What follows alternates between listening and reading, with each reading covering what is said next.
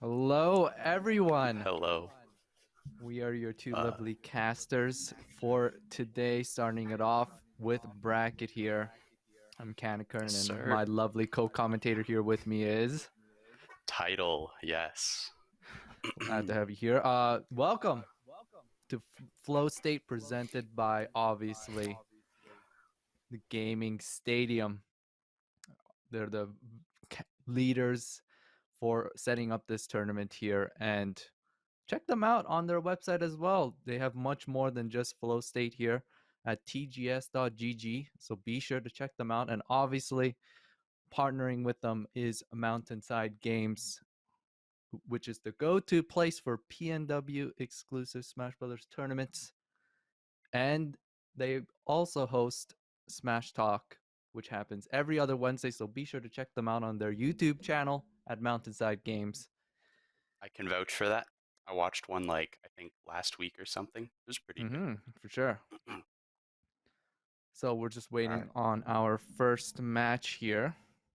Which I think will be is it Mr. E? Mr. E and I'm not Benji, the Pikachu. Yep. So most likely we will be seeing right there on the screen. We're starting instantly. Lucina, obviously coming from Mr. E, and Pikachu from Benji. I hope I'm pronouncing that tag right. I'm so sorry if I'm butchering that, but here we go. FD is actually the starting stage. I'm actually. You're shocked at that. This is one of Mr. E's favorite stages that I've seen him Oh, play really? on. Yeah, and also Oh. it's pretty good. I used to main Lucina, and this is where I'd always do it. I can enter the battlefield. Okay. Just because you can kind of wall out Pikachu right now. Alright, starting it off. Yeah, it's a very interesting pick, especially even if Mr. E does like the stage, T-Jolt's coming from Pikachu on this stage is just so oppressing. It just limits it. Oh, what the raw force smash. Okay, just to clean up the first stock here. Good stuff to Mr. E right now, and right now you can basically just not commit as much because of the stock lead, but a lot of dancing plays out in neutral though. If you whip those. Down throw, up air. Ooh. Air dodge. Whoa, I don't know what he was scared of. Gonna be eating a lot of percent for that. Could be scared of an F smash or something, but pretty sure that's gonna happen to him. Good dash attack. Fourth throw, get him off stage.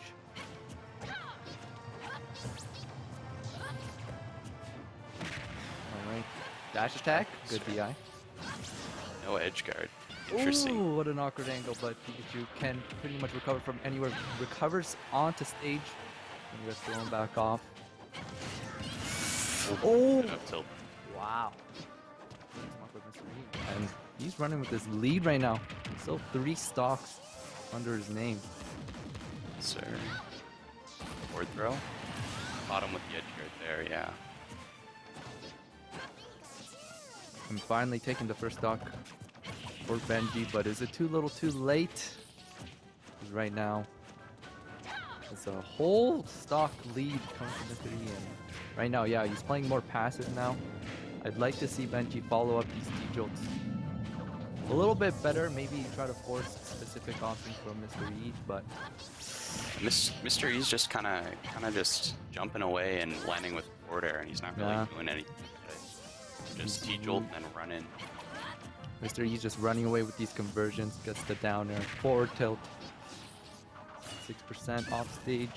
Doesn't punish the high recovery. Oh no. Down air? Ooh.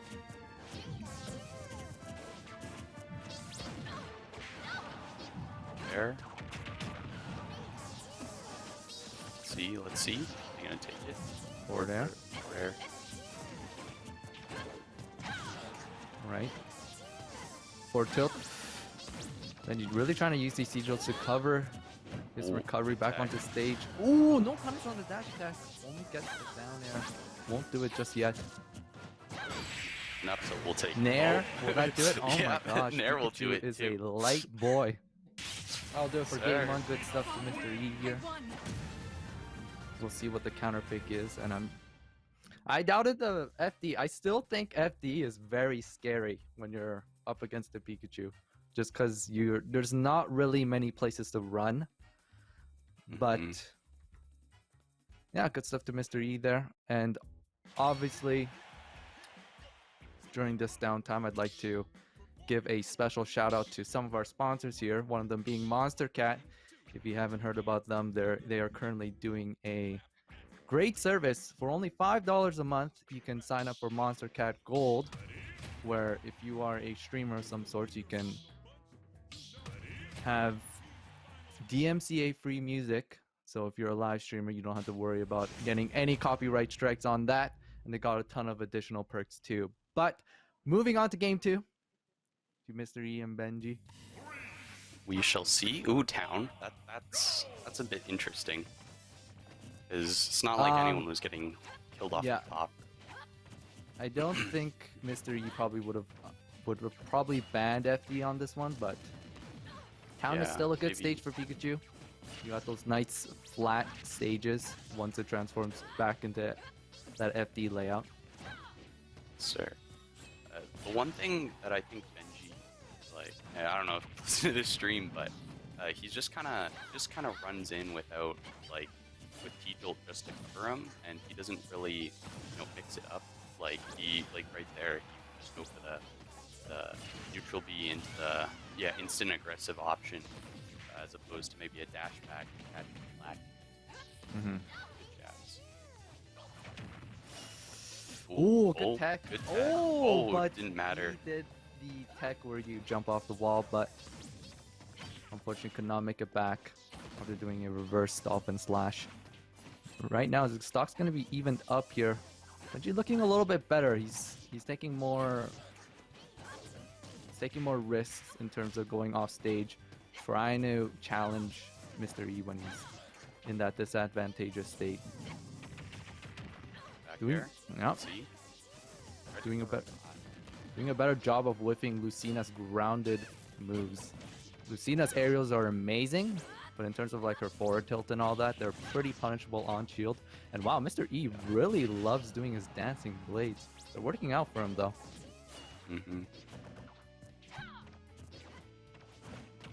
Right now, both players kind of dancing around in neutral. Yeah, Benji just needs to kind of... Benji's doing the right thing where he's kind of just running away with like winning off of neutral, making sure that it's Mr. E that's making the mistakes here, and he's just whiff punishing on those aerials or those grounded moves. Right now he's caught. Ledge trapping by Mr. E is so good. Opting to just nair to cover some of those options. Oh, but the back air. Gonna catch Benji's second stock here. And this is a best of 3 set, so this is match point. Yes.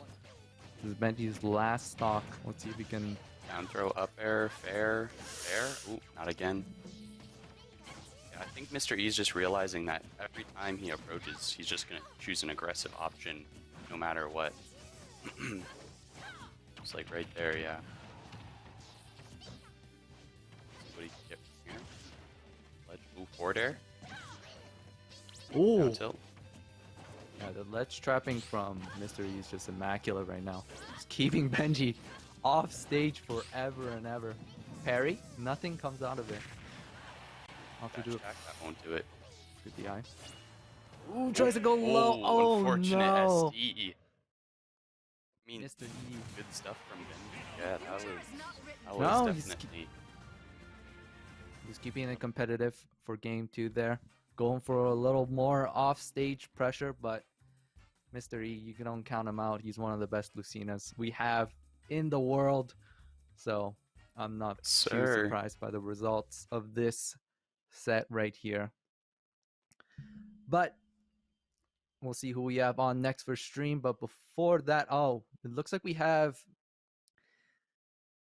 I'm afraid of mispronouncing some of these, but Rash. I know he's the Luigi player. Rash, that's what I call him. I'll either pronounce it. And then Spam Comp. That'll be a good set to watch. But before that, I'd like to also mention our other sponsor, Red Bull. They're actually doing a Canadian qualifier for Valorant. So if first-person shooters are your sort of genre, go check them out as they will be having a Canadian qualifier taking place on March 27th, April 10th, and April 24th. If you want more info on that and even want to register, registrations are now open at redbull.ca/campusclutch. So be sure to check them out. And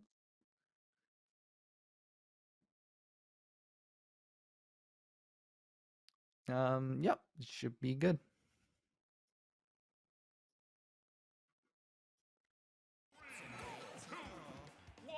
All right. Got the Mario spam. If I'm not mistaken, Spam Cop is he's pretty good. He's from Alberta, right? Yep. No, he's not from Alberta. He's from BC. Oh well. Oh, are you dead? Are you dead? No, oh, no. Messed it up. So unfortunately, you will not be having the 0 to death opportunity right there. 0 to 76 is also pretty. Oh! Got him Yeah, back. down throw. Gotta be good with your DIs on the throws from Luigi, or else your first stock just gets eviscerated just like that. Oh, there we go. Oh my! It's a robbery. Destruction, dude. It's a robbery. Part 2. Oh. Yeah, Spam Cop. Oh no. Oh, just whiffed it barely. Spam Cop is not afraid of going in, but the problem with that is that you just take so much percentage like this. You just had to send a bad DI to boot on the Luigi Cyclone. Oh no. That's man. Dude. Well, How long was that game? How long was that game? Can we get? Was that even a minute? What? What happened? I have no words for what just happened. That was. You need the problem. The scary thing about Luigi is that you actually need to have like a certain mindset of like, if he touches me even once in neutral, I'm dead. That's the mindset you need to have. You need to play this as if it was like Bayonetta from Smash 4. The minute he wins neutral, you should be content with saying, "Yep, this stock is gone. Goodbye. I'll see you guys later." All right, we'll see. We'll see if the spam cop Pikachu comes out. I know he mains Pikachu. Oh, maybe- he mains Pikachu now. I'm pretty sure. I'm pretty sure. We'll see if the Pikachu does come out, but I think it's the same deal, even with Pikachu. Like, you can throw It's better because T-Drills are obviously much better as a projectile than Yeah, Mario's especially Fireballs. Oh, we get the Wolf. Wolf. Interesting. We'll I want to see. I want to see what he does with this because I don't know. Wolf can probably get away from Luigi's grab pretty well, but we'll have to see. It's sometimes a little bit slow. For sure. Well, let's see if the adaptation can happen here for Spam Cop. Oh, He needs no. to be very careful. Oh, is this the stock? Goodbye. Oh. Goodbye. Goodbye. And that's what I'm saying. You need to literally treat this as like Smash 4 Bayonetta. Your Rash is treating this like it's training mode. Oh, what is it? Oh, Oh. goodbye. Oh my. God. This is actually done. This is actually done. You cannot. Spam Cop is not playing this optimally in the sense that he's willing to play Smash Bros. Ultimate with Luigi. You cannot do that. You must not give in to your inner Oh no. primal Oh, no. instincts. Oh, okay. He's good. He's good. He's good. He wasn't at the percentage, but the problem is now that Mr. Rash has already gone away with 2 murders, not 1 but 2. Isn't it So I 5? think it's a little. Oh. He went for the up there. That was it.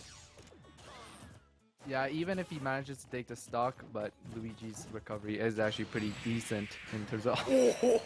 Oh, No way. No way. dude. No way. No way.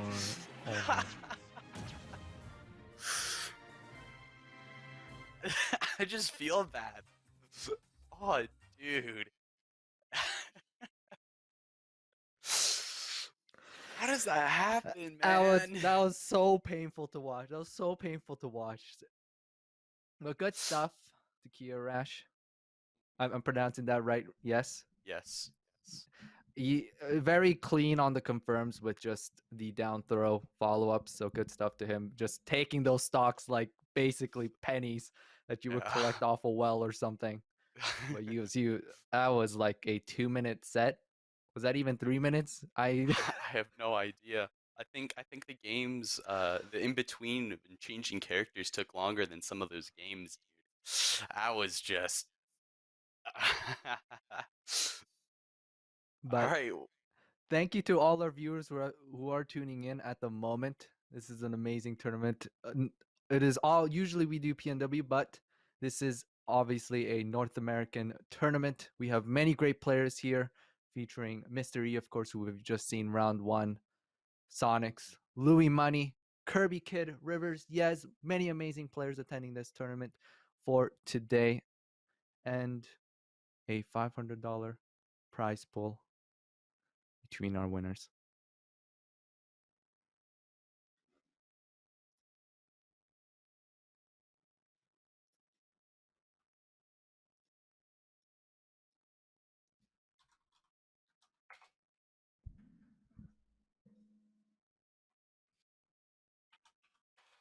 Yep, and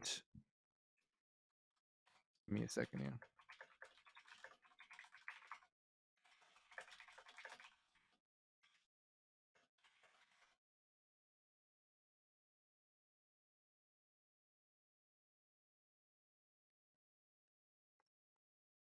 And we're just going to be taking a quick break here, so we'll be just right back. So stay tuned. Welcome Hello, back, everyone. sir. He's So starting up. yeah, we got Kirby Kid versus Nervy. Uh, I know Nervy quite well. He is a Pokemon trainer versus Kirby Kid, the one and only K Rule main. Um, I think this matchup will be interesting because I know how Nervy loves the Charizard, and yeah, we'll just have to see because both of these players are very known for getting big games and big clips, momentum. So we'll have to see. For sure. All right, and pretty predictably, it will be K. Rule and Pokemon Trader from these players. Their go-to mains, of course. Starting on Battlefield will Battlefield. we'll see how badly this will snowball for either players. I feel like it will just be pretty one-sided. Mm, It's like right Well- now, Kirby Kid's taking all this percent. yeah. But that's the life of a big body, especially when you're up against someone quick and nimble like Squirtle. Oh, it's very scary. Oh. Finally, Kirby Kid getting its footing. Oh, we'll have to see. Oh. Still Caught him low enough barely. percent. Guess the suck Suck. in. With the down air. Oh. Not quite. Yeah. Up air, yes, sir. Falling up air. That'll do it for Kirby Kid's first stock. Switching to Charizard. Still. Oh, the super that's it. armor. Oh, The he dash got him attack, with the very dash smart. attack. Even stocks right now. Even if Squirtle attacks on the percentage, I don't think it's the end of the world for K. Rule because he can just dish out just as much damage in like 2 or 3 hits compared to what Squirtle can do. But Nervy switching to the Charizard. I think he's more Ooh. comfortable not dying at early percentages.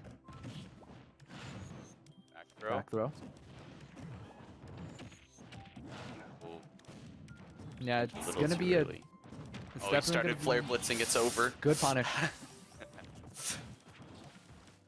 It's definitely going to be a little bit more awkward for Nervy to be edge guarding Kirby Kid, as he doesn't have the tools like Charizard's down air or Ivysaur's down air even to really challenge the up special Copter. recovery from Yeah. from the copter.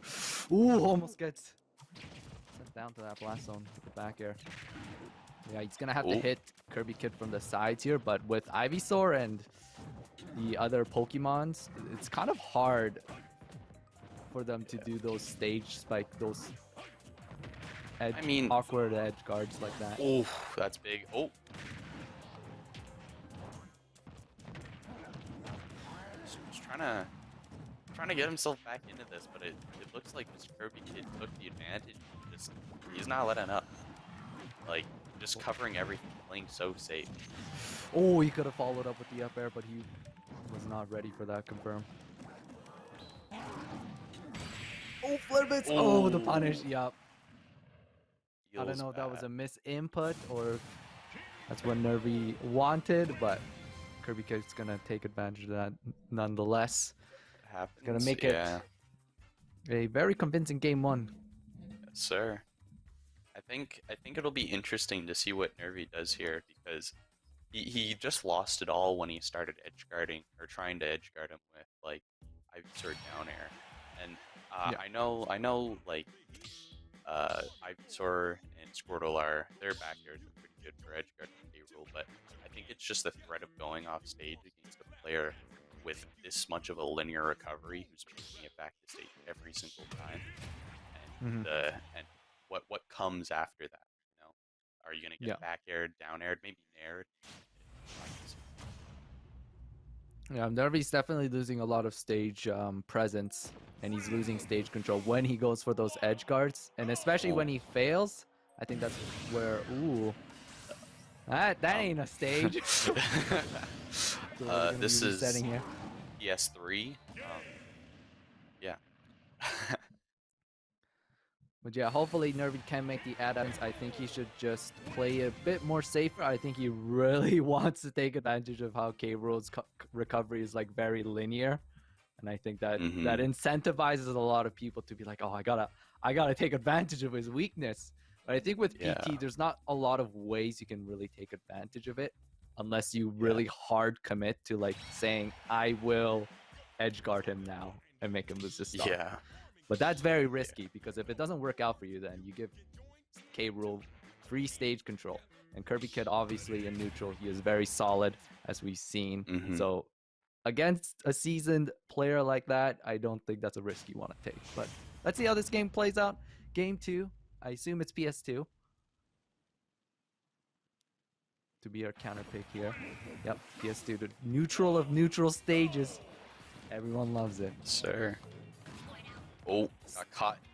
Got sucked into that. I don't know how that. Starting off with the suck. Okay, Kirby Kid. The dash attack. Never playing a little bit more. Oh, the super armor, baby. Oh. And they'll be opting for a bit more Squirtle play. Usually this is around the time that people would love to switch to Ivysaur for that mid percentage, but I think Nervy just wants to just be out nimbling K-Rool right now in neutral. It's a very scary. Oh. Switches right in front of his face. Down throw. What's the mix? He's barely missing with the falling up air again. Very clean. Got Charizard on deck. Yep, he doesn't want to take any chances. He doesn't want to lose any early stocks. Goes for the early. Oh, but the wing attacks armor. I was just about to say you're losing stage control for that. But even then, yeah, he kind of just reset to neutral. Oh, they're both going deep. Oh, saves him. Kirby Kid also. Kirby Kid SDs for that too. I thought they would both make it back, but it seems like Kirby Kid just was a little bit too low on that. He's gonna lose his second stock. Nervy still. I think he might have got caught under stage there. I don't know. I can see. Nah, that doesn't feel good, especially since Nervy end of Flare Blitz at point blank range. Does it again. He doesn't care. He says, I got all 3 of my stocks. I can afford to and throw one of them away at least. And Nervy kind of feeling himself here. He's taking more risks now. Oh, a very lazy air dodge. Yeah, he's really trying to hit K-Rool from the sides just to punish that recovery, but the Squirtle doesn't really have that much range to begin with. I just say stick with the ledge trapping. Don't really risk it. Now this is looking a little scary. Yeah, I think Kirby Kid got a little bit angry after that one. He did save his opponent, and lost a stock at the same time. He's gonna have to a lot of work here to do. Yep, Good back one air. back air from Nervy's gonna be doing it. It's gonna tie it up 1-1. Good stuff. Good stuff. Yeah, quite unfortunate second stock coming from Kirby Kid there. It's very tilting when not only was your opponent supposed to lose their stock, but you save them. And then you don't make it back yourself. So hopefully, we'll see if Kirby can reset his mental from that, because that is like one of the most frustrating things you can experience. Yeah, I mean, when he was playing frustrated, he was playing just fine. Oh, I think we're just straight up running it back too. Yeah, he wants to prove it. He wants to say, nah.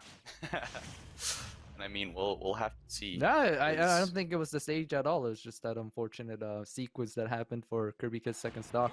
Otherwise, he kept it pretty competitive there. We start in game 3, PS2, same stage. Ooh, out frame data. Nah, this is just K-roll stuff. Like, I don't even think Kirby Kid's batting an eye from this. He's just like, yep, this is the life I've chosen. Oh, that's scary. He can make it back. Oh no, unfortunate. Oh no, Nervy. Now it's his turn to get tilted. Let's see if he can make. Let's see if he can even it up at least. Goes for the downer. Yeah, he lost. He almost. That wasn't the end of the world. He did lose a bit of stage control, but he still held center stage there. Oh, downer! Downer. Aces him. Let's see if we'll get the switch back to Squirtle for. Yes, sir. He wants that early percentage. He wants to tack it on. Ooh, but the crown. Good shiny trap. White knight. Coming to K-Rool's rescue. Oh, scary. Scary. Switches to Ivysaur. He knows Squirtle is at death percentage here against a big body like K-Rool. 104% though, but Kirby Kid, where'd all this percentage come from already? There's a couple hits from Ivysaur and we'll even it up in percentage. Dash attack, very smart option actually. It's very good kill power and it's fast enough that it would still be hard to mash out of. Oh. The flare blitz. No! Oh no! Oh, he makes it back. What is going on? Oh! What is going? Oh, what? Saves him. I thought Nervy was dead for sure. He's like, yep, he's gonna get back here. It's over. Yeah. Ooh, good ledge stall though. Using Charizard's multi-jump properties. Oh, good counter. Yeah, Nervy's probably not feeling so great about this one. He literally gave away that third stock as a charity. This shouldn't even be this close right now. But Nervy on his last stock. This is game 3. Both players on their last stock. This is for the set.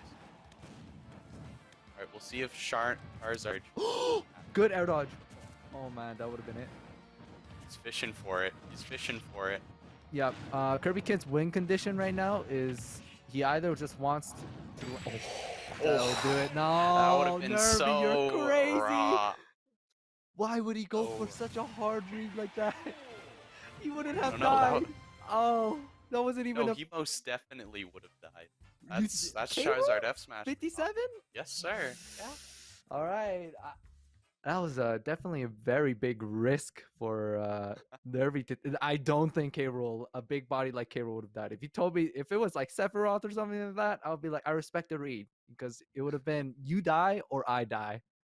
But in that scenario, Pretty sure he would have. All right. Well, we got Diddy come, or wait, Rivers, and versus Ludo. Yeah, this will be interesting to see. yes. Mario Crom, not a great matchup. Well, that's what he has the Diddy for. I think I think that's why Rivers probably dual mains with Diddy and Crom. It's because of the fact that. But I don't think Crom, as a Crom player myself, I don't think Crom versus Mario is actually that bad. Yeah. Like the only annoying part about it is that if you are sloppy with your neutral, you will get flooded and die. Yep. But other than that, like in neutral in itself, like Crom actually comes out on top because Sword and Mario, like that don't mix. Mario don't be liking anyone who can out reach his moves, because that's Mario's only real weakness, is that people who have better range on their moves than he does, then it gets hard for him. But I would assume Rivers will be playing Chrom for this one. I'd be a little bit surprised if he played Diddy, but I know his Diddy is quite good as well, so maybe we'll see it for this one. All right. Well, we shall see. Just waiting to get it started. While we're waiting on that, big thank you to the Gaming Stadium for hosting such a lovely event. And be sure to check them out on their website as well, tgs.gg, for more information about future tournaments they would be hosting. All right, moving on to game one. Moving on to a very quickly Diddy coming out. The Diddy, okay, so he wants to play the straight neutral here. And players dancing around in neutral. I think this will be a very non-explosive game in terms of that we won't be seeing like crazy like combos. I think it'll be mostly people trying to get away with getting a hit off neutral here and there. Yep, up air. That's most of Diddy's matchups, but when Diddy gets explosive, it's scary with the neutral air to down airs and all that. Yep. Fair. Ludo just gonna be running away with that percentage as well. Yeah. Back throw. Purin's back on stage. Forward throw. Fireball to cover. Jumped again. Yeah, but even percentage right now, both had 85%. They're just trading blow for blow right now. Yeah. Monkey flips. Oh, man. Just monkeying around, man. Oh, that was a good. Oh, that was a cute ledge Never cancel. seen that before. It was almost like truly a revolutionary Diddy player in the making. Sir. I mean, you don't see much of them often. After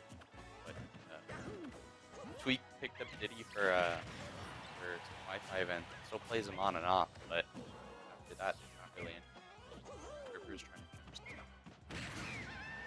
to Ooh, good just up a smash. raw Called up him smash. Good call out Sure. lead. It's gonna be first blood for Ludo here. Ooh, nice. Oh, tried to get up attack. Oh, good parry. That'll do into it, the yes, up smash. sir. Very clean conversion. It's even stocks right now. Yeah, both players just really wanna. Both players are just content with just. Oh, that was very scary for Rivers. Down air. Down air again. Oh, nice recovery. I'm not sure. I wasn't sure if Mario could make it back from that, but apparently so. A lot of Diddy players, especially when they get that first down air, you can expect the second down air to come. I all love doing that. But Ludo was prepared for that recover. Stalls his ledge recovery just for a split second. Yeah, it's still a very even game. It's definitely very neutral based, as you were saying. Yeah, both players are just gonna get these straight grabs, just whiff punish each other in neutral. And that's about it. Yeah, Rivers just mixing up the threat of banana and mixing it in with monkey flip whenever Ludo likes to hold that shield for too long. Good up B. Mario's up special is very good out of shield. Yep. Ooh. It's just really for Rivers is really dependent on if he can catch Ludo lacking and getting that so good forward smash following the banana slip. I think Ludo's main thing to kill Rivers is trying to catch him doing a monkey flip in neutral, and so far Rivers I think has realized that. He's just kind of good up tilt. Yeah, just kind of walling him out. Yeah, it's very good ledge trapping here from Rivers. He's just using the back airs in case to catch the jump from Ludo. Ludo really doesn't have many options to do on ledge when bananas at the very edge like that. Let's see if Ludo can clean up the second stock coming from Rivers though. The more percentage Rivers can tack on, the better. No, right now, Rivers knows he can probably run away with his lead. We have 3 minutes left on the clock. Already been 4 minutes. It's so annoying. Back air to cover the jump. Air dodge is back. Doesn't get punished for it. I bet you $5 that this end is gonna set or this game's gonna end with a roll read. Yeah, Ludo still hasn't done the roll option yet to counteract the banana, but it's from where Rivers is positioning himself, where he's spamming those back airs to cover the jump. Like, he can easily react to Ludo doing a roll, and then he just throws him right back off stage. And just rinse and repeat from there, baby. Ludo already, with this much rage, I think forward smash will probably do it. Oh, just the back right there, dude. It was a very quick option, so. See if we get a bit of a Mario clip in going here. Oh, it's very well possible. So, what Mario's known to do. I think in the long run, though, if Ludo's trying to play the neutral game, I think Diddy is much more suited for that. I think Ludo's gonna have to go for something cheeky here. Yeah. To actually take this back. Right now, Rivers is running away with it. 1 minute, 40 seconds left on the clock. Oh, but caught Ludo sleeping. Yeah. One thing I learned recently is you can do a smash attack input for items you throw, and they'll do more damage, and not only that, it'll stun them more. So what's it called? Diddy. That's why I suck at Diddy. But yeah, I don't know. I just thought that was interesting. Right. No, good stuff to Rivers taking game 1 with Diddy Kong there. Probably will expect both players to just stick with these characters. I don't think there's going to be any real counter picks going on here. I don't believe Ludo to play any other characters besides Mario. Yeah. Correct me if I'm wrong. Someone pulled the Smash data. But be sure, alongside with the Gaming Stadium, special thank you to MountainSideGames as well. They are your go-to place for PNW exclusive Smash Brothers tournaments. They also host their own Smash Talk, which happens every other Wednesday, so be sure to go support them on their YouTube channel at MountainSideGames. Big thank you to them. And thank you to everyone who's viewing this tournament. Appreciate all the viewerships, and thank you for all the support to all of you at home. And I'm enjoying myself watching these 6 sets between these high top caliber players. Sir. In PS2, we're going to be sticking it out with the same stages over and over. But with the bans, I think PS2 will be the likely counter pick most of the time. Mm-hmm. Good stuff coming out from Rivers to start.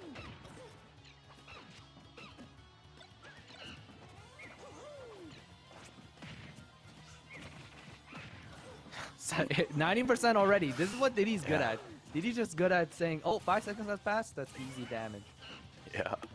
But I think it's when you start getting to those very awkward percentages, at like 180%, and you're like, wait a minute, my Diddy sucks.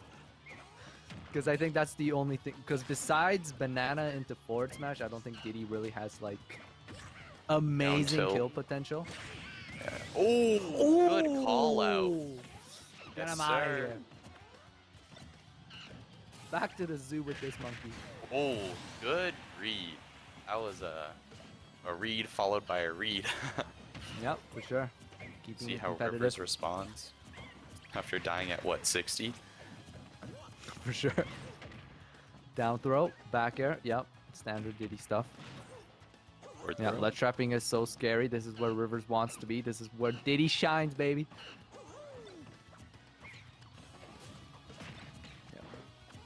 Oh, almost gave him a piece of his own medicine. Sir. Fair. Ooh.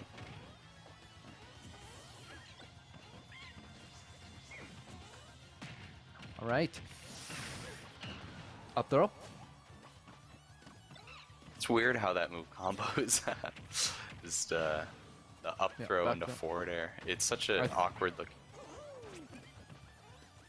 Yeah, at this percentage, I would probably just... Rivers is probably just looking to get this man off stage.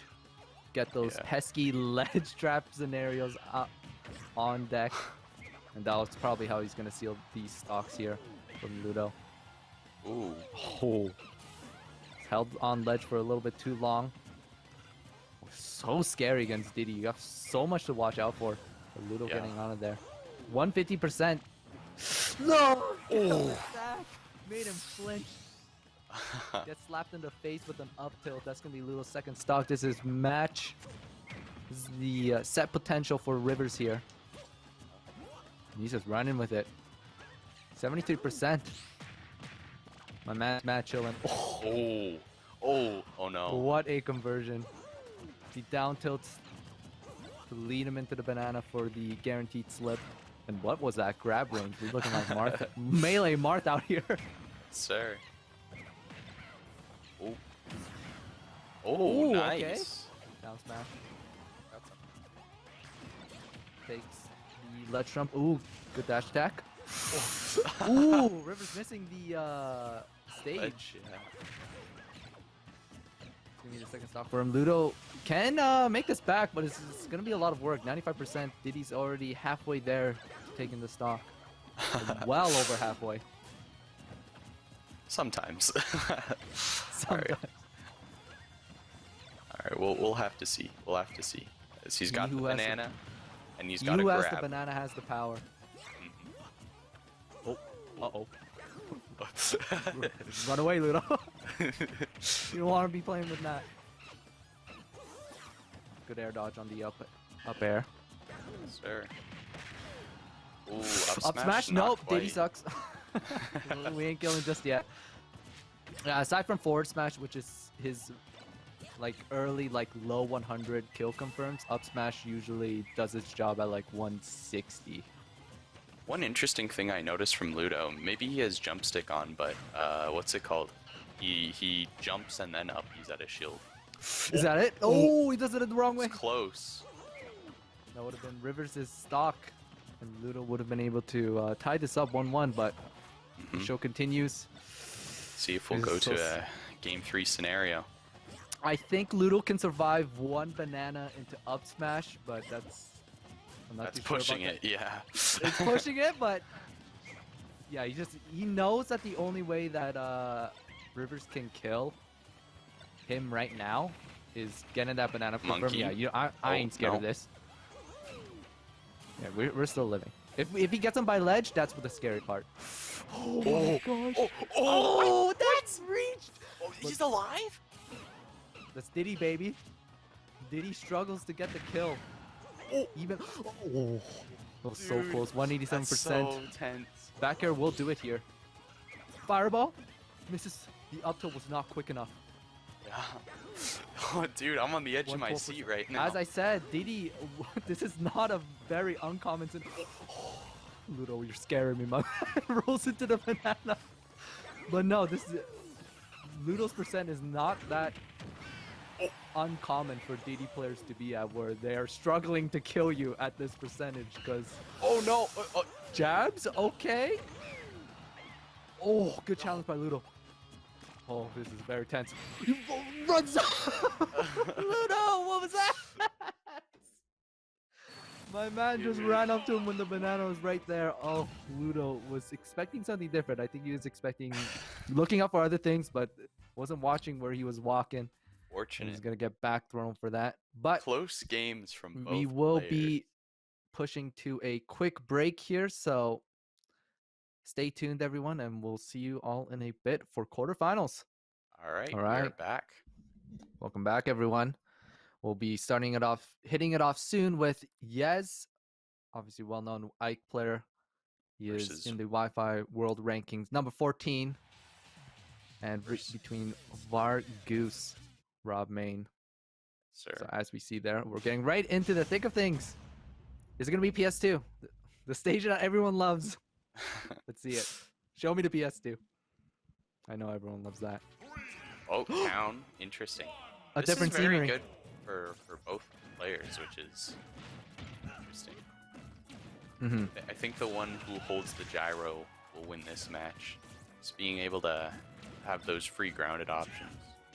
And I've seen a couple of Yez clips on Wadi where he got the nair, gyro, nair into down air. It's interesting. No, for sure. Yeah, this is pretty even in terms of how neutral plays out. I think Ike it is fairly okay for Ike when he wants to try to get in on Robs. It's just the very scary part about Ike is when he has to recover back on stage. Rob is just very annoying with forcing Ike to have to use Ether instead of quick draws. But, ooh, getting some gyro setup. Just put a hard read on the up smash. The famous Yez up smash. But Vargu's gonna be all too wise for that. He's just gonna do a jump option to escape that scenario. Ooh. Ooh. Oh, Vargu's caught. Good patience. Swinging. Yeah, that's a lot of Rob players. They love to cover themselves with up air so that they can make it safely back on the stage. But yes, he knows that all too well. And just weaves immaculately right in between and gets the spike. Oh, are you dead? Scary. Oh. Doesn't get the laser off to punish the quick draw. It's a little bit too high on the shot there. And here we are. I've seen this scenario before. Oh, Up air, up air. Oh, Good air dodge. almost. Gonna get frame trapped into the back air. Ooh, Vargu's not really getting these shots off right now. No, sir. It's gonna be pivotal to getting Yez to do the very unsafe ether recovery. Yeah. And that's what he'll want. Yep, there we go. There we go. Now he's forced to use. Oh, just quick draws again. Oh. It's a little bit too high. Oh, where was your DI, dude? Ooh. Feels bad. That's a Air, DI air. kick. That's basically just like a DSS boost kick. Yeah. Gotta do I totally know how to DI that. Ooh. Hey, you only Back got hit here. to get hit by. Ooh, yes, just running away with 3 stocks right now. I think he's going. Yep. Yeah, I was just about to say he's probably gonna go for the reg now. No harm in doing it. Yep. See? Oh. Very good awareness from Yes. He's just letting these ethers go because he knows that Vargus wants to be pushing buttons. Oh. Vargus misses to confirm. Is he gonna do it again? Do it again. Do it again, Yes. Do it Let again. me see it. Ooh, good Yep, dash attack. Good first Yes, option. sir. That's That's gonna it. be the first stock. Well, first game going to Yes. Very clean. Vargus had one good setup there where he got the quick draw recovery off, Yeah. but there were a lot of missed opportunities where he could have gotten Yes and forced that up special recovery. But I suppose it is pretty hard. Quick draw is pretty quick, and it all happens so quickly. But it's game 1 going to Yes here. We'll have to see, because it seemed like as soon as Yez got advantage, that was it. You're just, it was done. And that's a little scary. It is.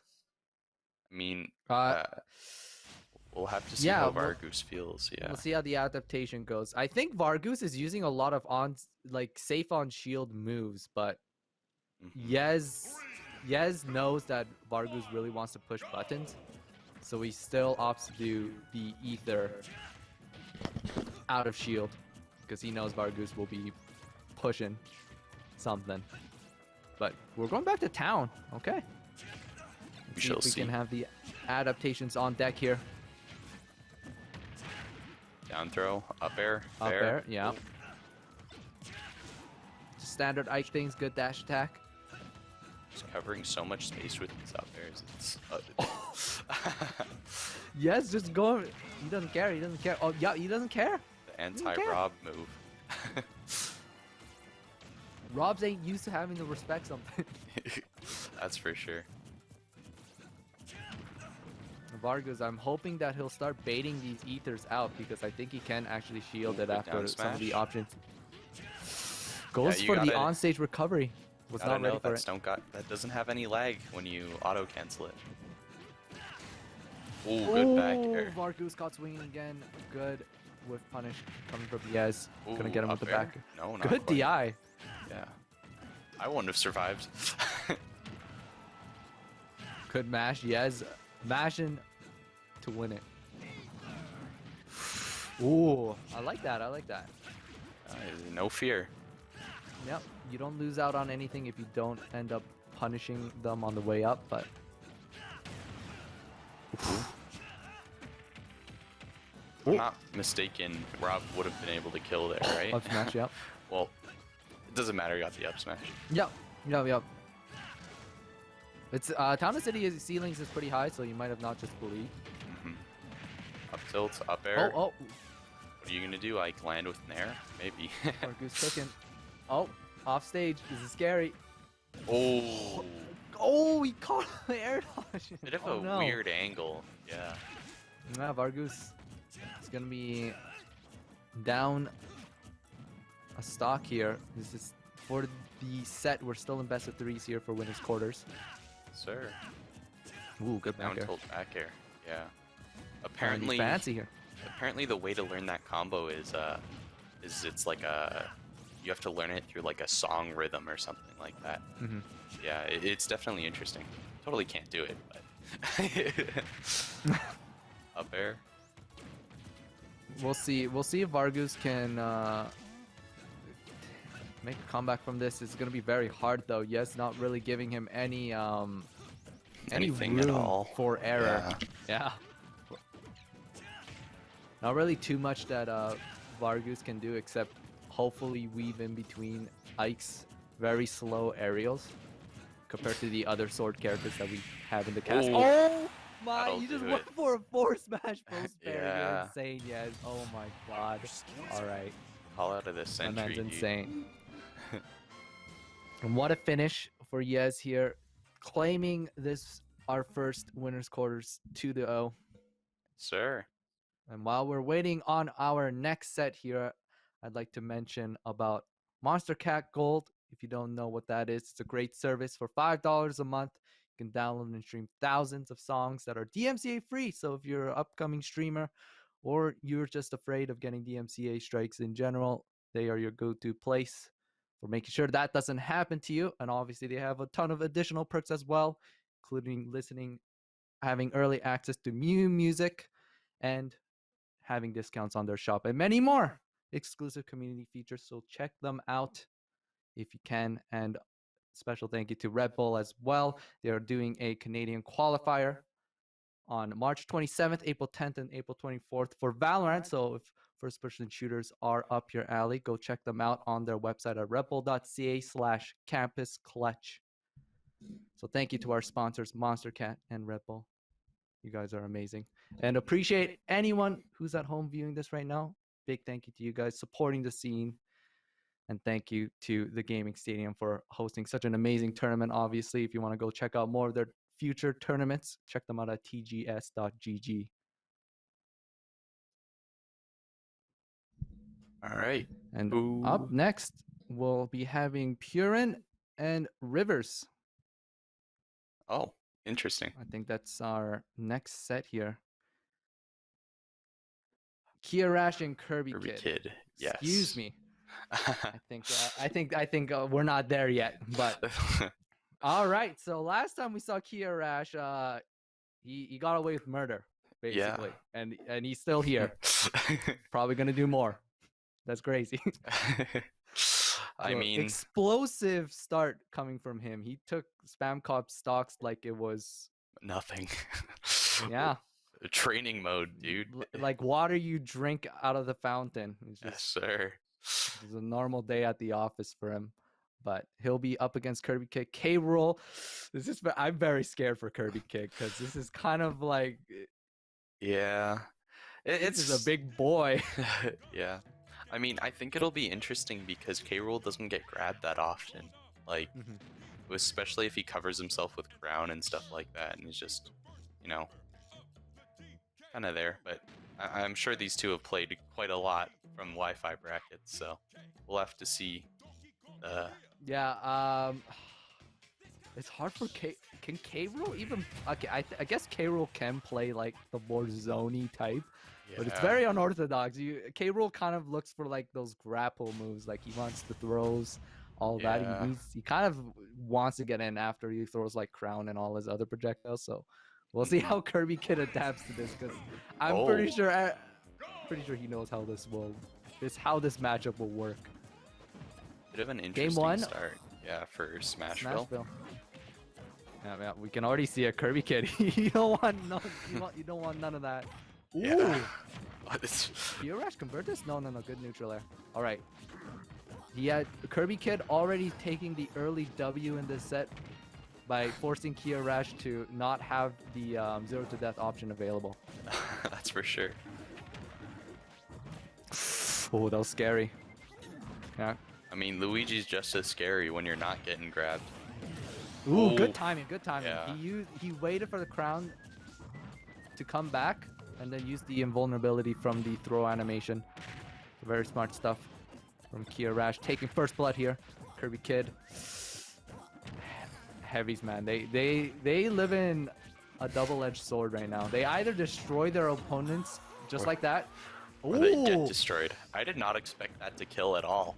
I think Kia Rash did not have the optimal DI there. Probably DI'd in. Yeah. But gonna be even here. 85%. I'm saying it's even because Kirby Kid is... Oh! Yeah, Game 3, baby. Yes, sir. Oh, yeah, Kia Rash. Good up B out of shield. Down throw. Oh. What? Hello? I didn't know we were playing Smash 4. This is 2 stocks? It's 2 stocks. Oh, it makes sense. Oh, he was playing with no stocks, dude. That was the you get grabbed, you're dead instantly game. I think we understand how this matchup goes now. I don't know why they started Smashville. That was definitely an interesting pick. What do you think the pick should have been? I mean, like I feel like whoever had first ban probably would have banned maybe FD or Battlefield, because I know those characters don't like that. And then I feel like probably Town PS2, and then probably what was left there probably would have gone that other stage. Just not Smashville. Because I feel like Kirby out of all Kid... the stuff. Oh, we're starting. Oh, we're going back we again. just ran it back. Kirby Kid, he doesn't care. He's like, we run it back. Yes, sir. Yeah, Ooh. I think Kirby Kid just definitely needed a refresher of what happens when you start sleeping in neutral and allow your opponent to win once. Yeah. Already an explosive start from Kirby Kid right now. Not quite. Not quite. He's a little too slow on that second grab. Kirby Kid gonna roll out of there. Ooh, we'll see. Get something out of this? Ooh. Yeah. Oh, not quite. Gosh. Conversions. Oh, again. again. Oh my down throw. Yeah, you have to be aware of the DI that you gotta do, unless Luigi is gonna take advantage of that and get those easy confirms like that. And the misfire. Wow, how convenient. We're resetting neutral just like that. Yep.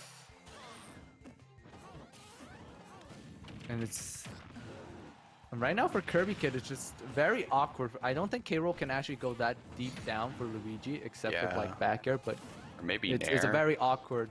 Yeah, it's a very awkward angle to work with for sure. Gets the blunderbuss. Yes, sir. We'll have to see what this K-Roll's gonna do for damage right now, because he's just kind of. Oh. Yeah. Oh, wrong way. Right now. Oh. What? Oh. Okay. Ooh, misses. What's the punish? Oh. He's going up on the stage and he does a leggy down air. That's not -3 on shield, my man. We'll have to see. Forward air. Just auto comboing him, dude. Ooh, good counter. Good counter. Yes, sir. Good awareness from Kirby Kid. Gonna keep it competitive here. I think this is a good percentage for Kirby Kid to work with, because I don't think he's in danger of getting 0 to death just yet. Yeah. Kirash just opting to go with dash attack. 20% on the crown. Very good damage. Ooh, Kirby Kid kind of swinging a bit too much here. I don't like the way he's utilizing some of his moves here. Back air outright, short hop, buffered back air. I want to say that's the. Oh, is that He's it? gonna make it back. He's Wait. gonna make it. No. K-Rool, one of the only characters that can get away with missing air dodge onto stage. Yeah.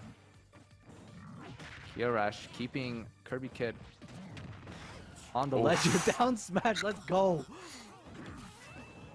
That's Not a quite. very. Oh, was K-Rool that it? option there. Oh. Oh no, Kiarash kind of. Oh, It's this a is little greedy close. for Yeah. another pummel there. Get K-rolled or something. Oh no. Oh man, that Oh plunger. no. Oh. K-roll's Yeah, this just is so very- big. Ooh, get up attack doesn't get punished. Ooh, up, Up tilt. tilt. What a space. Ooh. K-Rool. Not quite. Maybe Maybe more. one more. Oh! Dash attack will take you to a game 3. Yes, sir. Kiarash, he was just a little too quick on the trigger. He really Yeah. wanted him dead. He went for the hardest of reads there. He went for Luigi Cyclone to cover like everything but roll. Yeah. So he was going for the numbers game. He's like, I have a 3 out of 4 chance to get this right. But that was like a 50-50 in that Yeah. in the case that where he didn't guess right, he'd eat a dash attack and die, just like we saw there. That was pretty risky to go for, all things considered. Just like, Yeah, he had a good lead. He had a good lead. I don't know why you would. If it ever came down to a scenario where I wanted to do a coin flip on who won the match, yeah. no thank you. No thanks. So that's so scary for me. But Alright. let's see. We're taking our time here now. Let's see what the counterpick from Kiarash is gonna be. He's back in the ring, so he's already made his decision. It's fair enough. Maybe they're not quite done, but we'll have to see. I mean, I think it's gonna be interesting right here, because are they switch stages at all? Yeah. I think they switched stages. Surely. Yeah, or DSR is on. So, Mm-hmm. oh, PS2. Yep, PS2. All right, we'll have to see how this goes. Right down throw. Yeah, this is all about Kirby Kid. Ooh. Oh, First stock? No, Kiarash letting him get away, yes. leaving a survivor. Oh, That's good call out. What a conversion Yeah, from I didn't, the air throw. I didn't know that was Air a thing. plunger. Huh? Kiarash gonna get away with that one. Yeah, this is all about Kirby Kid's willingness to not interact with Kiarash during the early percentage of his Yeah. stocks here. This is so Throw. scary. I'm pretty sure he's still like in the optimal percentage to get Yeah, Luigi'd here. I mean, So he needs to. Ooh, it just grabbed him out of the air. clashes. Okay. Oh. There's the nair. Yep. Forces Kiarash to be scared and not really commit to the jump to get back onto stage. It's gonna be a little too low. Dies to the bottom blast. Ooh. Ooh. K-Rool's got some combos. Okay. Oh, Ooh, that was cute. Jab 1, jab 2. Reset. Crouches underneath the ground. yeah. Right now, it's even match right now. Kiarash does not have access Oh, to his death throw combo, but I think right now we'll. Oh, Ooh, what? gets the down smash. How active is Yeah. that? He caught it right as Kirby Kid was at like the optimal height, where like his hurt box was on the same level Oh, as his throw. Up smash. Oh man, what this character? it's Got some lots of good out of cheese. shield moves. All right, Kirby Kid. We know how the name of this game works. Don't get touched, or somehow just get the percentage you need. Oh no. Oh Let's no. see it. Oh. Oh. Oh. Oh, maybe he mixed them up. Good with- SDI. yeah. That was good SDI. Yeah. The right left. It was very awkward for Kiarash to actually really get anything going there, but 65%. Luigi still takes those. Oh. Flag. Oh! Oh, Flips him I guess up that there. happened. Yeah. Oh no. Oh, Oh. no. Oh. Oh. All right. Technical difficulties, everyone. Excuse us. But while we're waiting on that and see what the issue going on with that one is, I'd like to We'll see who's the winner of that set. special thanks again to the gaming stadium for hosting such an amazing event, but also want to give a shout out to MountainSideGames, which are the go-to place for PNW exclusive Smash Brothers tournaments. They also host their own Smash Talk shows on their YouTube channel every other Wednesday on YouTube at Mountainside Games. So go support them. And for that game, it will be given. Yep. Well, unfortunate way to have it go out, but I guess we're moving on to the next one, which will be let's see, Purin versus Rivers. Mm-hmm. I actually played Purin yesterday in a weekly. It was a interesting experience. Purin? Yeah. Yeah. He's one of the hails from PNW. He's Alberta or BC? I'm pretty sure he's BC. Okay. Yep. Nest player, your local Nest player, and then Rivers. Probably gonna go for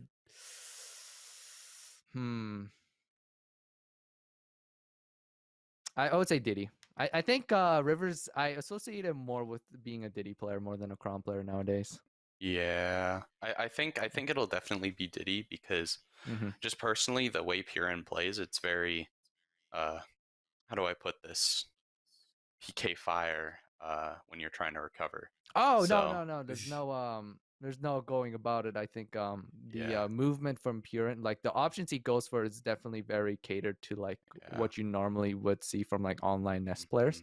There's nothing wrong with that though, because there's definitely a different environment and it works. If it works. Well, we'll have to see. We'll have to see how he does this, because when I was playing against him yesterday, I was playing Wii Fit, and he played really slow against me, and it was interesting because okay, there's our replays. Yeah. All right. Yep. There we go. Nair to up the up special, just the conversion potential that Luigi players have is really good. And I think this is the part where, the neutral B. Don't ever come near me again. That's right. But this should be the down throw into the whiff. Yeah. Oh yeah, and then the up B. Yeah, and the up B out of shield. Yeah, so definitely Kirby Kid was was doing a lot of lazy aerials that you shouldn't be doing against Luigi, especially when you just Luigi has so many options to do out of shield. But I think this is the one where the dash he goes for the hard read and then ends up tasting his own medicine. K rolled dash attacked. Yes, sir. All right. Oh, no, good. This one was still I think this is the conversion. Yeah, this is the conversion. I think this is the Omega Smike. Oh, that's clean. That's clean. He knew. Yeah. He knows about the interactions. I think this is the part where he scares him off. Nair. Yeah. Nair lasts for so long, so if you tried to do anything there, he probably most likely would have gotten hit. Yeah, I think he wanted to tech or something. Yep, up smash. There we go. Yeah. Oh, Ness. Yep, and there it is, the Diddy and Ness. So we'll see how this plays out. I think this is pretty annoying for Diddy players, if I would imagine, just the PK fires in itself. Yeah. Ness has a way of just having those really long hitboxes. Yeah, one of Purin's favorite things to do is the double jump cancel on the PS2 platform for the PK fires. Yeah, and it'll definitely disrupt Ness's or Diddy's neutral a little bit there. We'll see how Rivers adapts to that. I think the very first one he shot out too is very smart. I think he actually knew that Rivers gets the PK Thunder follow up. All right. No, Purin very smart. He PK fires the banana because I think he knows River wants to play around with the banana and prioritize grabbing that first. So I think Purin knows a bit about the game plan that Rivers wants to play for this matchup. Conditioning a little bit. Yep. Purin's movement is actually really good though. You don't see when you know that someone has like Ness magnet like movement like that. You're like, this guy plays Ness. Yeah. This is a Ness player. Oh, yeah. I'm rolling out. Smash. Not the end of the world though. I think Purin just needs to play it slow. Ooh. Clips him with the PK fire. Doesn't get anything out of it. See, is he? Hopefully Purin doesn't get too impatient here. I think he really wants to like take the stock right now. 123%. He can take his time here. Yeah. He gets the back throw. Should be good. Up smash. Good. Gonna be one stock per piece. Nair. Misses the banana throw. Very scared for Purin. Ness's disadvantage state, not the best. Yeah, that's for sure. Ooh, down air. Oh, we're trying to make a YouTube video now. Oh, almost got a pod. Yeah. Just barely gets away with his life. Good get up attack. Good challenge. See if he's Up, got down the tilt. download yet. There you go. Yeah. Your precious down tilt that you love seeing Diddy players want to do more. Slips on the banana. Feels bad. Ooh, PK fire. This goes for the forward throw. Opts to just have banana control there. Good nair out of shield. And right now, it's kind of nice for Ness players to also be holding banana because they still have access to a lot of strong neutral tools like PK fire. And backer almost going to do it. I think that was the punish. That'll do it, yes sir. Oh, that'll do it. Good punish by Purin. And ooh, Rivers had to read there. He knew he was gonna roll on towards the stage, but a little bit of a misspace there. Yeah, this is very tricky. This isn't like other characters. Ness is pretty floaty. He has a lot of tools to really stall out by ledge and just start swatting at you, get you away, make you lose that ledge pressure. But Rivers gonna clean up that second stock from Purin. Up tilt, back air. Down air maybe? Oh no, just the ledge trap. This is good. Forward air, yeah. Classic nestings. Doesn't catch the monkey flip coming back. Oh, he doesn't have a jump. Oh, that was scary if he missed.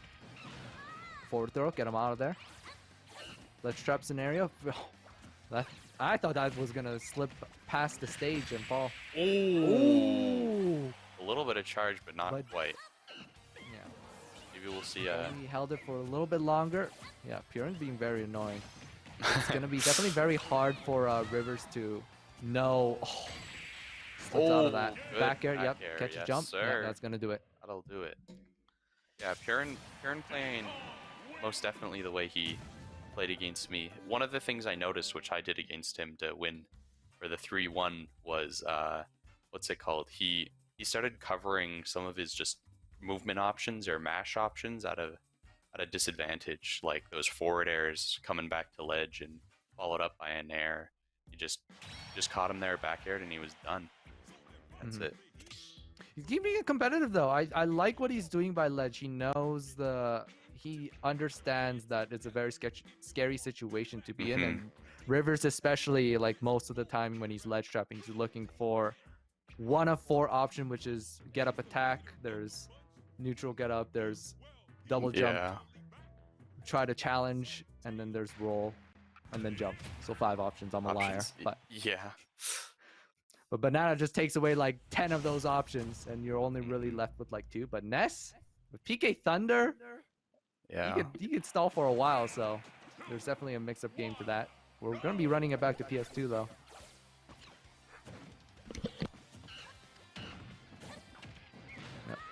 It's gonna be pretty straightforward stuff. I don't think we're gonna be seeing any too big of a game. Oof, good combos. Change. 51%, yeah, that's just Diddy things, bro. As a Diddy player, you should be racking all those percentages after one interaction. Ooh, down there, very smart. I like most Diddy players would want to go for like forward smash, but Realize it's not. You don't want to stale it for him yeah, killing at 140. exactly. He wants to wait for the perfect moment when it would really count. Yeah, River's looking. Nair. Charges the force. Goes for the Nair punish instead.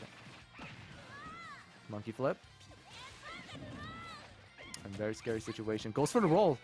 Rivers wasn't ready for that one. I wonder if Rivers knows that banana halves yep, forward Ness's smash will do it. recovery if he throws it off stage. I want to see if he can make. Oh, he tried Ooh, to do he's the. trying Yeah, Ooh. the Rivers. I There we watched go. his 30-minute guide on this before, I'm pretty sure.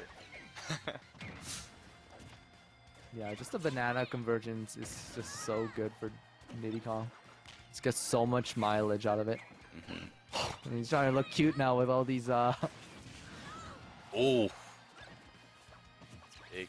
Kind of just running away. wave with it. landing. Yeah. Okay.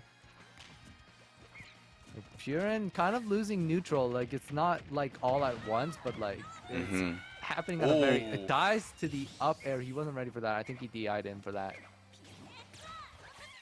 That definitely was a little too low of a percentage to be dying to that move. Yeah. Wasn't ready for it. I think Purin's 3 starting stocks, to though. panic here. Yeah. A little bit. Yeah, we got 3 stocks on the board right now for Rivers. He is still at 88% too, so he's not going to die too much. Yeah, he's going to make it back onto stage. Banana to cover him back on. Now it's Purin's turn to be in the blender. Yeah, I think the download's complete, and he just wants the clip. Wants the clip for his YouTube, bro. The range on that explosion for the jetpack is insane. Yeah, call it Snake C4. Rivers had something there. But the forward smash? No way, No, you're not dead. quite. You're Diddy Kong. Diddy Kong don't kill. Oh, what the? But that will do it. Okay, Purin was not ready for that. that happened. Yeah, that's for sure. I don't know if Rivers did that purposely and he held down and to make Rocket collide with the stage, but nonetheless, you Yeah. take those. Good That- stuff to Rivers. Covered a lot of area with that because I'm not sure if I'm mistaken here, but what's it called, the initial explosion of Diddy's barrels is just as big as when he collides with the stage, so that was quite large. It was.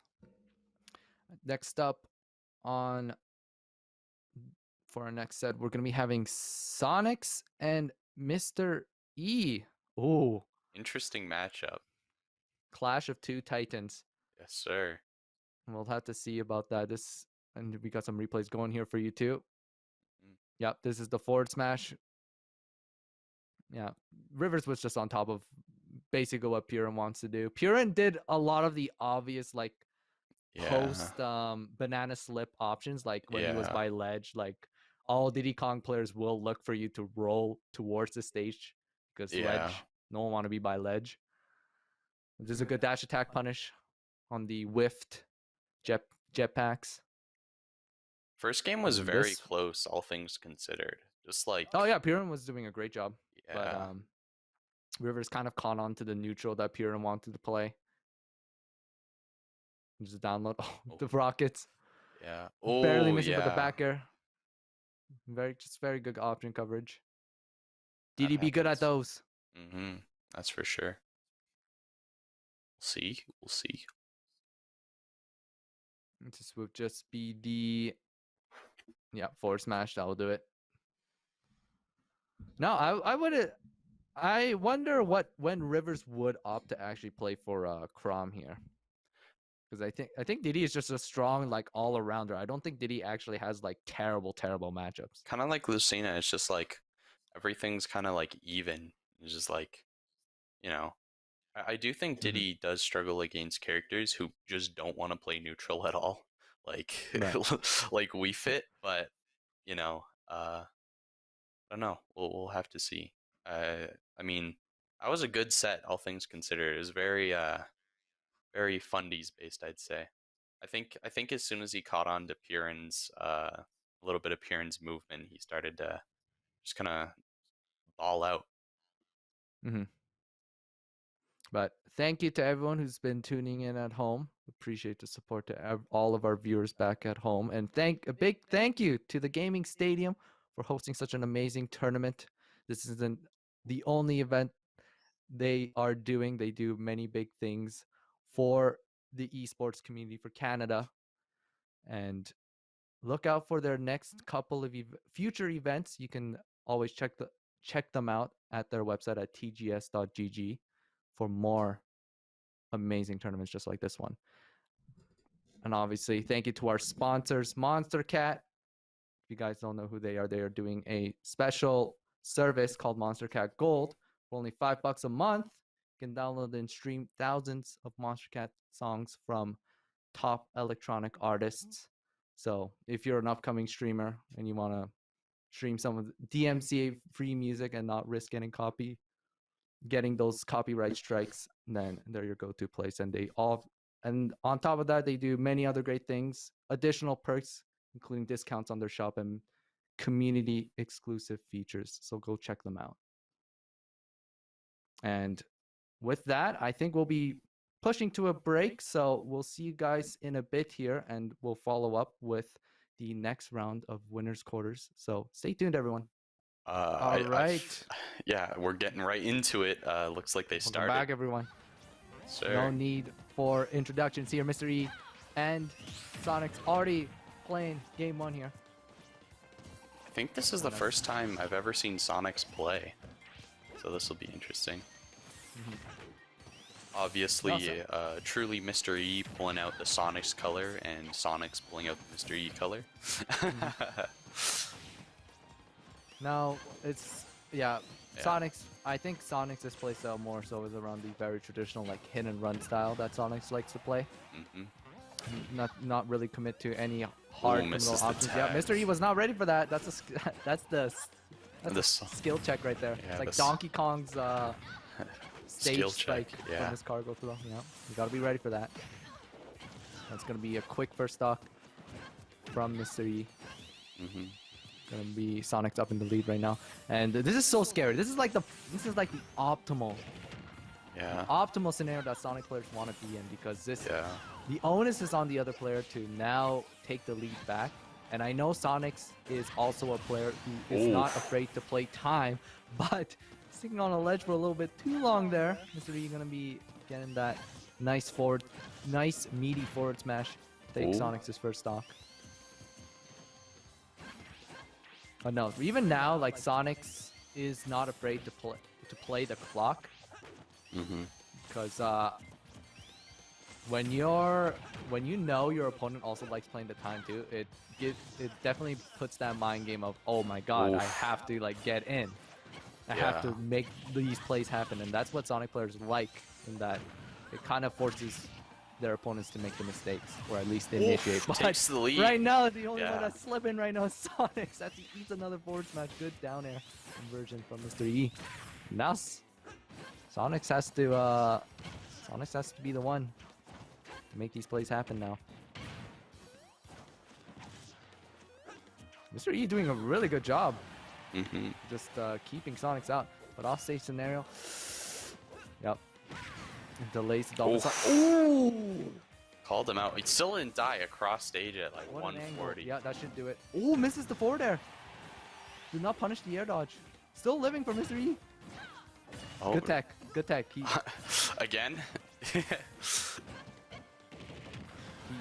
Fool me once, shame on me. Yeah. Or shame on you. Fool me twice.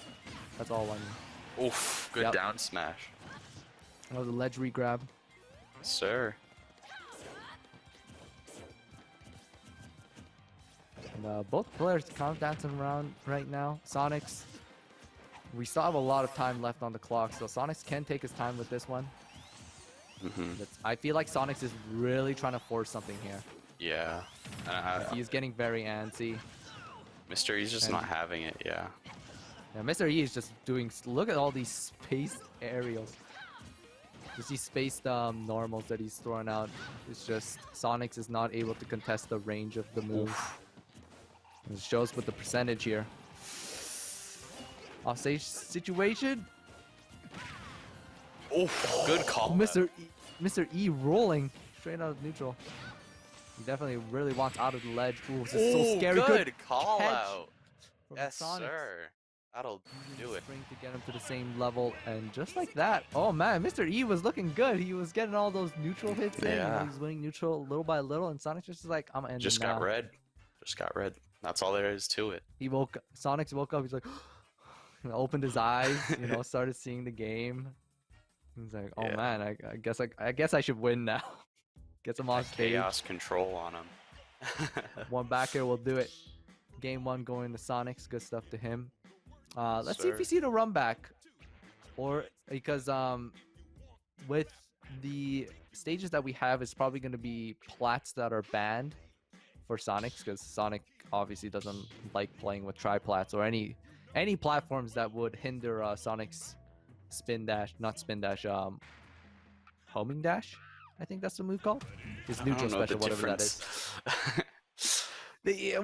It's the one where he basically turns into a ball, which is like all of his moves. Yeah. I hope that helped you.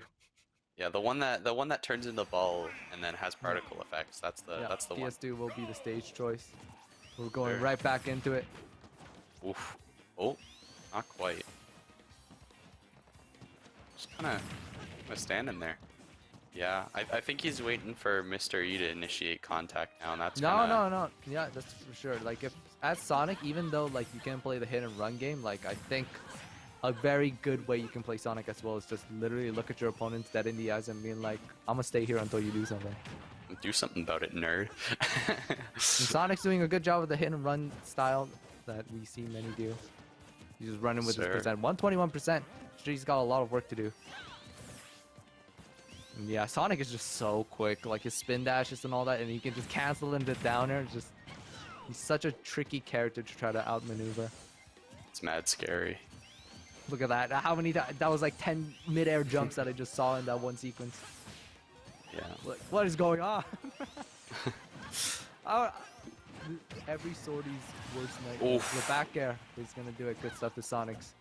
And yeah, he can really just, if he wanted to, he can play for time if he really wants, and just let Mr. E make the moves. Yeah, that's. But Sonic's opting to actually just play it out. Oh, Yeah. okay, Oh. there it is. There it is. That's what I like to see. Make it seem like you're gonna do something, but then be like, nah, I'm in the lead, bro. The I'm out. terror. The terror bro. of him just standing there.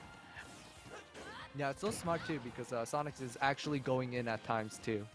So like Mr. E has to make the guesswork of like, does he want to go in or do I have to go in? Yeah.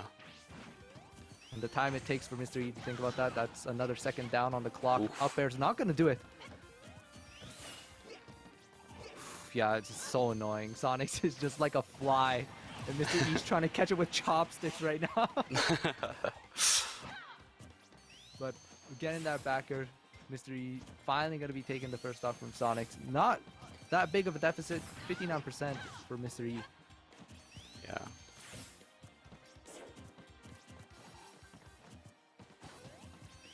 Yeah, both players just dancing around in neutral. Yeah, Mr. E doesn't really want to commit to anything, neither does Sonic's, unless he Called him gets these out. confirms. Are we gonna see it again? No, fastball, neutral air dodge. He doesn't want to deal with any of Sonic's spring shenanigans. And Mr. E just opted to shield. All right, Okay. both players just staring each other down. Got a Twitter Oh, notification. I'm playing against the Sonic. What do I do? He's just Chat, standing you there gotta help me out. menacingly. Oh man, they had a stare down there before a quick 2 up air. Finish it off. Yeah, Sonic's is just cruising. Look, he can just do this all day. This is a Son. Just hanging out. That is, it's. Goes for the counter. I don't think, would that actually have even hit Sonic's there? Oh man, look at all these convert. Oof. Spring, yeah, he's not dead for that, but Gotta stop. Oh, nice call out. finally getting the counter, but doesn't really do anything much for him in neutral except like that added percentage, but right now it's an entire stock lead for Sonics right now, and Sonics is just, he's okay with playing time. Look, yeah, he knew the counter was coming too. Charge it for a little bit longer. I think Mr. E is getting a little bit desperate here. It's the fact that Sonic's attacks don't really hurt that much, but he's hitting you so many times. You're like, oh my god, like I just end this set already. Yeah. It's like good dash attack. It's like we're already at 130%. Look at this. It's like he got hit like 10 billion times. Yeah. I mean, Sonic is one of those characters who struggle to kill sometimes. You can just bait out their options, but most of his kill options just become unreactable on Wi-Fi, and you just can't really do anything about him. Right, for sure. This isn't looking good for Mr. E. Even if he does get this, it doesn't. Backer won't do it at the middle of the stage right there. See if he can make a catch. Ooh, down there. He's not really known as one of those characters who are extremely good at cheesing, but we'll have to see. 165 to 0%. This is a he even says on the Angel platform, he's like, we burning 3 more seconds out here. I respect it, I respect it. Pull out all the stops for it. 179% though. But Sonics, look at that. Sonics knows, he's like, no, you coming to me, bro. And it's just 191%. Up throw should do it, I think, here. Because I do think Sonic does have a kill throw. Minute 50 left is just, what's he got to lose here? Woo! Sonics. Oh man, he really is going to be playing for time. I like this, I like this. He's showing all the respect to his opponent in terms of he'll do anything it takes to win. And he's ready to run with time here. Yeah. See what Mr. E's up to. All right. Okay, we're just standing. I don't know what Mr. E's thinking right now as he's standing on that top platform, but yeah, he needs to play this very carefully though, because if he just ungas this, he'll just like take a straight hit and then just. Ooh, that was scary. Oh, what? Oh, but yeah, when you're at that percentage, you're literally gonna die to like the slight breeze of a win. Yeah.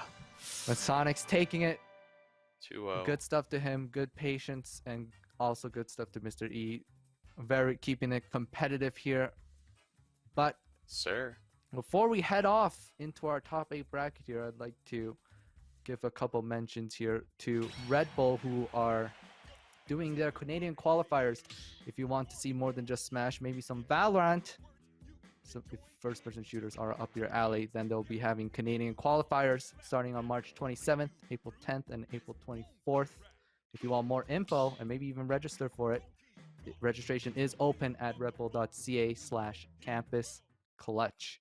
And also special thanks to MountainSideGames, which is your go-to place for PNW exclusive Smash Brothers tournaments.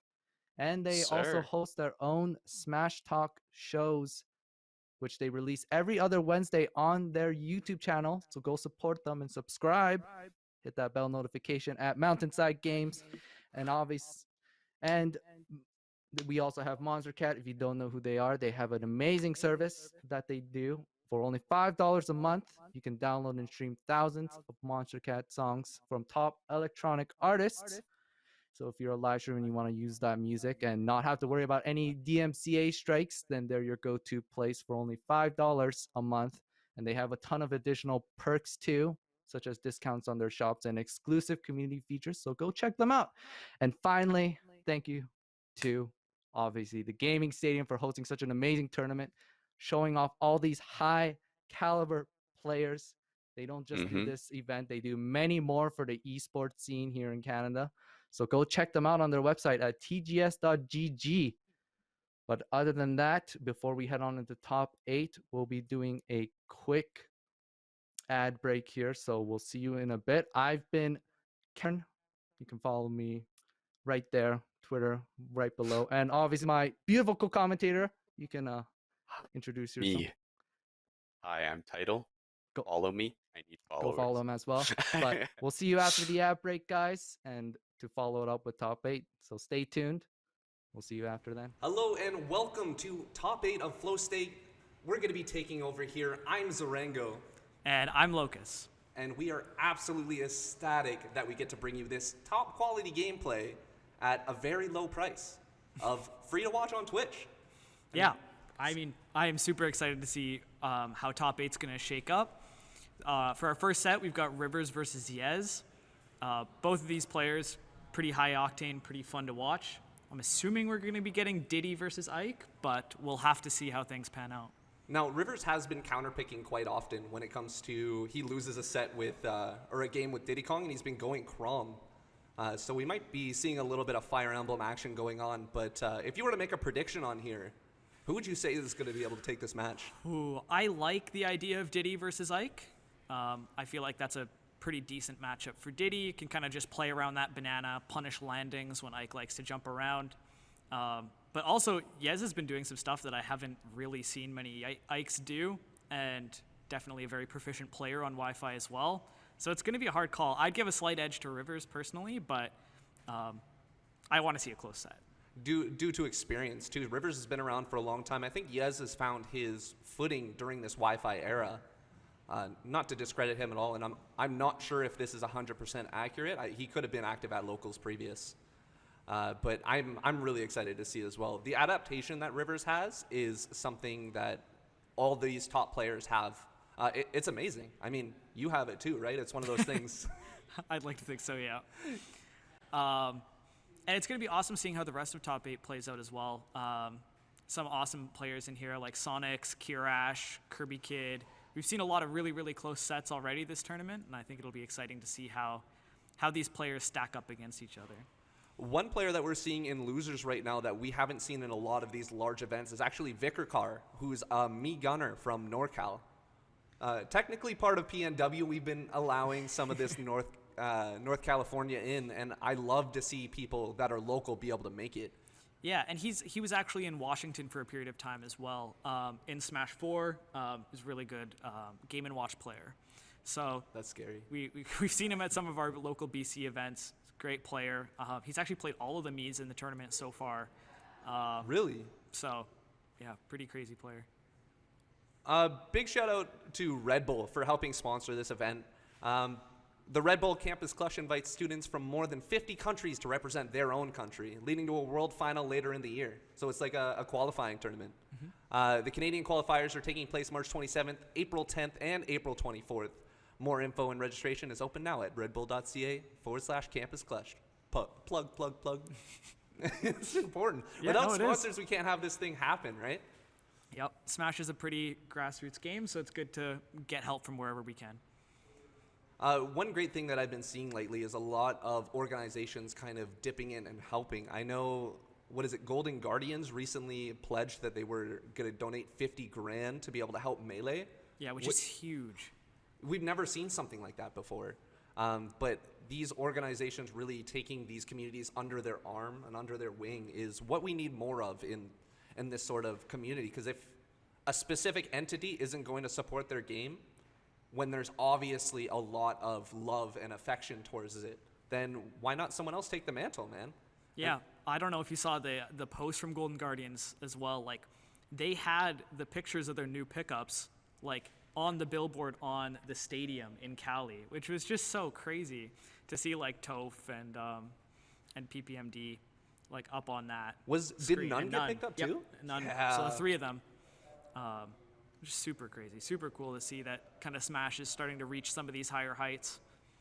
And hopefully when the vaccine rolls out and things are okay to go back to offline, and kind of go back to some of these offline events being a little bit bigger too.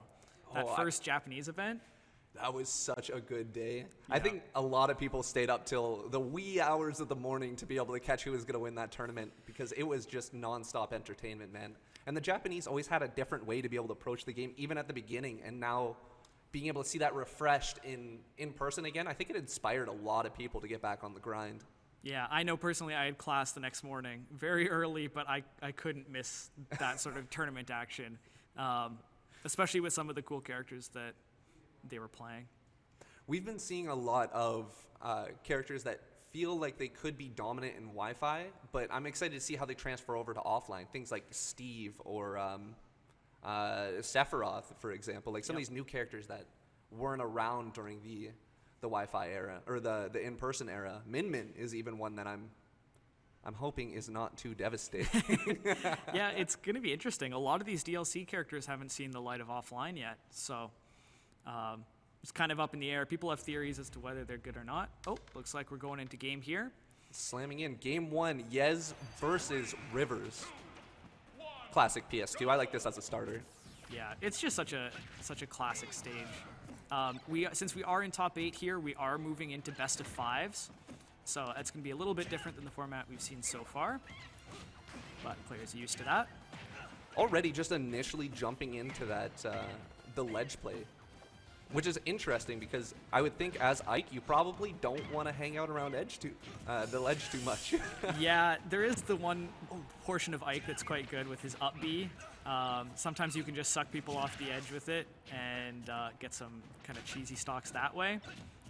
Especially on Wi-Fi, it's something that I know Ikes like to look for a little bit. I mean, why not? If you have it, you might as well flaunt it. Yep. That's what they say. A lot of crazy monkey flips going on by Rivers, some of them getting caught out by this large sword. Initially, the monkey flip can be devastating, but if you have something to block it out, I mean, use it. Yep. Yez, one thing that I've noticed from watching the tournament so far is he uses a lot of up air in neutral in some really interesting ways. I haven't seen many Ikes use it in the same way that Yez does. Kind of catching people with the back end of it, which has been really, really cool to see. Those tiny little adjustments to the character that not a lot of people do are what might make the difference between making top 8 and not, right? Yez falling out of that Rivers F smash. That 2-hit F smash from Diddy, not the most consistent move. Imagine multi-hits not working. Crazy concept, but great dash attack. Being able to catch the banana. Rivers was trying to be able to utilize it as a little bit of a wall, but Yez says, "Nah, my sword big." Yep. The immediate clapback by Rivers. Rivers is so good at that. He lets the banana hit. He knows exactly how much time he has to run up and start charging that F smash for a little bit, and always gets the biggest punish he can. Good air dodge reaction. I don't even know if it was a read at that point, but Yez seems to be in the driver's seat right now. Nice. These monkey flips are so clutch from Rivers. Yep. I like the Z-drop aerials from Rivers as well, holding that banana. Ooh. Very well done. Small conversion making all the difference. Pop gun. You don't see that used very often. Let alone being essential. I mean, he was taking a hit if that didn't connect. Yeah. You can see Yez using a lot of these nairs. Definitely a move that's a lot better on Wi-Fi when you can't parry quite as easily. Very good charge. I think he was dead no matter the DI. He died off the top, which is, you know, Yep. It is what it is. Good job. Well done by Rivers. This pressure is immense. Yeah, that's one thing that I feel like is really good about Rivers' play. He is really good at being very evasive, especially with a character like a small character like Diddy. Oh man, These dash attacks. I'm stunned. Yez's use of dash attack has been so good. Yeah, that's a great word. Good. It's a great job. Yeah, it's a move that hits pretty dang hard and comes out quite fast. Yez doing his own drop cancel into regrabs, utilizing the banana play. I really like that. Nothing's better than being able to use someone's item against them, man. You thought this was your banana? No, this is my banana. I really like what Rivers is doing here. He's putting down that banana and then just pop gunning behind it and kind of forcing Yez to move in a little. I mean, that's the... Oh! It's a lot of pressure. Again, another dash attack, and Yez is in the driver's seat. Let's see if he can pull something off with a ledge trap. Oh, that was close. Oh, this is terrifying. The pressure's still there. Ike can breathe on Diddy Kong and he'll die right now. Yeah, and I think that's one of the big factors that come with his characters is, so what, he's slow. If any one of his moves are going to hit, you have to stay vigilant, and that messes with your mindset, right? Was that Nair? Yeah, Nair killing. Yeah. At 140, pretty much everything you have is going to kill a Diddy Kong. Well, good job from Yez. A few crucial dash attacks to be able to make that the first two stocks go away, and then just solid neutral play, man. What do you do? Yeah, it's hard. Even with Banana, it didn't seem like he had many options to try and catch those landings from Yez, which is really good on Yez's part. You know, the other thing that I really enjoyed is Rivers is trying to set up this wall of Banana and Pop Gun and trying to find a way to be able to take Yez out, but Yez doesn't care because his sword is reaching past the Banana wall. Yeah. He's getting chopped. Yeah, and he's doing a really good job of mixing up which aerials he's falling with as well, just to get different timings on the shield to kind of mix up parries. We saw him do kind of like a cross-up forward air where he was facing backwards, which was really cool. Just making sure to mix up those landings as best as he can, because he's definitely using a lot of that aerial game. Yeah, spending most of the time in the air is probably a good idea when you have Banana that can trip you on the ground. Yeah. Just taking away one of his tools and using it against him as much as possible. And here we go, game 2 on Town and City. What do you think the benefit on this Town and City pick is, Logus? I mean, as Diddy, I feel like you're not usually killing off the top. Sometimes with like maybe down tilt up smash at really late percents, but if you're having to get Ike to that high of a percent, you're probably not having a good time regardless. So I think this is to try and get some more horizontal kills, forward air, back air, F smash, that sort of thing. Ooh. There's a lot of neutral being played out here, and everyone is so meticulous in their micro spacing. You can't see a lot of hits confirming, but Rivers doing a good job with this ledge trap. Now this is where Diddy shines, man. Yeah, and without the platforms in those areas, it's so hard for Ike to land against a Diddy with Banana. Right? What option are you going to choose? That can't be covered with a back air, right? Yeah. Couple rolls is going to put Rivers back in the driver's seat, back to ledge. Great utilization of this side platform from Yez. He's not constantly going to ledge. He's trying to mix in. That was really good. Yeah. And that's what we were saying, where if he doesn't have a place to drop, that Banana's going to catch him, give him the slip, and Rivers knows his Banana confirms. Yes. The one downside about this stage is that Ike can also kill off the side pretty easily. You can see Rivers trying to stay center stage to avoid those kind of early deaths. But yeah, that forward air. That was so good. The Banana drop to be able to stun him just a little bit and confirm into that forward air.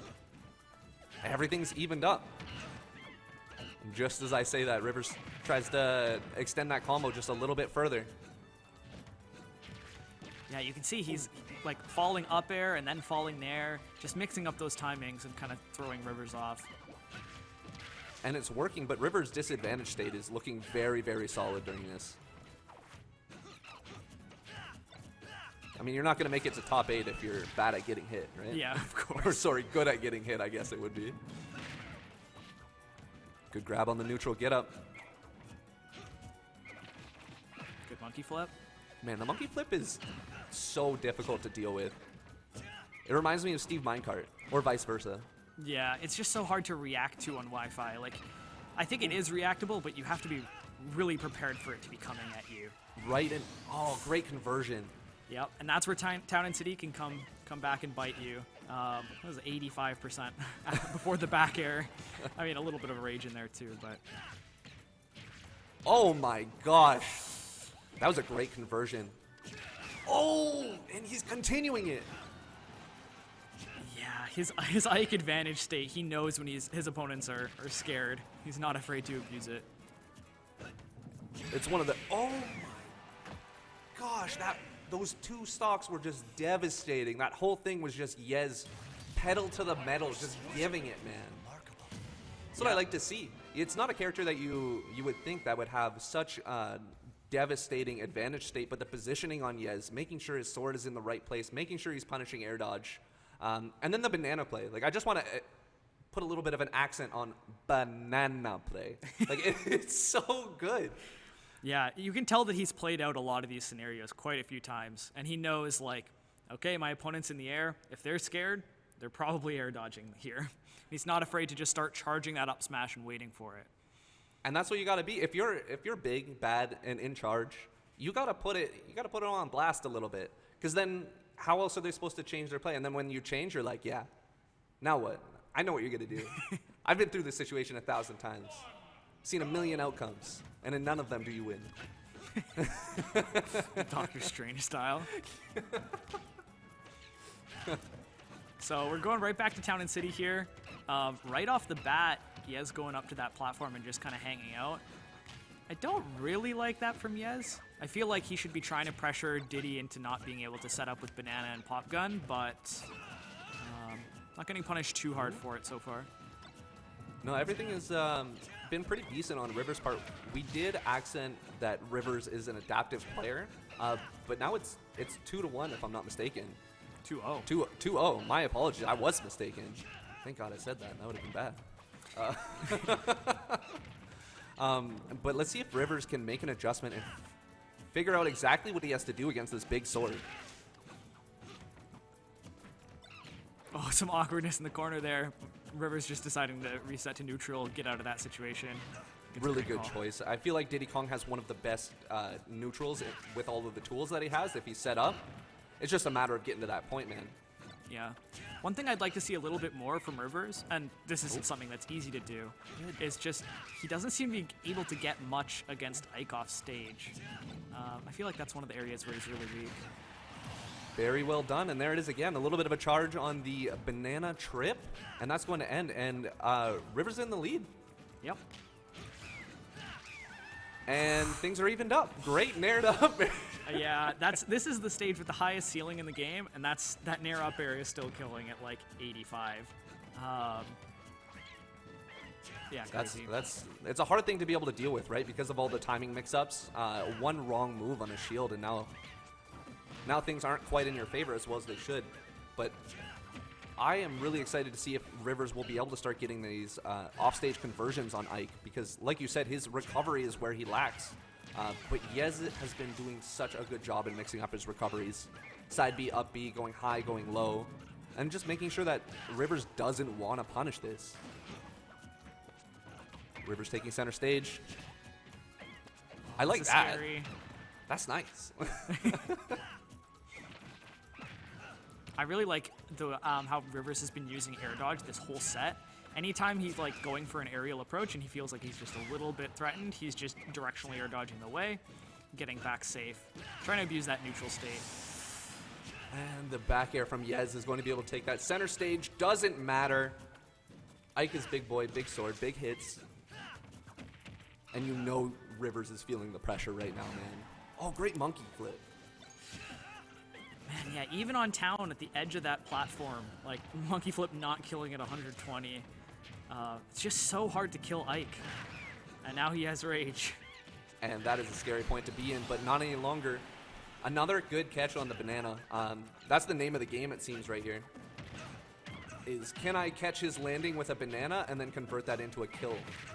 But Yez has been mixing up in the later percents. Earlier percents, he knows his combos. He knows Nair is going to be able to kill or get that early percent combo started, and he works with that very well. You'll see most of the time in the air, or at the early percents, you'll be in the air, but as it becomes later and later, he starts mixing it up, and and it's scary.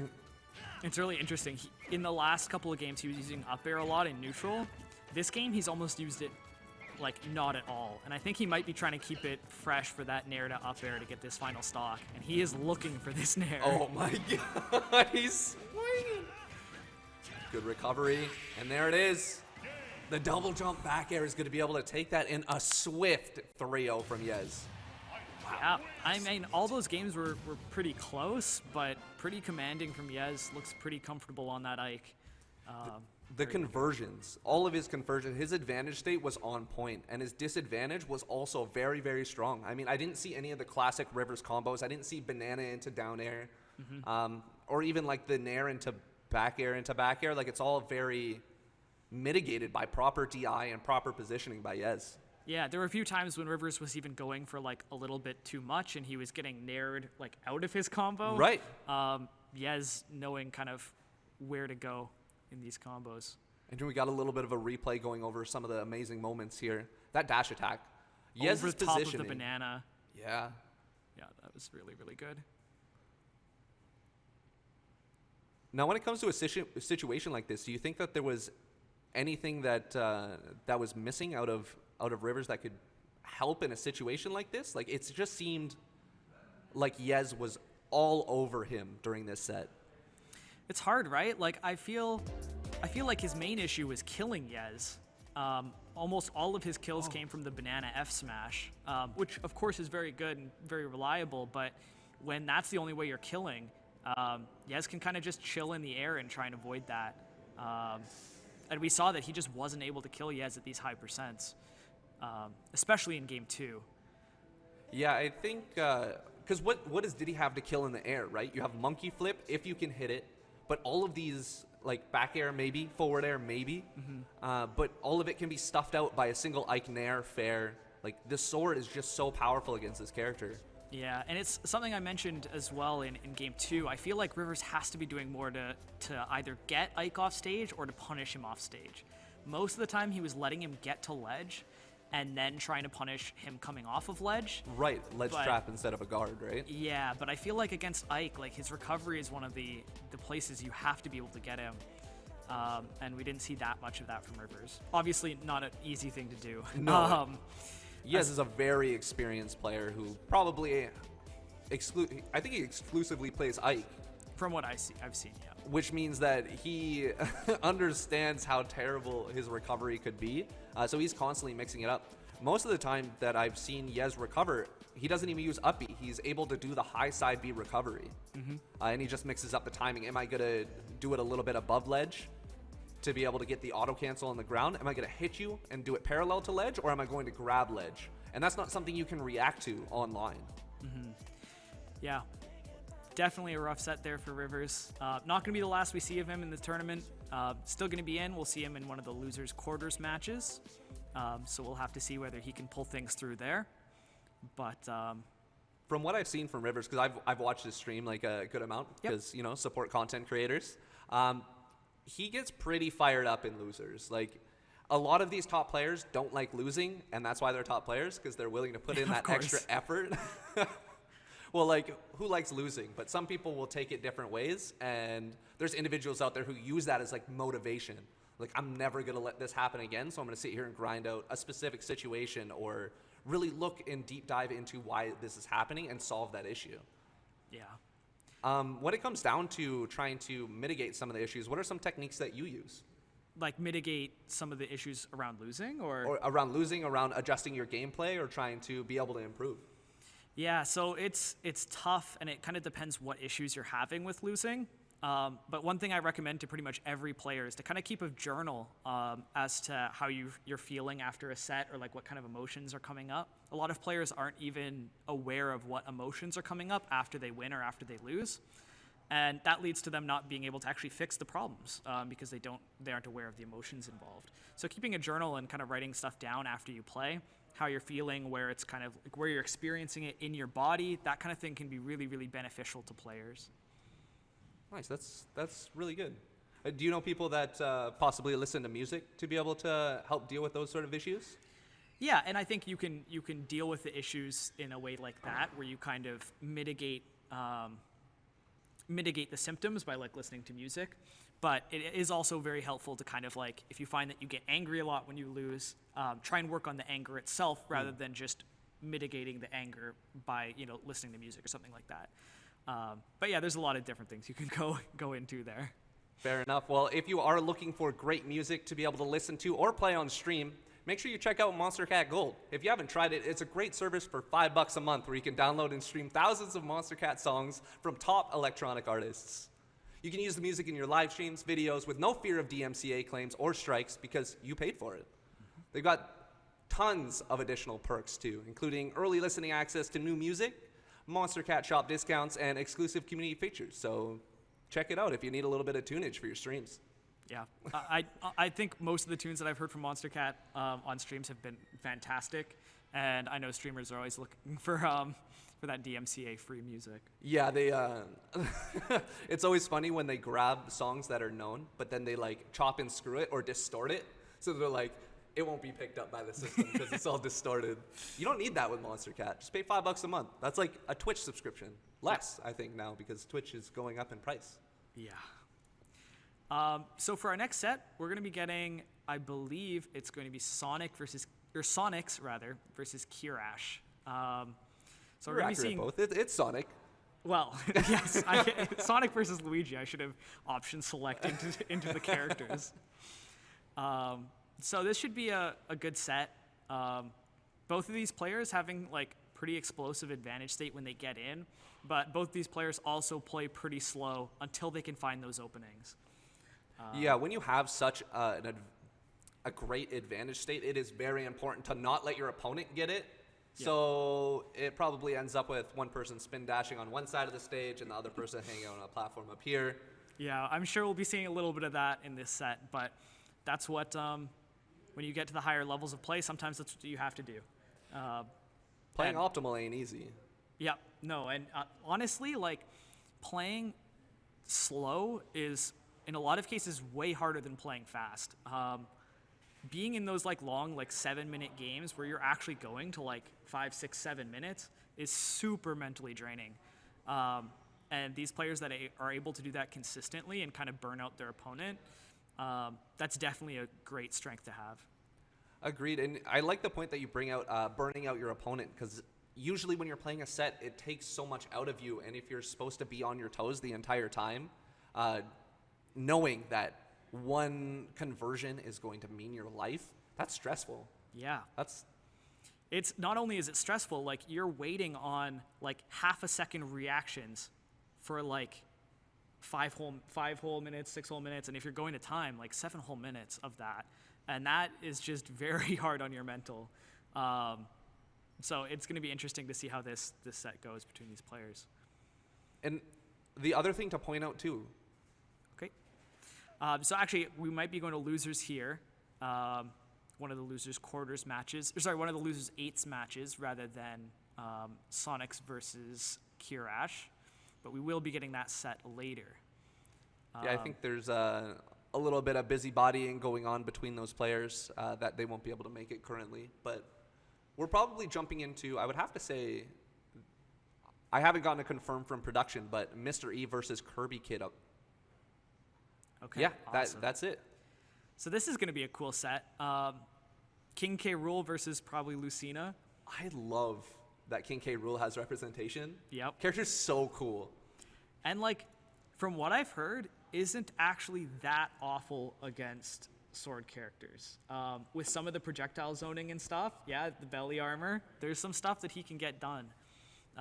And Kirby Kid there's the one who's going to do that. Well, the great thing is, so the downside about big bodies, right, is that Yep. your disadvantage is really difficult, and landing back on stage is hell on earth, especially against someone like Lucina who has great frame traps. But if you can read that that's going to happen and then put your belly in the way and just kind of like push your way through that, that is such a great moment to be a heavy character, because now you're in either advantage or you're at least resetting neutral, and now you can use your weight to your advantage once more. Yeah, it's going to be interesting to see.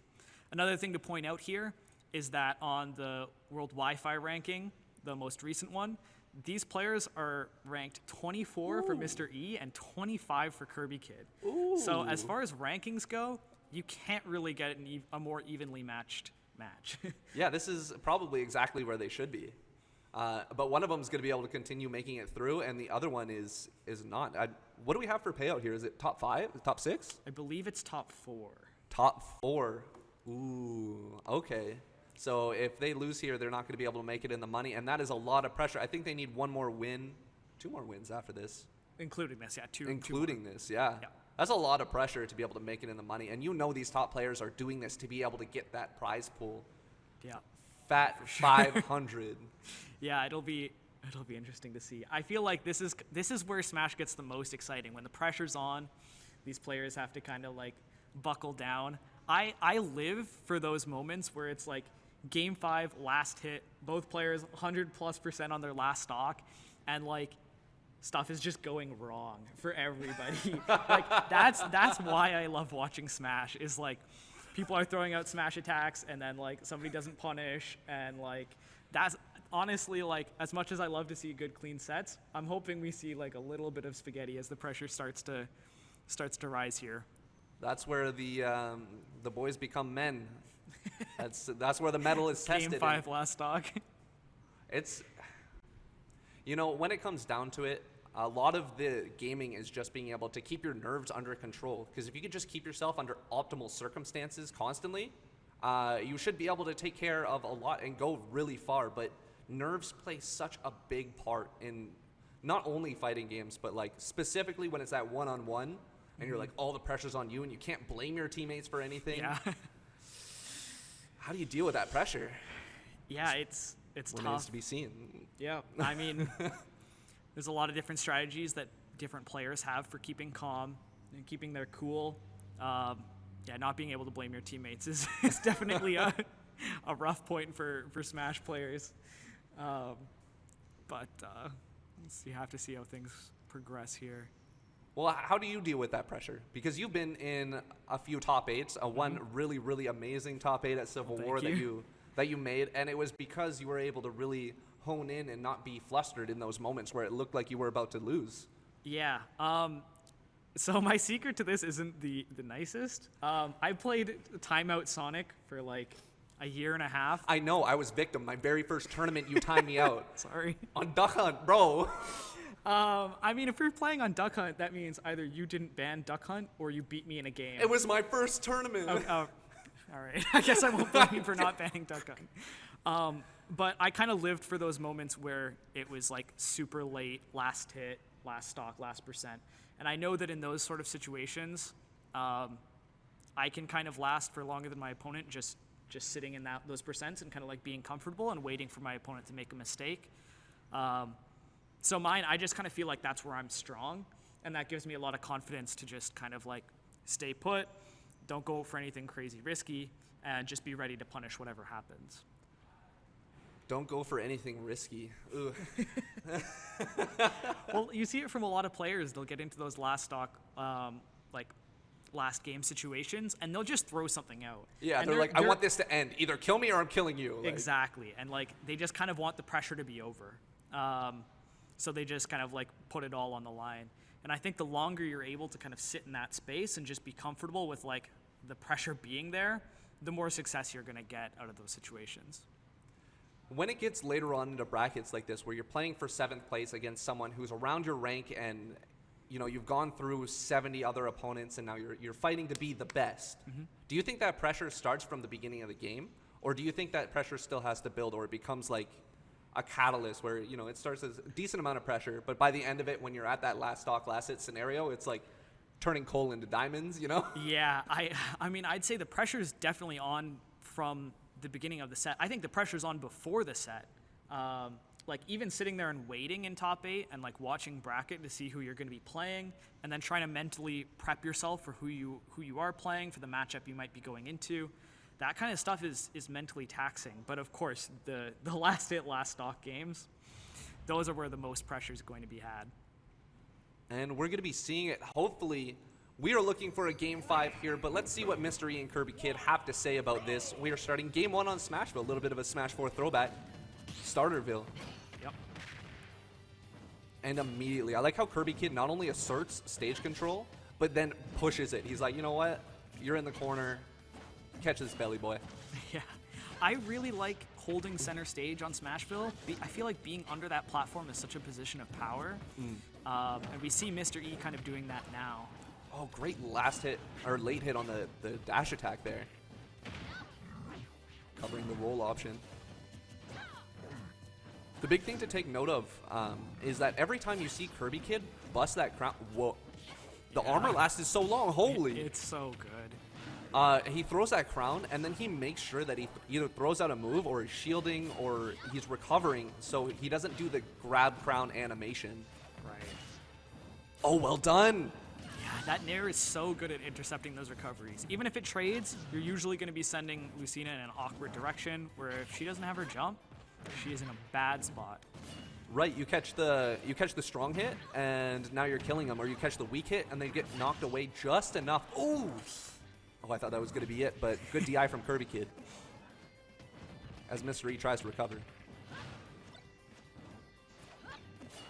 Ooh, that was a really good recovery from Kirby Kid, avoiding the crown hit, using that directional air dodge. Just a little bit of everything. Even the up air, to be able to mix up the timing a little bit, has been stupendous so far.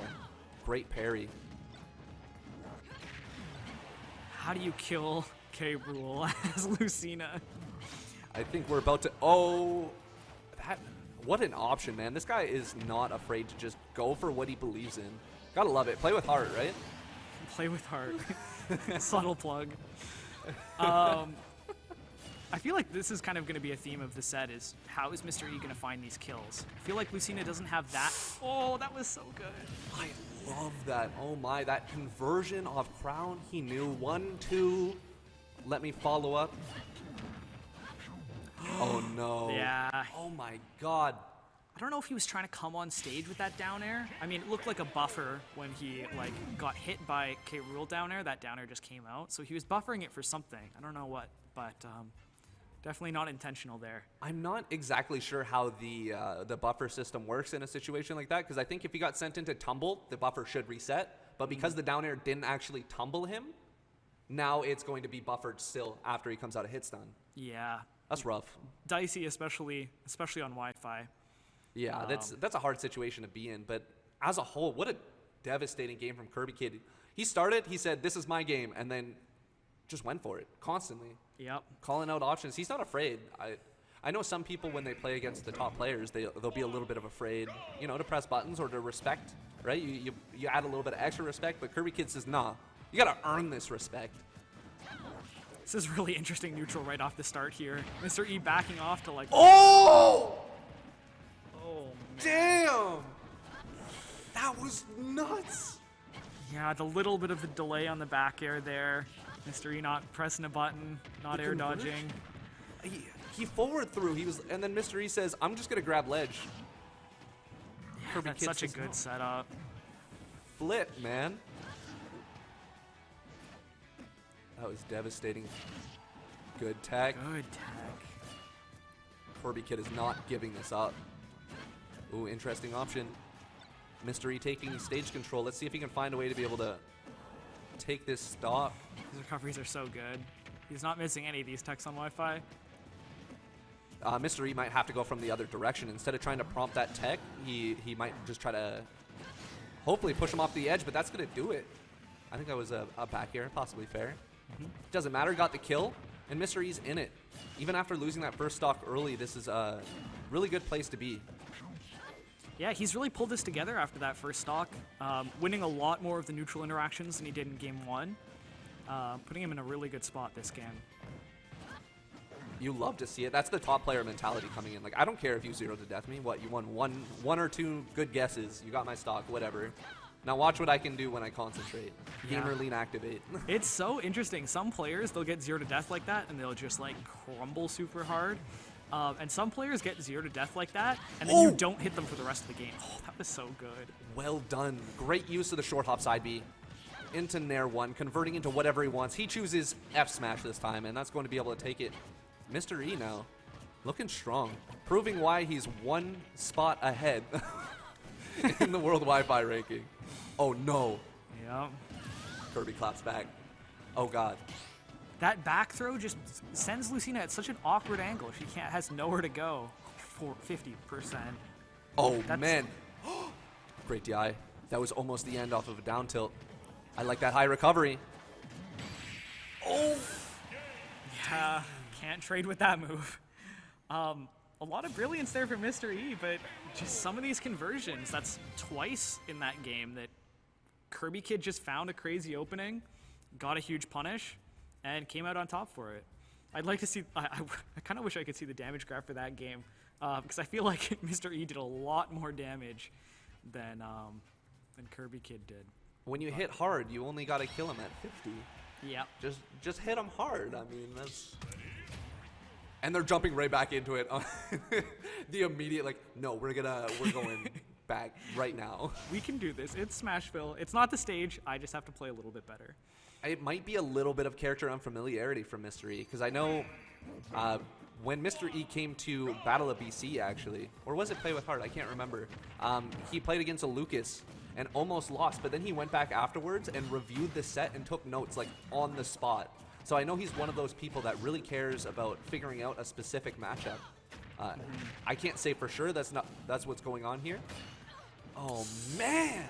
Yeah, it's so hard because Lucina, like, when you're out that far, you're either directionally air dodging in to save your jump until longer, like until later, but that can get punished if he reacts, or you save your jump and you go really, really low and you just get nared. So it's just such a rough position to be in. Talking about a rough position, Kirby Kid's doing his best to be able to make it back. I love that.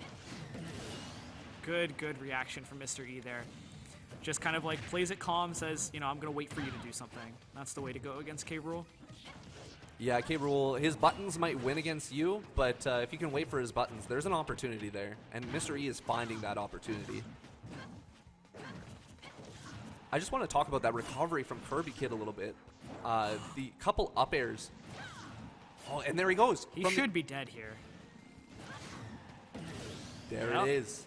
As soon as Mr. E adjusted and stopped going, trying to make him tech the stage, and then turned around and made him go get pushed to the outside, that's where that offstage ledge trapping or ledge guarding is coming in clutch, dude.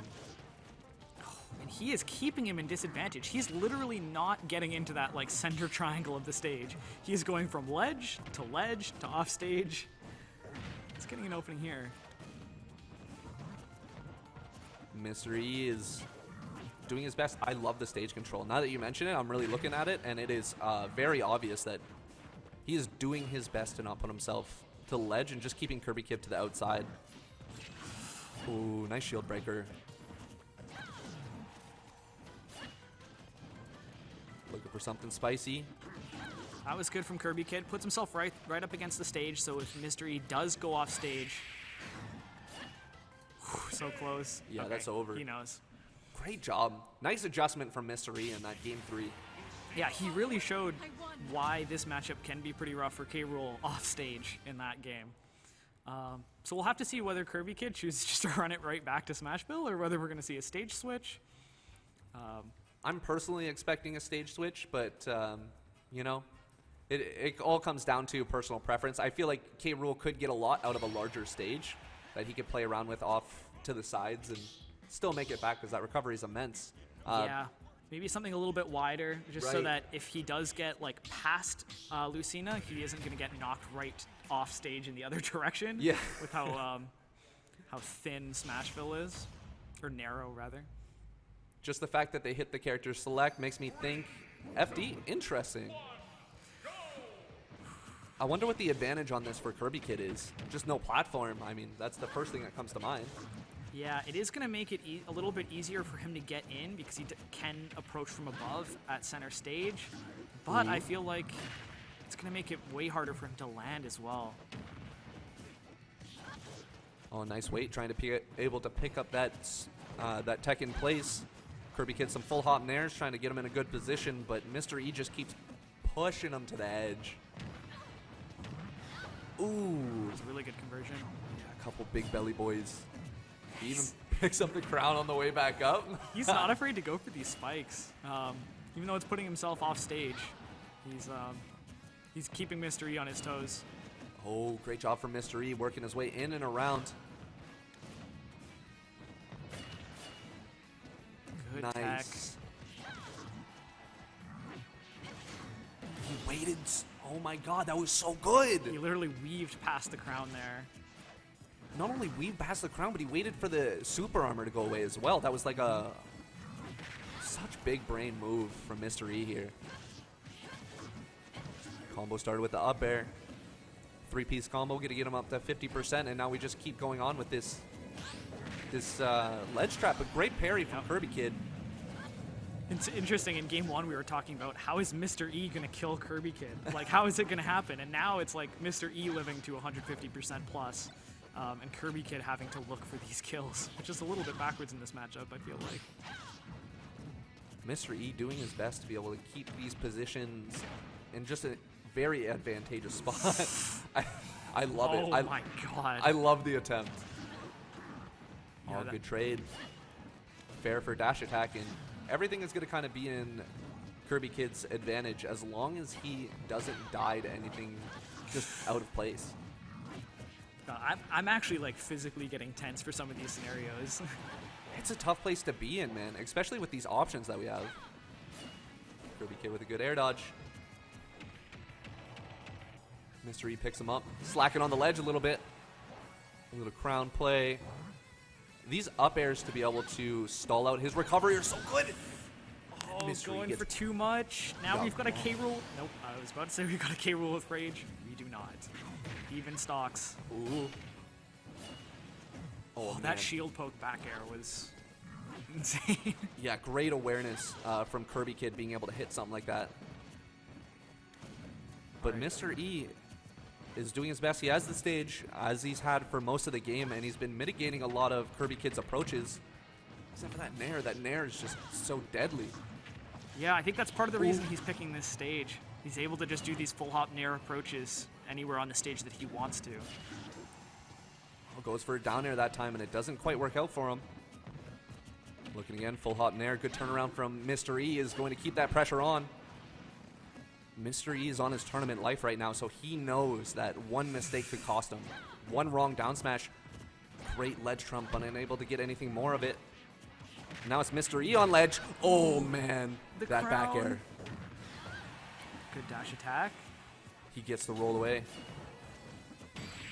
His belly, but the forward air, and that's going to take it. Oh. Kirby Kid, 3-1 over Mr. E. That was a crazy set. That was really, really good. If not for that SD, it's in that last game, it kind of felt like Mr. E had him figured out. If he hadn't died at like 70, 80, it's kind of a rough situation to be in, but that's kind of the risk reward you go for when you're playing off stage like that. Kirby Kid just so good at finding those early percentage kills. Oh, we get to see it again. That's lovely. Look at that angle the back throw sends at. Like, Mr. E literally doesn't have an option to recover besides that. Like, I guess he could try like directional air dodging in earlier, but it's just so risky. And a tough position overall. I am curious to see if there's a better DI to be had on that, because sometimes those moves that send you lateral sometimes need some wonky DI, and it's like, As someone who plays against a lot of K rule, that is probably the best DI you're gonna get on back throw. With the buff on that move, here it is. oh yeah, that's so gross. That's so good. Kirby Kid knows his early stock confirms, and that's the thing about this character is if you're able to find those kills, he seems very, very effective. But in neutral as a whole, Lucina's going to win.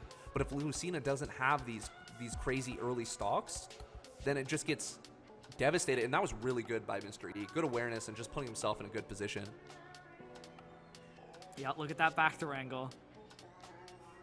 What do you do? You can tell he's trying to mix up his timings. Like there, he tried to go over the ledge, but just doesn't get it. Oh, man. That down smash is Brutal down brutal. smash. It's so interesting too. Like I feel like we haven't seen moves like that in many Smash games where they like high profile as a smash attack. Right. And definitely a hard I know move to why, deal with. because it's broken. I mean, he's got to have some stuff for being as slow and clunky as he is sometimes. But That's very valid. The belly armor on it, though, is kind of brutal. yeah, it's a good move for sure. And this is where Mr. E started really adapting his edge guarding play. We started working his way in, and that's another point. Not only did Kirby Kid have the fact that he could full hop Nair as an approach option on stage, but FD made it so Mr. E had a hard time going under and weaving back out again. It was kind of twofold in that FD pick. I'm curious to see what Mr. E would have picked to be able to ban instead of this. Yeah. FD or Battlefield maybe.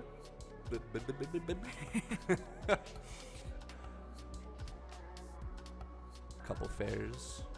Yeah, Yeah. that parry F tilt was really good. You gotta respect the parries, man. Yeah, They're I not feel like easy. This is the turning point, literally right here.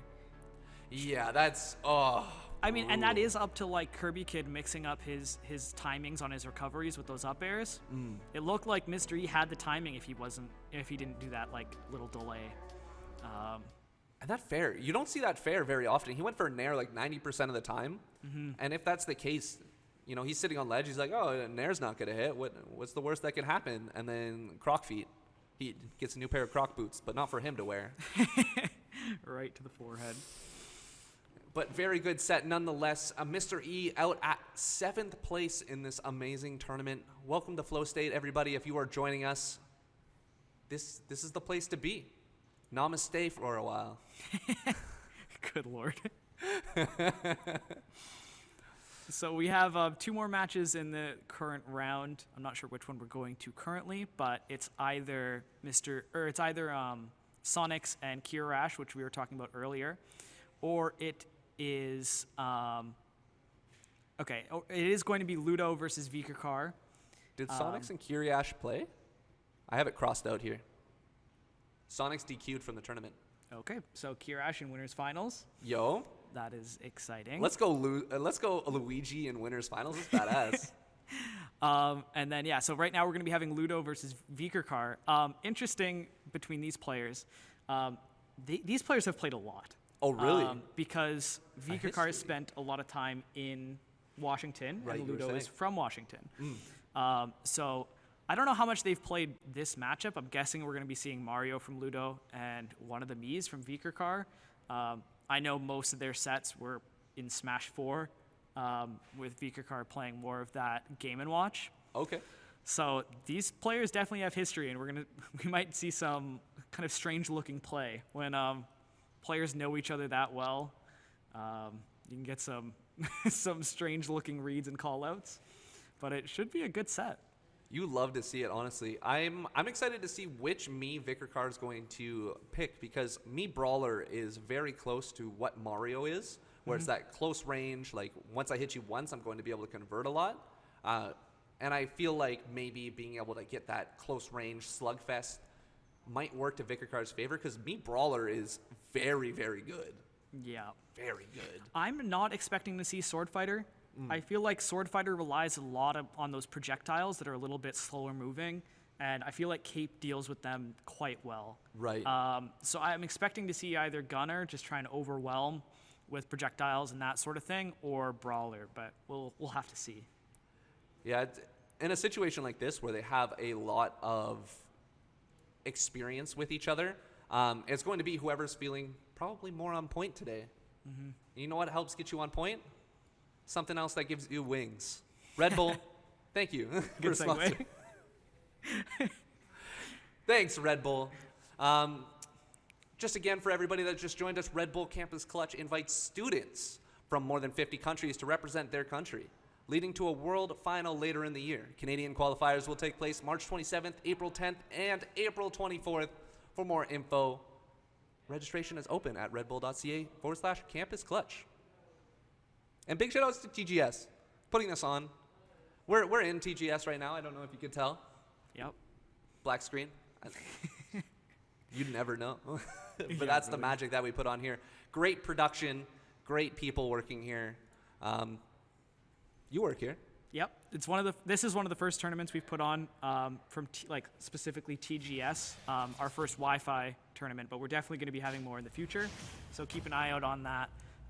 Check out the Discord, discord.gg/TGS. For anything esports related, not just Smash, but Valorant, Magic, anything. But here we go, game 1, Vikakar versus Ludo. God, that me. He's going back to Monk. Oh, love and it. the voice too. I love Mii Brawler so much. I am personally, I play a lot of Mii Brawler. I love this character. Interesting. He's using that up B. It'll be interesting to see what moves he's using. We've got the shot put so far. Oh! That call out. That Oh was boy. a big call out. Very well done by Ludo. Ludo is super strong from Washington. Is he top 5? I'm not sure currently on their PR, but he definitely has been. Definitely one of the killers coming from Washington. Yeah, he's always been devastating, man. This guy's understanding of the game is immense, and you need to be able to get it this far. I mean, fighting for 7th place right now, this is no joke. That one stock gone from Vikakar, and Ludo is still holding his own. Disadvantage looking good, and neutral playing out kind of exactly how we expect it to, with both of them just trying to find that lingering hitbox in and punishing the other man's moves. Both these characters have a really good, boxing range. Whoa. Oh, he missed the jump. He was going for a jump nair there. Just jump didn't come out, just got the nair. Doesn't have that good of a recovery. Okay, so we are seeing flip kick for the down B. Still don't know what the side B is. He's mostly been abusing this nair. I think this might be literally the best nair in the game. Oh, suplex. Okay.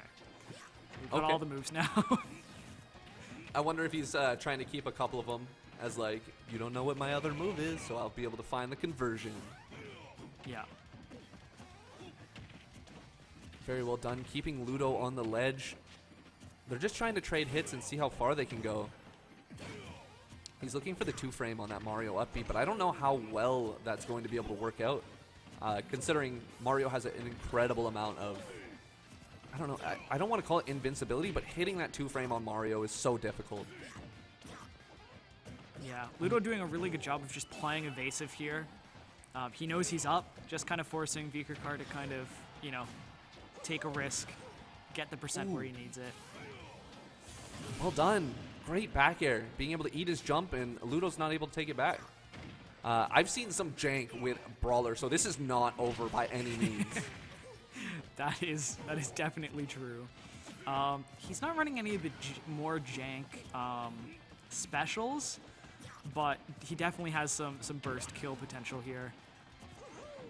I don't know. I've seen Fire the Pyro do some really Down throw nutty up B. stuff. Yeah, like the up air, up B stuff. Yeah. Killing off the top. And with these back platforms, it might work to his advantage. Great option. I love that. Air dodge through, and instead of putting yourself in a bad position, you say, nah, this is my advantage state now. Yeah, and even with that SD from Vikerkar, like, this is last hit. He's just throwing out these nairs. He knows how good of a move that is. Oh! And that up smash. Great call out.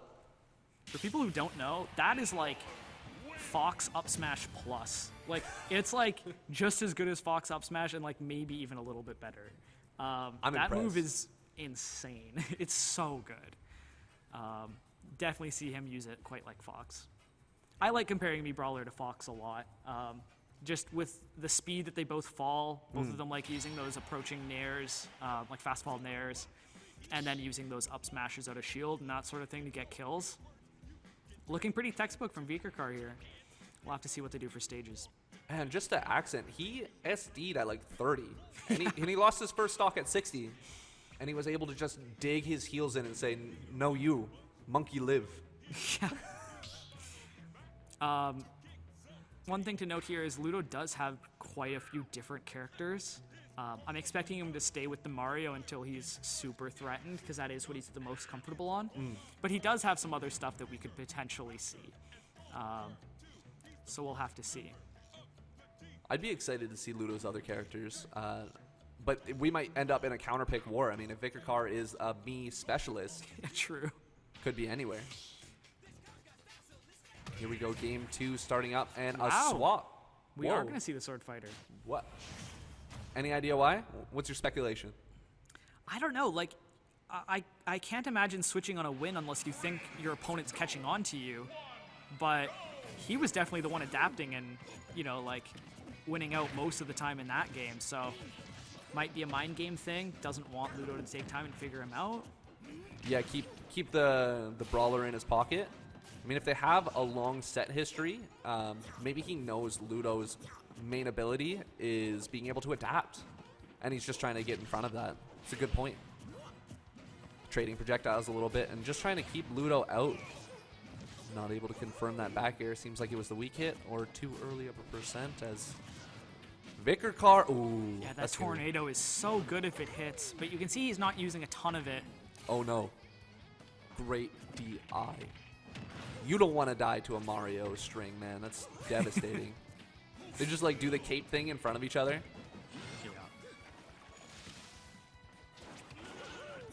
Ooh, that up B, interesting. I've seen a lot of Sword Fighter using Hero Spin Yep. for some of the combos, but this is definitely the best one as far as recovery. I like that from Vikerkar, throwing out the tornado and then throwing out the reflector, just in case Mario capes it. Yeah, you don't want to be a victim to your own attack. Nothing feels worse. Vikerkar with the stage control, unable to punish the the roll in. And he's just so willing to sit in one spot. This is very interesting to be able to see. I can't stop like laughing internally at the voice of this me. Oh, nice snipe. Especially on the up B. Maybe that's his plan. Is to be able to psych his opponent out with some. Ooh, good up smash. I like that. I unironically think there might be a mental advantage given to you from playing Mies and having like a weird voice and a weird costume. Like it is so mentally tilting to just get hit by something and just have to hear a voice like that. I mean, it makes sense.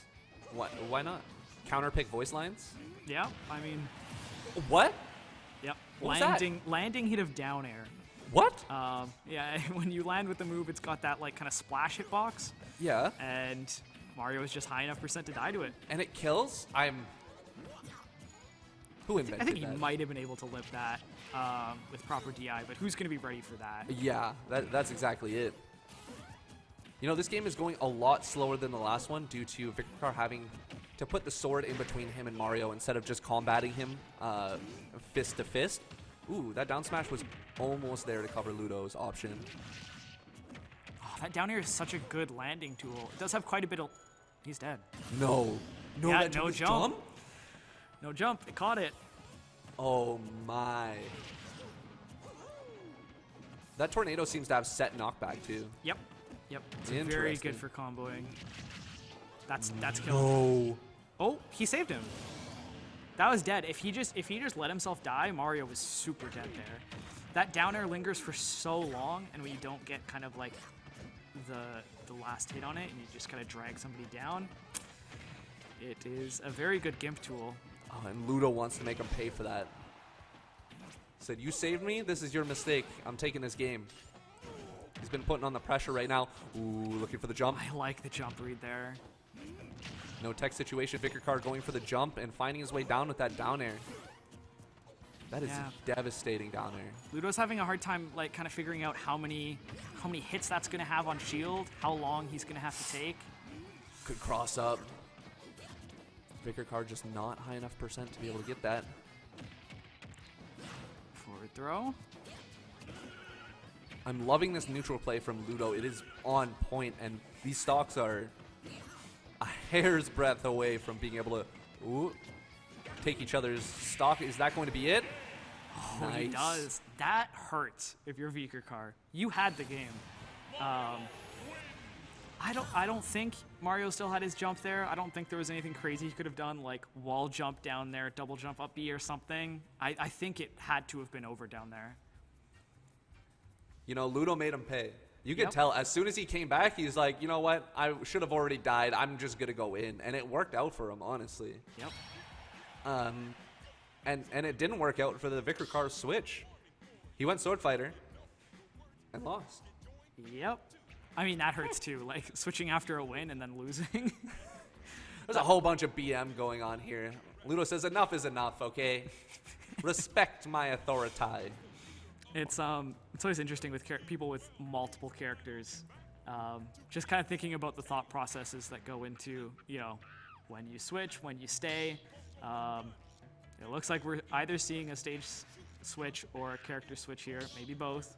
I'm expecting the Brawler to come back. I felt like the Brawler did very, very well in that situation. Even just when they're combating each other in the close quarters and they're giving like a heave-ho, in a sense. Mm-hmm. It always ended up in Viktor's favor. And he has that really, really good kill option. But Sword Fighter is just a little bit too slow. And he's switching to the Gunner. This guy's crazy. The trifecta. We're getting the Gunner. Is it going to be the same costume? That's the question. I'm guessing yes. I'm guessing he has a set of 3 that he uses. The 3 monk. Yep, there it is. Well, good on him. Game 3. Going to Smashville this time. Or Town and City. This isn't Smashville. Psh. When people talk about zoners in this game, I feel like people don't mention Meat Gunner's name enough. This guy throws out so many projectiles. I think it's because a lot of the time you don't see Meat Gunners do very well. Mm-hmm. Like comparative to the other zoners. A lot of the time the Meat Gunners you catch are on 4 Glory and they're spamming that grenade thing. Yeah, that one. Just over and over. And the good players find a way around it, so no one's really concerned all that much. But it could be absolutely scary. The other thing is most other zoners have really, really good neutral tools. Like Pac-Man is like just solid in neutral. Mega Man, solid in neutral. But Me Gunner is really, really good at the projectile game. And when it comes to buttons, I feel like it's lacking a little bit. Yeah, he's definitely not as good at boxing as some of those other like higher tier zoners. Right. Maybe that's the big reason. We're seeing dash attack come out a lot, but Ludo is doing a great job working his way around. Yeah, I love this play from Ludo. I think it's such a smart idea to just say, hey, you're Me Gunner. You don't really have the tools to approach that well. You're going to be coming to me while I have the percent lead. Right now it's only a 0.1% lead, but he's definitely still playing it slow. I mean, that's all you need. As long as you don't go out of that bubble. Magnification glass. Ooh. That's actually a really interesting option that I did not consider. The fact that that can actually do well against Mario's up B. Not a lot of things can. I don't even know what the Mario up B's actual name is, but as a whole, it is a very, very safe move. Oh, great up air. I think it's super jump punch. Yeah, that would make sense. Could be wrong. Something along. Luigi's is definitely like super jump punch, right? Ooh. Yeah, that's their second SD of the set from Beaker Car. Or third, actually, because the one with the down air in game Right. 2 as well. It's been like 1 a game, which is pretty painful. Oh my, okay. A little bit of a scramble there. Ooh. That shield poke, it looked like Ludo's shield was up. Maybe it was a drop or a roll or something, but I wasn't expecting it to be able to scoop Mario because he's such a small character, man. Projectiles coming out. Victor Carr's trying to box, but Ludo says, nah, this is my game. Ooh. I don't think Ludo was expecting that inward DI. Man, some of these lingering moves that Gunner has are actually like so good when you know how to use them. That F smash, the up air, Yup. really interesting moves. Even Nair lasts a hell of a long time. Super solid. Ludo in the driver's seat, keeping the pressure on, but Baker Carr is looking for something. Not able to catch the get up from the ledge. Yeah, he doesn't seem like he's able to punish Mario's recovery quite as well with Gunner or Sword Fighter as he was with Brawler. Ooh. Very good ledge trump. You love to see that in the upper echelon of play. I feel like ledge trump is something that gets overlooked so often as a tool. Don't sleep on the trump. Ledge trump. I don't want any association with whatever the other thing All right. So I wonder here if Ludo does end up closing this out, are we going to see Vigorcard going back to Brawler? I mean, if it's the only one that works, I'd hope so. I mean, is there a world where he just switches to a different character again? I Yeah, kinda it's doubt me, it, Brawler, with a different moveset. Yeah, maybe. Oh, good job from Vicar Carr. Not quite getting caught out by that fair. Doing his best to not give this up in the dash attack. Wow. You gonna walk away from me? No. That was really good. I wasn't really expecting Me Gunner's dash attack to kill like that, but I'm guessing Ludo wasn't either. Right, with a little bit of DI away. That move reaches too. And things are looking pretty decent. 100% on Vicar Carr. It is more than capable of being able to make a comeback here. One of the things I like the most about this game is it's never over till it's over. You can see some amazing things happen. Vicar Carr looking for an up smash, trying to put down a couple projectiles. The scariest thing about this is I just... Oh, Oh, my... I didn't even know that was an interaction. I didn't know he could get hit by his own grenade. another ledge trump, and that's going to pretty take good. it. Ludo up 2-1. He has defeated the Sword Fighter. He has defeated the Gunner. But the Brawler is still undefeated. Yep. Are we going to see it? I mean, you have to at this point, right? You lose with the other two Miis. If you're going to commit to the Miis, you got to go back to the one that worked. Well, this is losers as well, right? Yep. So if he loses here, he's out. Do you want to keep going? Do you want to keep brawling? That's up to you. Choose it. I'm not expecting to see him stay here. No. No, there's no way. Yeah, we're going back to the Nair machine. We're going to see a lot of Nairs. Yeah, I'm still just a little bit confused as to why he tried the Sword Fighter and the Gunner when that first game went so well. I guess if it feels like it was close, then maybe you switch. But when we were thinking about it, like, yeah, he died at 50%, and Right. he SD'd, and he still won. Like, you can't ask for much more than that. Means the character's strong. Stick with the strong character. What are you doing? You're messing about. And you're getting slapped because of it. Now you're on your last life? What are you supposed to do? All the pressure's on. We were talking about pressure before this game, and it messes with some people. I'm wondering how Vikarkar is going to do with this immense pressure coming up. Yep. Something interesting that happens with people that isn't talked about quite as much is pressure from being ahead. A lot of people actually get more pressured when they are ahead and they're close to like closing out a set. They get up 2-0 and they're like, okay, all I gotta do is take one more game. And then either they stop thinking about the set at hand and they're like, okay, who might I have to face after this? Or, you know, I'm just excited about like being able to like tweet that I won this, or Right. like I'm gonna be in top 8, you know, and they stop thinking about the set itself. And then you and don't I'm make not, it to top 8. Your dreams are crushed. Exactly. I'm not saying that that's going to happen to Ludo, but it's interesting how many different places pressure can come from. And it's going to be interesting to see how that manifests in this game 4. Vikarkar taking his time here.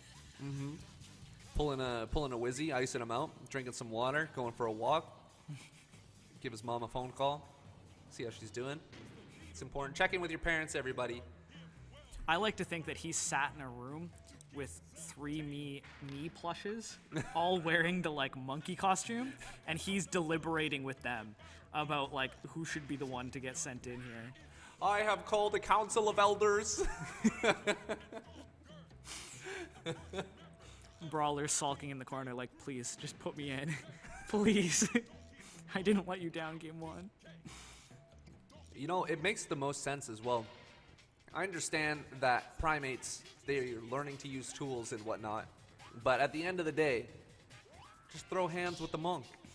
It makes the most sense. And there it is. All right. I like the decision.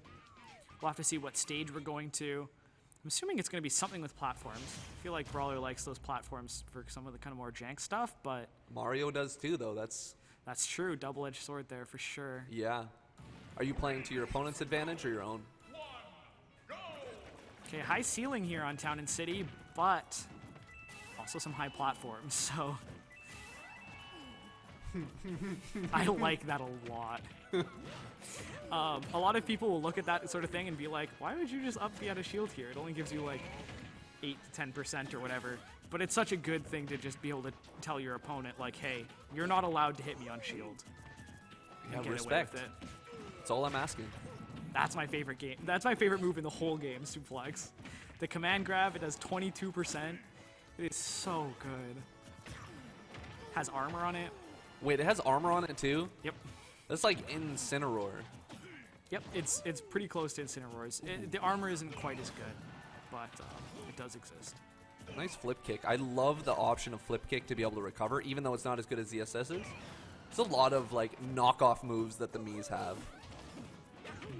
He goes down with the Nair, not able to get that much, and Ludo takes the stage control, and the back air city. Welcome, population Vikarkar.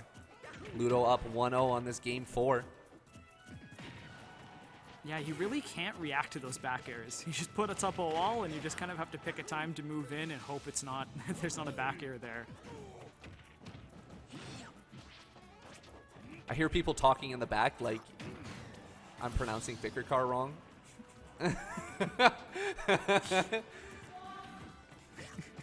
Okay, well, I need to carry through with the set with this subpar pronunciation. We're nothing if not consistent, just like Ludo with those forward airs. Great job. That's the second time he's hit him with that exact same thing. And the Hitting third him- time we've seen it on stream. Yep. He did it to Forivers too. Yep, hitting him with that forward tilt. People want to jump right back on stage. They don't want to take the ledge trap. But that greed gets them punished real hard. Yeah, great awareness from Ludo. He goes for the up B. Yo, there was a world where he jumped and did that up B, and it might have been able to hit that. Ludo from ledge, able to take stage control. God, the down throw F smash. Another one of those situations where the unsuspecting would jump from ledge to be able to get back on and just catch that. Mm-hmm. And me Brawler with this upbeat does not have very much recovery scary. potential, horizontally at least. Mm-hmm. Good parry. Gets in and grabs him with those big plumber hands. Bigger car. Up B there. I like the option of up B to be able to punish that tech, but it just wasn't enough. Vicar Car's on his last legs here.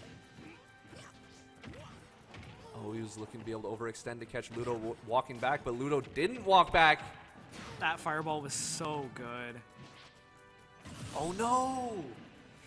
Oh no. Dark Wizzy. Looking for the He cape. is putting out these up smashes. I mean, respect it, right? What's the worst that's going to happen? And what's the best? And that is best case scenario. Dash attack is going to be able to be punished. Ludo, 3-1 over Viper Car. Yep. I'll change it for the last one. I don't know if that was the right pronunciation. Honestly, I'm not 100% sure on the pronunciation either. At me on Twitter. You can yell at me. That's fine. All right. After this break, we're going to have more top 8 action. More top 8 action. As we keep going through it, we're going to be seeing Rivers versus Kirby Kid coming up and Sonic's DQ. So we're going to see Kirash versus Yez. I am super excited. That's our winners finals. That's going to be a good set. I am excited. And we'll be seeing that right after the break. Stay tuned. Hello and welcome back to Flow State, presented by TGS in conjunction with MSG, supported by Red Bull and Monster Cat. There are a lot of names there. It takes a lot to be able to make something like this happen. I mean, you know that firsthand, don't you? Yeah. Now you do. Now I do. So the set we're going to be going into here, we're going to be seeing Rivers versus Kirby Kid, which should be an exciting set. We've seen a lot of explosive play from the both of them. It'll be interesting to see how they stack up against each other. It is going to be devastating, man. I'm really excited for 2 reasons. 1, because they're both really good players, and you love to see good gameplay. And 2, the matchup is canon. We see Diddy Kong versus King K. Rool. I didn't even think about that. No, that's godlike. That's exciting. We're seeing some replays here of the last set. Those ledge trumps paid off so well. That's dividends in the pocket, my friend. Mm-hmm. I think this is the last game, if I'm not mistaken. Yeah, it looks like it. Those back airs sealing out that first stock. I really, really liked Ludo's adaptation to Vicar Car's different Miis. He didn't let it shake him at all. Those forward airs are so good. It's such a, like, when I think about forward air as a move from Mario, I'm like, that's such a slow spike. Like, it's hard to actually hit stuff with it. But I always see Mario's just do so much with it. The classic slow but strong, and it's the only move that really does that for Mario. Mm-hmm. And then the noggin, obviously, to be able to tap out that game, Ludo being able to take that. But now we have the canon matchup, Diddy Kong versus King K. Rool, Rivers versus Kirby Kid. Both ranked players, and I'm excited to see how this is going to play out. Oh my goodness, that was such a good conversion. The banana down air grab, that's like the optimal stuff to see from Diddy. Made it a little bit easier on a big character like K. Rool, but definitely good from Rivers. Both characters have such big, resounding sounds to their moves. It's like not a soft hit. Everything is a douche. I love the douche. Wait, was that the crown coming back and saving Kirby Kid and disadvantage? Let's go. And we are off to an explosive start. Holy mackerel. Yeah, these players are not playing back.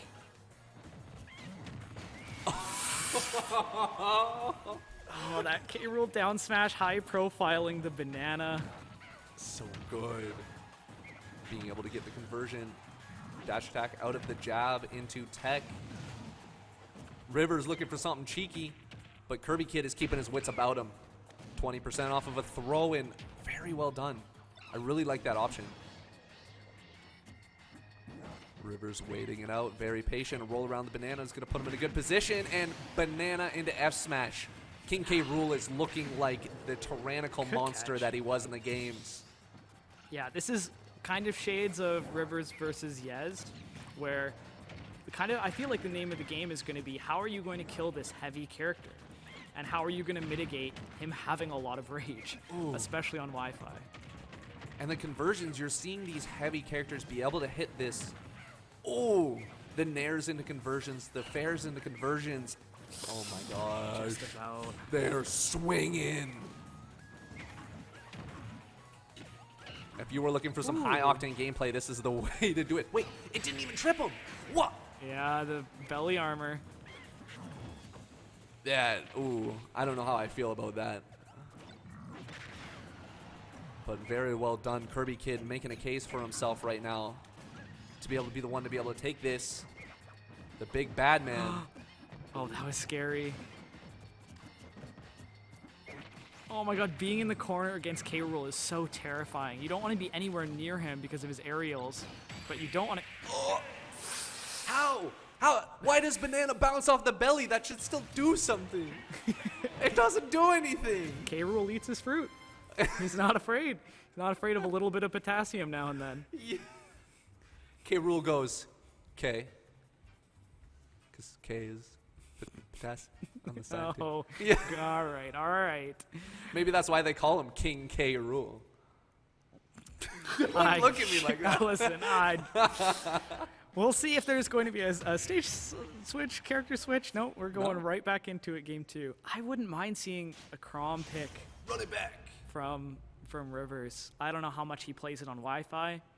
I wouldn't mind seeing a Crom versus K. Rool. I feel like Crom's got some cool options to get to kind of take care of K. Rool. And the- Recovery would be bad, but Yeah, and that's probably what he's most afraid of at this point. Oh, man. Oh. Very well done. It looked like he dropped it for a little bit, but Rivers picking it right back up again. Like a big bag of sticks. Very well done. Banana out of shield is such a great option. The Nair coming through.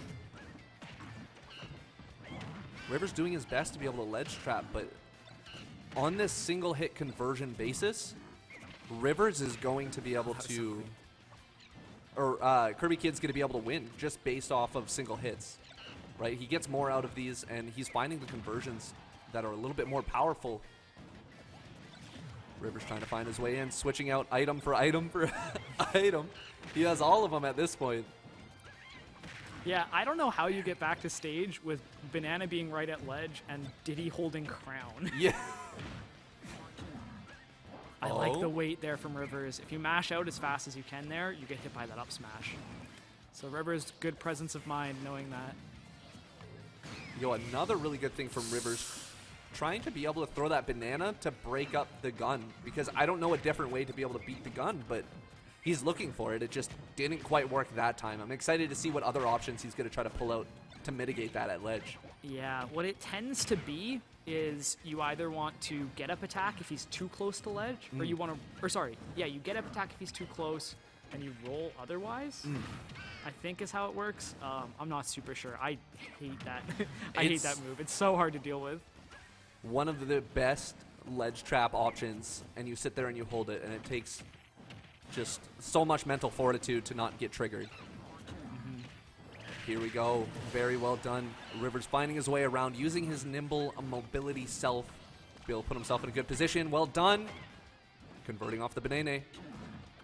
That was a good little string there. But as we said, like, these little strings doing like 25 to 30% for Rivers, he had to get Kirby Kid to 190% on that last stock. Like, Ooh. Good DI. Oh, man. I thought that was going to be a devastating option, and it is just so tense. Oh! Great placement on that up, or on that side B. Neutral B, side B? Cannon. Great cannon. I like these like short hop, full hop monkey flips from Rivers where he can do the kick and then not actually commit to landing on the ground with lag. And he can either auto cancel them right before they... He just mashed so well. Oh, I like that offensive option from Kirby Kid, or from... Oh, Oh, he's making it back anyways. The double hit of the crown. That's so much damage. Oh, no. Great job. He presses the kick to be able to bust through the cannonball, and he needs to find something to make this happen. I really like that option. Yep, just play it slow now. React to the recover. Oh, my God. Yeah. Kid. I mean, Getting away with murder. it looked like he kind of stuck his foot back into the little propeller. He was trying to got the back back air air, Right. but it just obviously isn't worth it if you're gonna trade and get stage spiked from it. So Anyone who's done it before knows if you stick your foot into a propeller, you're going to get hurt. And it happened. are you speaking from experience? Yeah, I used to have. All right, going right back into it from Rivers, saying it wasn't the stage, wasn't the character. I'm just gonna keep it up with the Diddy. The I respect adaptation has been very apparent and very good so far from Rivers, but it's almost like too little too late, right? You don't want to see someone start getting ahead. Oh, that was close. That was very close. It's really hard to, like, I don't know, it seems like Rivers is adapting, but also just the risk reward is so skewed in K. Rool's favor. He Right. really only has to make one of these like kind of wild confirms, and suddenly Rivers is struggling again. But looking very clean so far. Whatever he's doing is working, man. You know he's putting his brain to work right now. There's no way that Rivers wants to lose this, and he does. Oh my God. Great Yeah. placement from Kirby Kid. I don't care if I'm down 100%. I'll just down air you. I love that. Wow, that was so good. The forward throw into just wait forward throw again. They said chain grabbing was banned, but Kirby Kid showing, no, chain grabbing is not banned. I will wobble you. Great job from Rivers. I love that upbeat. That barrel technician is so good, and here is the type of string that I like to see. Dong, unfortunately. Broken up by a well-placed belly bash. Bonanza. And yeah, like I mentioned earlier, seems like risk reward is just so skewed in K. Rool's favor. That one interaction, even when Rivers had all the momentum. You know, Rivers has been doing a great job, though. He's finding this advantage state even more devastating now. He's finding his way in. He's putting on the percent. The percentages are no problem, but the one thing that Kirby Kid has is this, like, X factor of, I don't care that I'm behind, I will find a new way to get it. That is one thing that he also has. With the back throw, the Yeah. devastating back throw. Banana just tapping off of K. Rool. He doesn't mind. Not only is K. Rool back air, oh, that was really, really good. I was gonna say not only is K. Rool back throw a kill throw, but sometimes even when it doesn't kill, it feels like it's already killed you with just the angle it sends at. Thankfully, Diddy Kong's a little bit better at recovering than most characters. And that's it. Wow, he covered that monkey flip so well. That's Wow. gonna be the 3-0 and pretty commanding there from Kirby Kid. Kirby, King K. Kirby, Kid, the King, says, shake my hand. 3-0. Shake. Yeah, It's no, over. so he got that. I think he's going to be moving on to winners semis against Ludo. Losers, right? Loser semis? Sorry, did I say winners? Losers semis is Possibly. Chat, roast Mason if he said the wrong thing. all right. I'll take that for now. Which means for us, yeah, Kirby Kid versus, I'm assuming, Ludo, because Sonic's DQ'd in loser semis, which is super exciting. I really would like to see Ludo do very well against Kirby Kid. I think Mario has all the tools needed. It's just, can Ludo do it? Is that the question? But no matter what, that means that Kirby Kid and Ludo are both in the money, if I'm not mistaken. Should be. Should be, if my calculations are correct. And then, yeah, we'll see some of these replays here. Yes. Banana. He just absorbs that banana. It goes straight into his stomach. He It just doesn't taps eat off food. of them. Shouldn't it make them trip? Like, isn't that the whole thing? You throw it at someone while they're doing stuff, while they're on the ground, and it trips? King K. Rool privilege, I'll tell you what. Here we go, a good ledge trap from Rivers turns into Yeah, there's the kill. Finds that banana. We have been seeing a lot of banana confirms from Rivers to be able to get this this next level, but the creativity that's been coming from some of these players is the whole reason why I love watching Smash Bros. Like, how many different ways can we apply to a situation to be able to hit it? Oh, and no.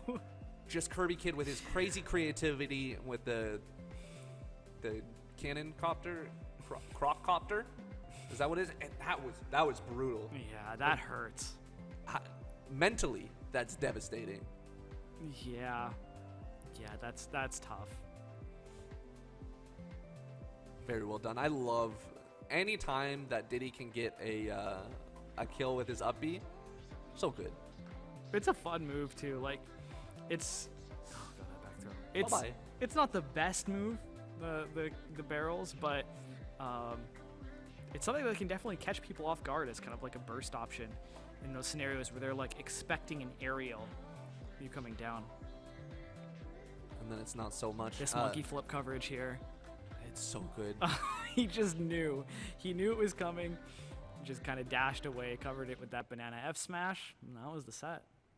That's it. It's game over. Kirby Kid, no one to be slept on, man. I see the light with K. Rool because of this man. I swear. K. Rool is good. So yeah, that's going to be Rivers out at 5th place. We are going to be having winners finals coming up next, but before that, we're going to go for a quick ad break. So stick around. We're going to have Kirash versus Yez after the break. Hello and welcome back to Flow State presented by TGS. We are your lovely commentators here today. I am Zarango. And I am Locus. And we are back for winners finals. So this is going to be between Yez and Kirash. We're going to be seeing Luigi versus Ike, most likely. I don't think either of these players are going to go a different character here. We're going to see their best. This is winners finals. And this is when it all comes down. This is the difference between 2nd place and 3rd place. Guaranteed. Mm-hmm. This is going to be an explosive matchup. If Luigi gets in, I feel like his combos are just so strong, and Kirash is definitely a player who knows those combos. But also Ike can just get some like crazy confirms, keep Luigi out quite well with that long sword. Yeah. Excited to see how it goes. Notoriously, Luigi struggles against stored characters just because of the fact that he can't get in. The other big thing that I want to see is if Kirash finds a way to be able to stop Yez from recovering with that side B in a very positive fashion, like we were talking about earlier today. Yeah, and he has some options to do that. He can use fireballs, he can use those Zairs. Might be a little bit awkward to use, fair back air, but might trade. But just touching on those, the Zairs, I don't understand how that move works. Like the plunger is a hitbox, and it's also like intangible. I don't get it. Oh, what? Yep. Catching What? that up B with the 2-frame, coming down, that will kill you at basically any percent. I never factored that into my thought process there. That is devastating, to say the least. I mean, Luigi would have to recover different every time, and if he gets called out, he's dead. Yeah, it's not something you think about a lot when you play against Ike. Him going down and trying to 2-frame you with that, but definitely a really good option. Yeah, it's looking really, really strong so far here. Yeah, this sword be swanging. Really nice way to approach by Kirash. Very well done, and that's going to take it. So clean. Waiting for that directional air dodge, getting that second grab on the platform. Very clean. Just the awareness that these players have is insane. Trying to be able to time that ether. But Kirash takes the ledge control, and it seems like Yez is really comfortable just putting his back to the ledge. Or his opponent, if he wants that up air. We were talking about this in Rivers versus Yez, but Yez really isn't getting hit by any... Any what? He wasn't getting hit by any what? I was going to say any extended combos. So technically that's still correct. But he Okay, it's not correct. I'm going to stop talking. I'm going to stop talking. The commentator I'm curse sorry, is brutal. Yes. I'm so sorry. Gets hit by probably the most crazy combo. It takes about 80%. Very well done by Kirash. Yikes. That was good. I mean, Yez seemed... You commentator cursed him 3 times. Yez is doing well, and he's not getting hit and extended combos. And now Yez, with his back to the wall, is on his last stock. Kirash looking for the back air. What a good mix-up. Down throw back air. I don't know if I've seen that often from Luigi. That was really good. That's a first time for me. And it has my stamp of approval. That is a good conversion.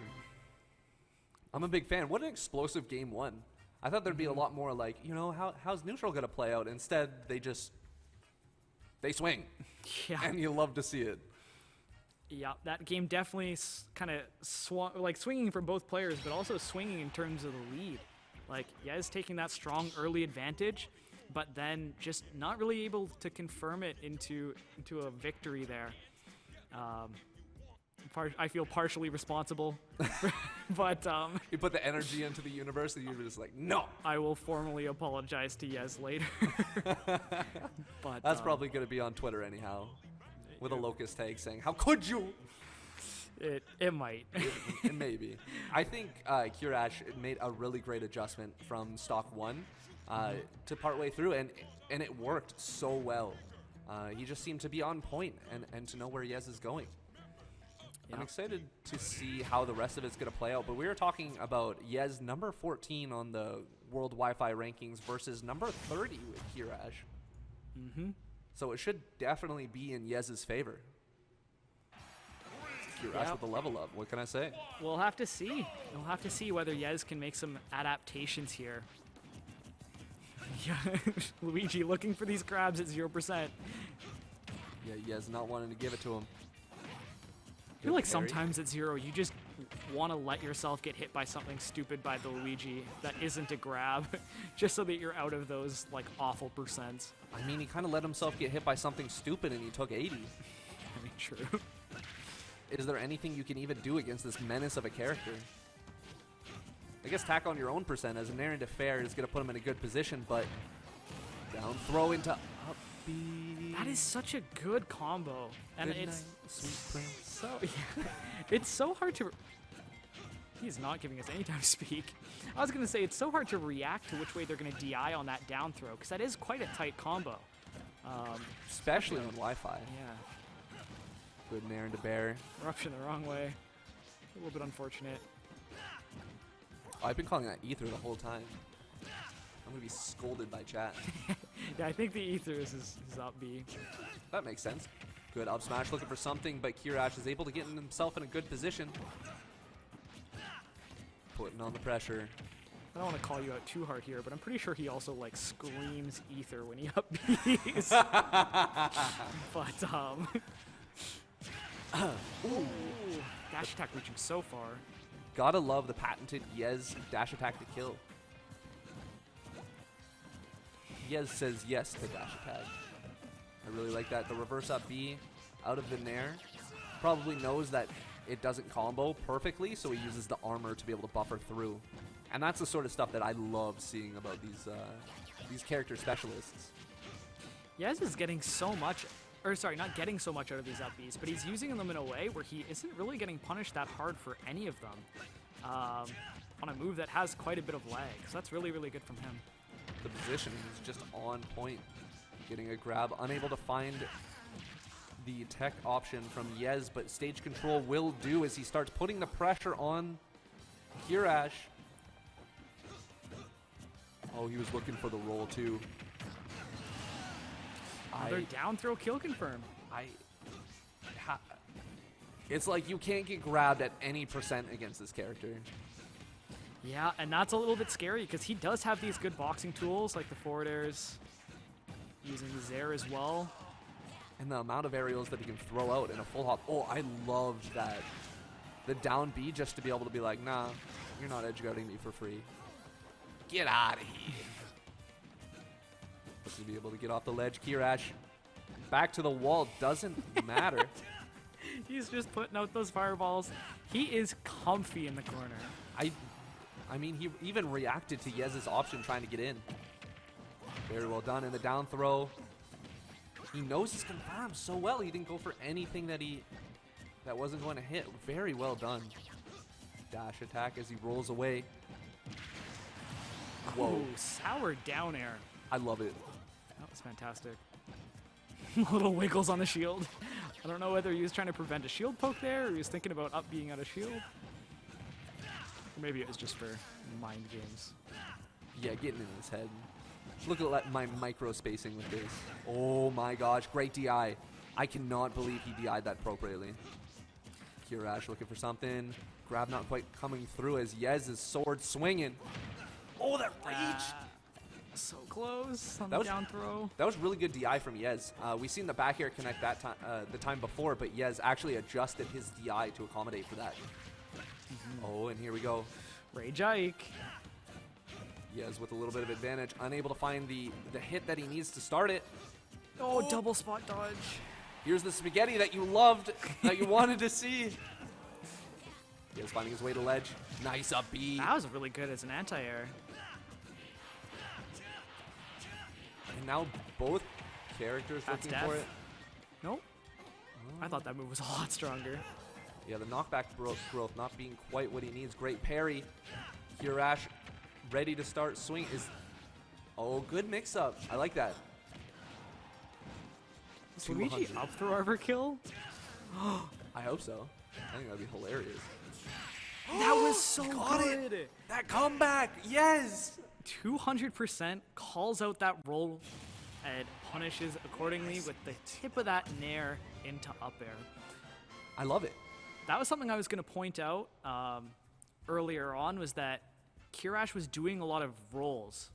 Not so much in neutral like that, but in tech scenarios. He was tech rolling away after down tilts or after nairs a decent amount. And I was wondering whether Yez was going to punish those.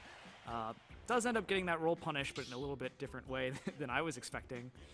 But that's the kind of clutch sort of play you need if you're going to be competing in winners finals, trying to punch your ticket to grands. Yeah, after the speculation of where he's going to go and just throwing out so many nairs, just put him in a bad position. Because both characters were pretty much one hit away, right? And this is exactly what we were hoping for. Exactly. That pressure, man. Yep. Yez doesn't crack, apparently. Not Yeah. yet, at least. I mean, 200%. That seemed pretty cool and composed. Knew the roll was coming. Was ready for it. You love to see it, that high octane gameplay. And the confirms, like just being able to hit that. I know it's probably not the hardest thing to be able to hit, but under that sort of pressure, man, anything could happen. My finger slipped. So go. we are going to see Town and City here, which is interesting because this was Kirash's counter pick. And I don't especially feel like this is that good for Kirash, considering I guess he's not going to die from nair up air quite as long.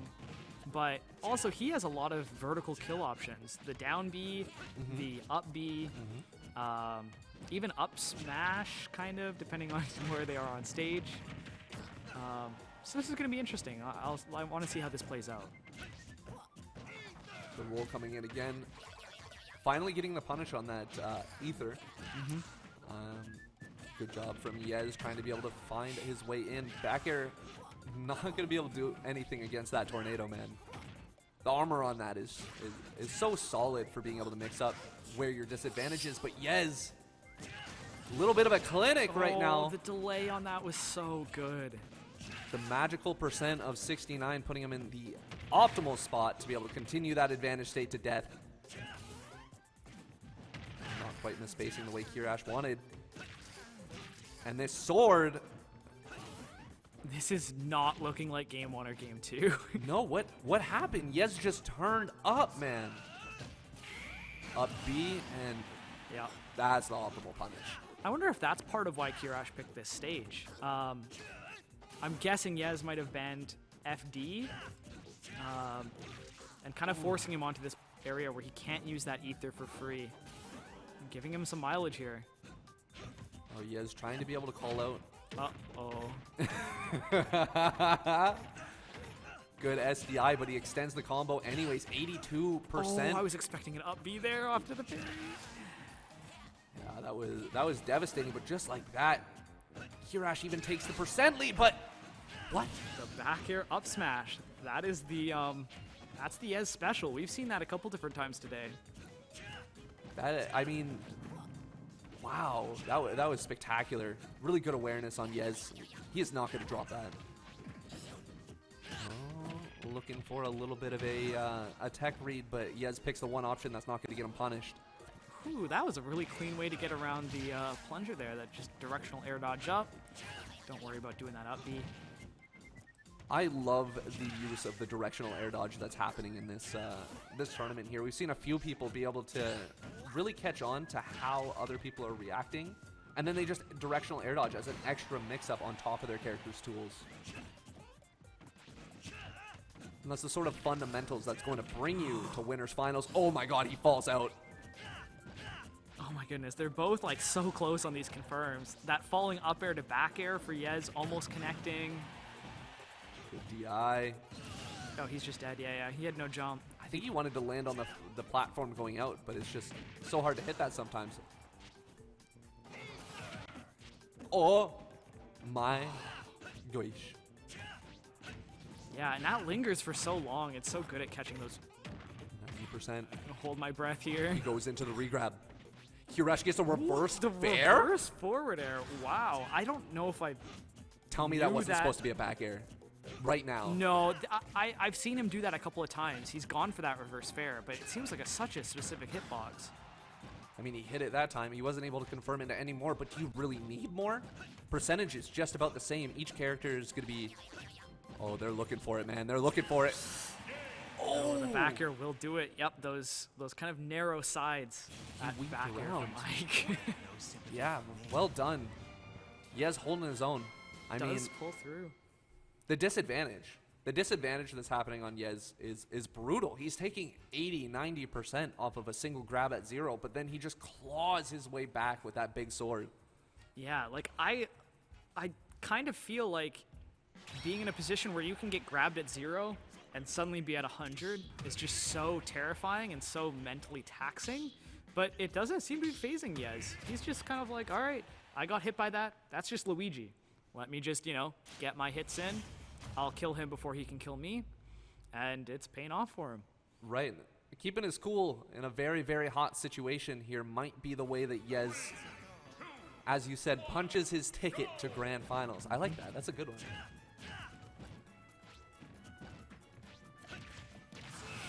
Oh, the Nair. That's another reason. So not only does the super armor cover because the Nair isn't true always, but if he does get hit, he takes 30%. That's an insane conversion. Oh my gosh. And the up B. It looks like Hirash knows about this and will just air dodge to ledge for free almost every time, but... I wonder if there's a way he could like hold down for like a split second longer to actually get the spike. Maybe if he goes a little bit higher. Yeah, but that's kind of risky. Yeah. Maybe we'll see him pull it out when it comes down to it, but even without that trick, he seems to be doing very, very well. That was so close to being able to take a stock. Yeah, you said it. Air dodge is so scary. Oh, the dash attack almost reaching. Here's another one. Hirash. Killing off the top. That was really good from Kirash. He did the double jump to make it look like he was going to recover. Oh. Waited for the eruption to be released. And then has made his way back. Just clip calm. Yes, is getting back into neutral almost for free here. Looks like Kirash is so afraid of these landing aerials. He's just kind of letting... That is very unfortunate. We are seeing Kirash just maybe a little bit shook here. I feel like I'm not seeing the same Kirash that we see in game 1, where his punishes were on point. Mm-hmm. There's some nerves kicking in. There's that tech roll I was mentioning earlier. Still no crazy punish from Yez, but he doesn't really need it. It's just kind of keeping you. I was about to call Luigi Yoshi. I don't know why. Keeping Luigi out, making sure he can't find this kill. No, but that sword is swinging, man. Yez feeling pretty comfortable hitting this A button. Not a lot of punishes can come from the short-handed Luigi, as this sword is looking to cut his way into grand finals. I mean, ooh, I like that down smash option. Covering a lot, but getting punished with a big There's no fair. way this connects, right? Oh, that was scary. I clenched. Oh man, I respect him just going for that. And Kirash also respected it. Being able to time that neutral get up is not easy under this sort of pressure. What I'm hoping... Ooh. Dash dances a little bit. Showing off a little bit, you know, trying to get into his opponent's head. I like that a lot. This is a mental game. This isn't something that is just, you know, press the buttons in the right order, man. You are trying to devastate your opponent, and anything that you can do is going to add to that. Good plunger into dash attack. Kirash is not out, and I think... Oh, that was a big opportunity. Yes, didn't have his jump off stage. Kirash just not able to get there in time. Complementing rolls to each other. Nice! That was a really good punish. Holding on here. We see signs of life from Kirash. Oh, no, no, no. He just kept on down tilting. I mean, when you have a plan. Yeah. Nice down B from Kirash. I almost don't mind this as Yez. You get hit a couple of times. Now suddenly you're not in the percent where you're going to get any like crazy combo done to you. And you can just go back to walling out. I mean, you hope, but you know Kirash has something deep down in his pocket at a specific percent that is going to kill. Luigi always has a something.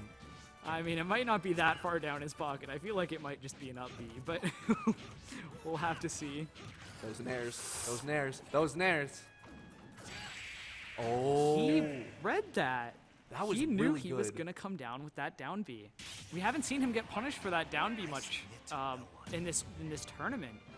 The But- down B on ledge, the down B in disadvantage. And, I mean, he ran off the stage and Yep. put himself in an optimal position to be able to punish. I am very, very surprised. But Yez, just like that, is going to be able to take grand finals from winner's side. You mean get into grand finals from winner's side? That's exactly what I meant. Great Perfect. catch. He did not take grand finals just yet, but he will be giving it his best shot soon enough. See some of these replays here. What a Some- good set. Very, very solid. That is devastating. That's what you were talking about Yeah. before, right? Where it would come down a little bit. Yeah, and then he gets that spike. I don't know whether he was just not going high enough with that earlier, or whether he might not have been holding down, but just didn't really pan out the same way throughout the rest of the set. Those uppies are so good. It's devastating, but as Yez adjusted to be able to see where he was putting his nairs so he wouldn't be punished in those situations, really just, it goes to show how much Kirash needed Yez to be able to approach, because Kirash Yeah. didn't really have the approach option. The entire game was played from the back foot, it felt like, Yep. other than a few like dash attacks to be able to break zone, but even the fireballs just kept getting chopped, man. Yeah. And these throw conversions from Kirash, like, still so fantastic. Oof. That dash attack. You're like, Ike's on stage. He can't reach out this far, can he? And No. then suddenly there's a sword. A huge sword. He had some extra berth on the end of that sword. Kirash could have tried to go further. Like, So right there, we saw that cyclone on the way down. It was a good pick out from on the replay there. Because it's that same cyclone that Yez actually kind of picked out and later in the set punished. it's very interesting waiting till a situation like that to be able to capitalize on something that you've read from your opponent, right? Do you punish it right away, or do you wait until the optimal last hit, last stock when the opponent has pressure and he falls into those habits, and then you're like, I remember this from 3 years ago where I conditioned you. Yeah, and that's why we're talking about Smash being a mental game. Like, there's just so many little things like that that kind of come into decision making. Are you going to try and just like get all of your punishes when you can, or are you going to hold some stuff for, you know, those clutch moments? Lots of points on either side. Much agreed. I am wondering if we're going to see Kirash in winners finals or grand finals. I'm all over the place. In grand finals, I know Kirash wants this run back. I mean, it doesn't seem like a great matchup, but when you start hitting these top levels of play, you don't want a single matchup to be your defining factor, right? Because someone can just counterpick Ike and that's it. And it definitely doesn't seem like it was undoable for Kirash. No, You know, it- like, it was just a couple of key things that Yez was picking out and kind of abusing him for. And I think if we get another set between these two players, it's definitely going to be spicy, and I'm looking forward to it. I think for right now, though, we are going to be branching into Kirby Kid versus Ludo in Yep. the losers Semis. semis. Which should be a really good set. This is a matchup. Well, I guess let me finish going through these replays real quick. I think this is the second run of the replays, if I'm not mistaken. No, I think this is just the last game. Oh. Oh, we're getting right into the set. Okay, here we go. So this is a matchup that I feel like should be pretty decent for Mario in the sense that he can just combo this cape rule. Right. But he really has to respect that belly armor when he's going for things. We're already seeing that. And also, this is another matchup where K. Rool can kind of just go off stage and punish Mario's recovery with that nair. Right. There's not much that Mario can do other than stalling himself with that cape. It's going to be difficult. I'm excited to see how Ludo is going to deal with these projectiles, because that's a big part of Kirby Kid's game plan. And when those are taken away or even used against him, what's going to happen? Doesn't even matter. I mean, he gets the super armor, but that's still percentage in his favor, but that F smash is going to take it. That was such fast mash from Kirby Kid. He got out of that grab so fast and then just did that down tilt immediately. When it comes down to it, there's a few techniques that you can do to be able to get that super fast mash, and it seems like Kirby Kid has been working on it. Short hop nair is going to convert into just a little bit more of a jab, setting up some tech situations. Kirby Kid using his feet like a sword, just like Diddy Kong.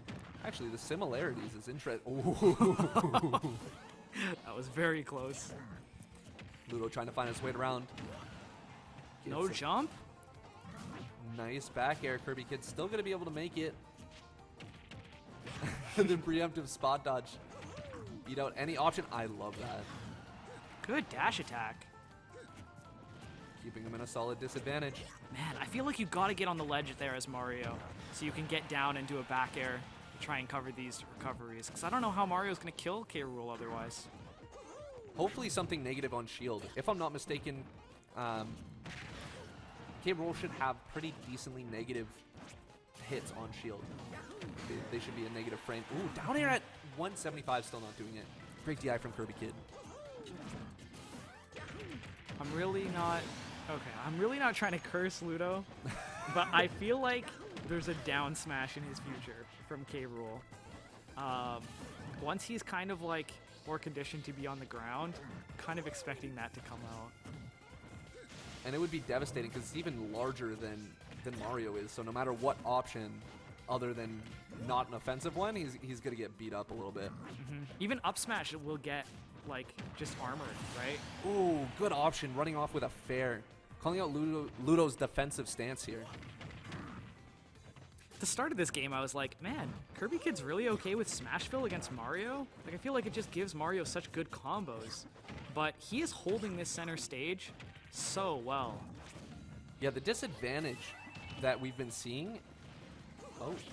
Oh, I think he was looking for a cape or something. Yeah.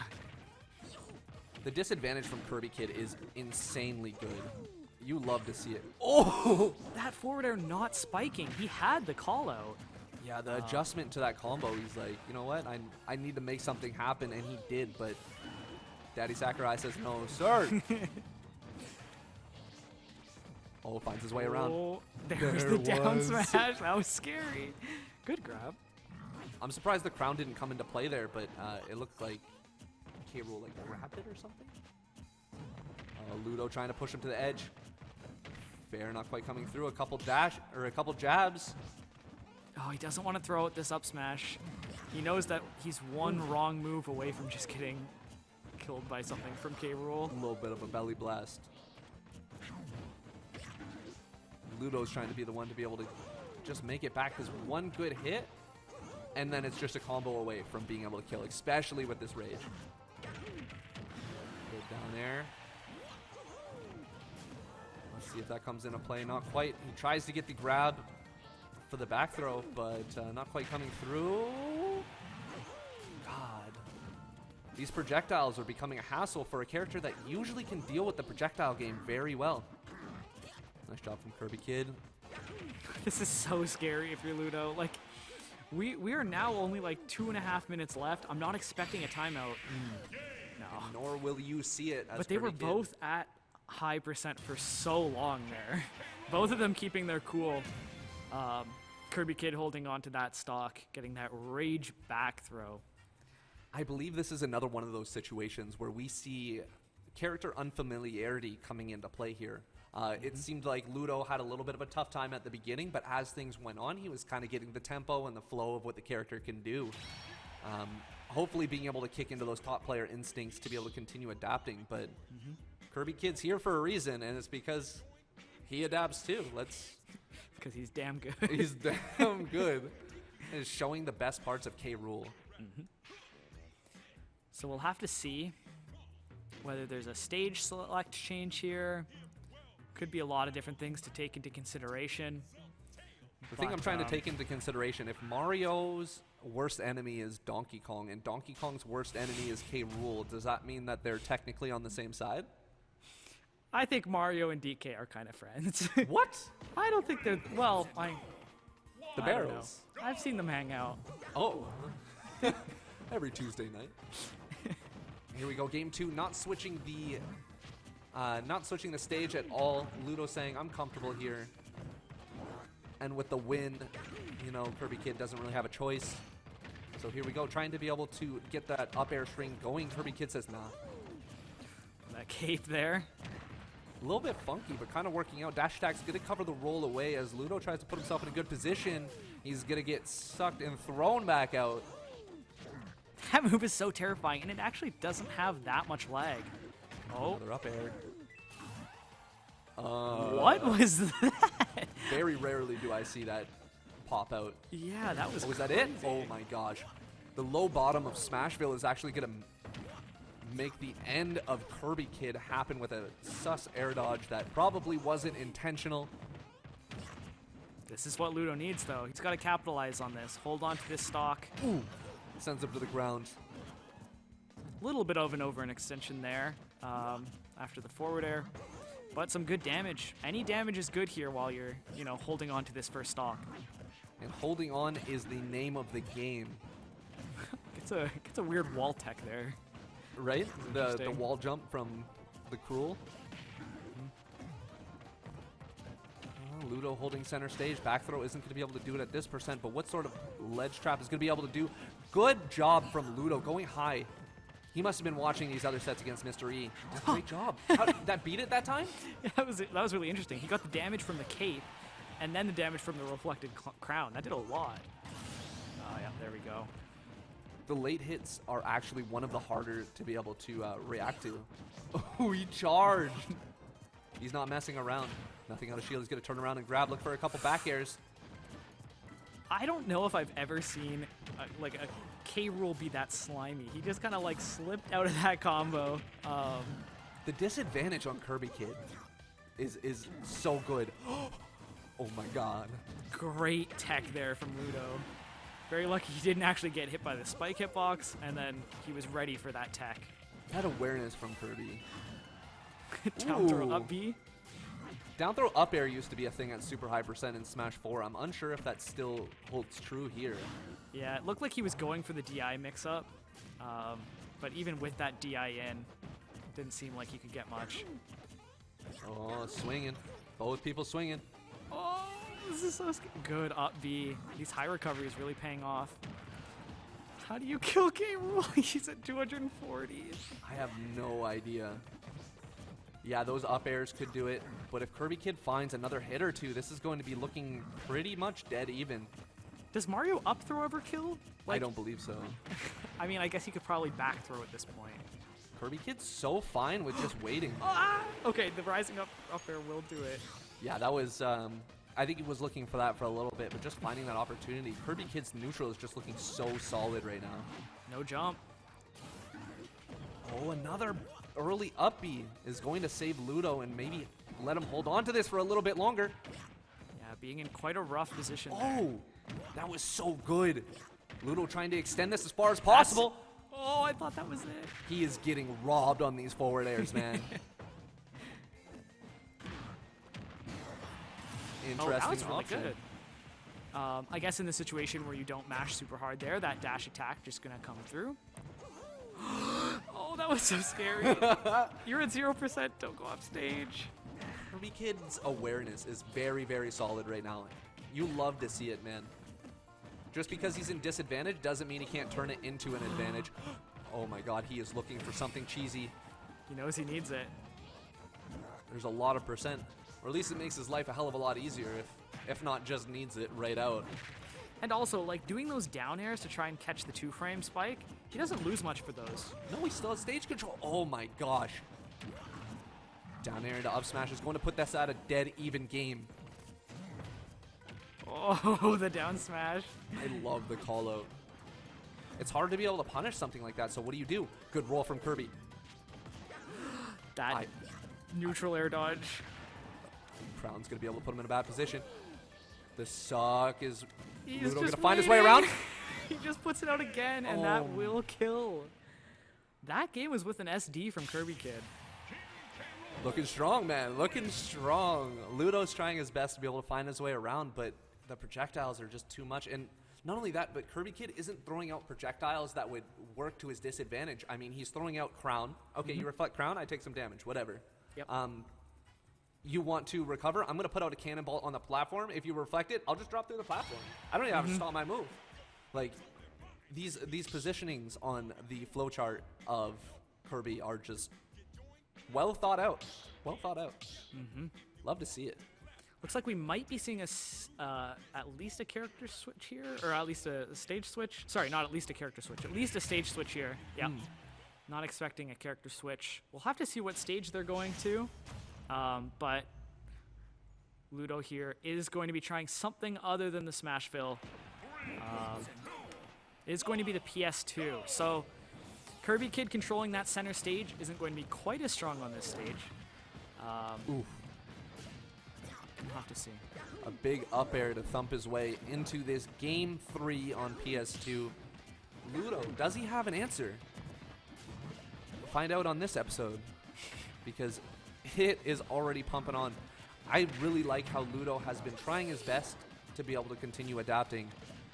Even small things like just trying to reflect the other side of the crown. Oh my god. That's terrifying. That's what I'm talking about. It's like he's already there and waiting and ready to go. Not quite going to take it off the top. Oh, that was so brave, going up with the back air to contest the down air.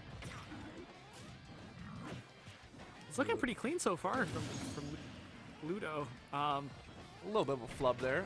Yeah, just pressuring his opponent into SDing. Knows his win conditions. I don't like that. We're going to have to see if he can continue this sort of pressure within the new stock, because that first stock was a very solid advantage state that put him just in charge.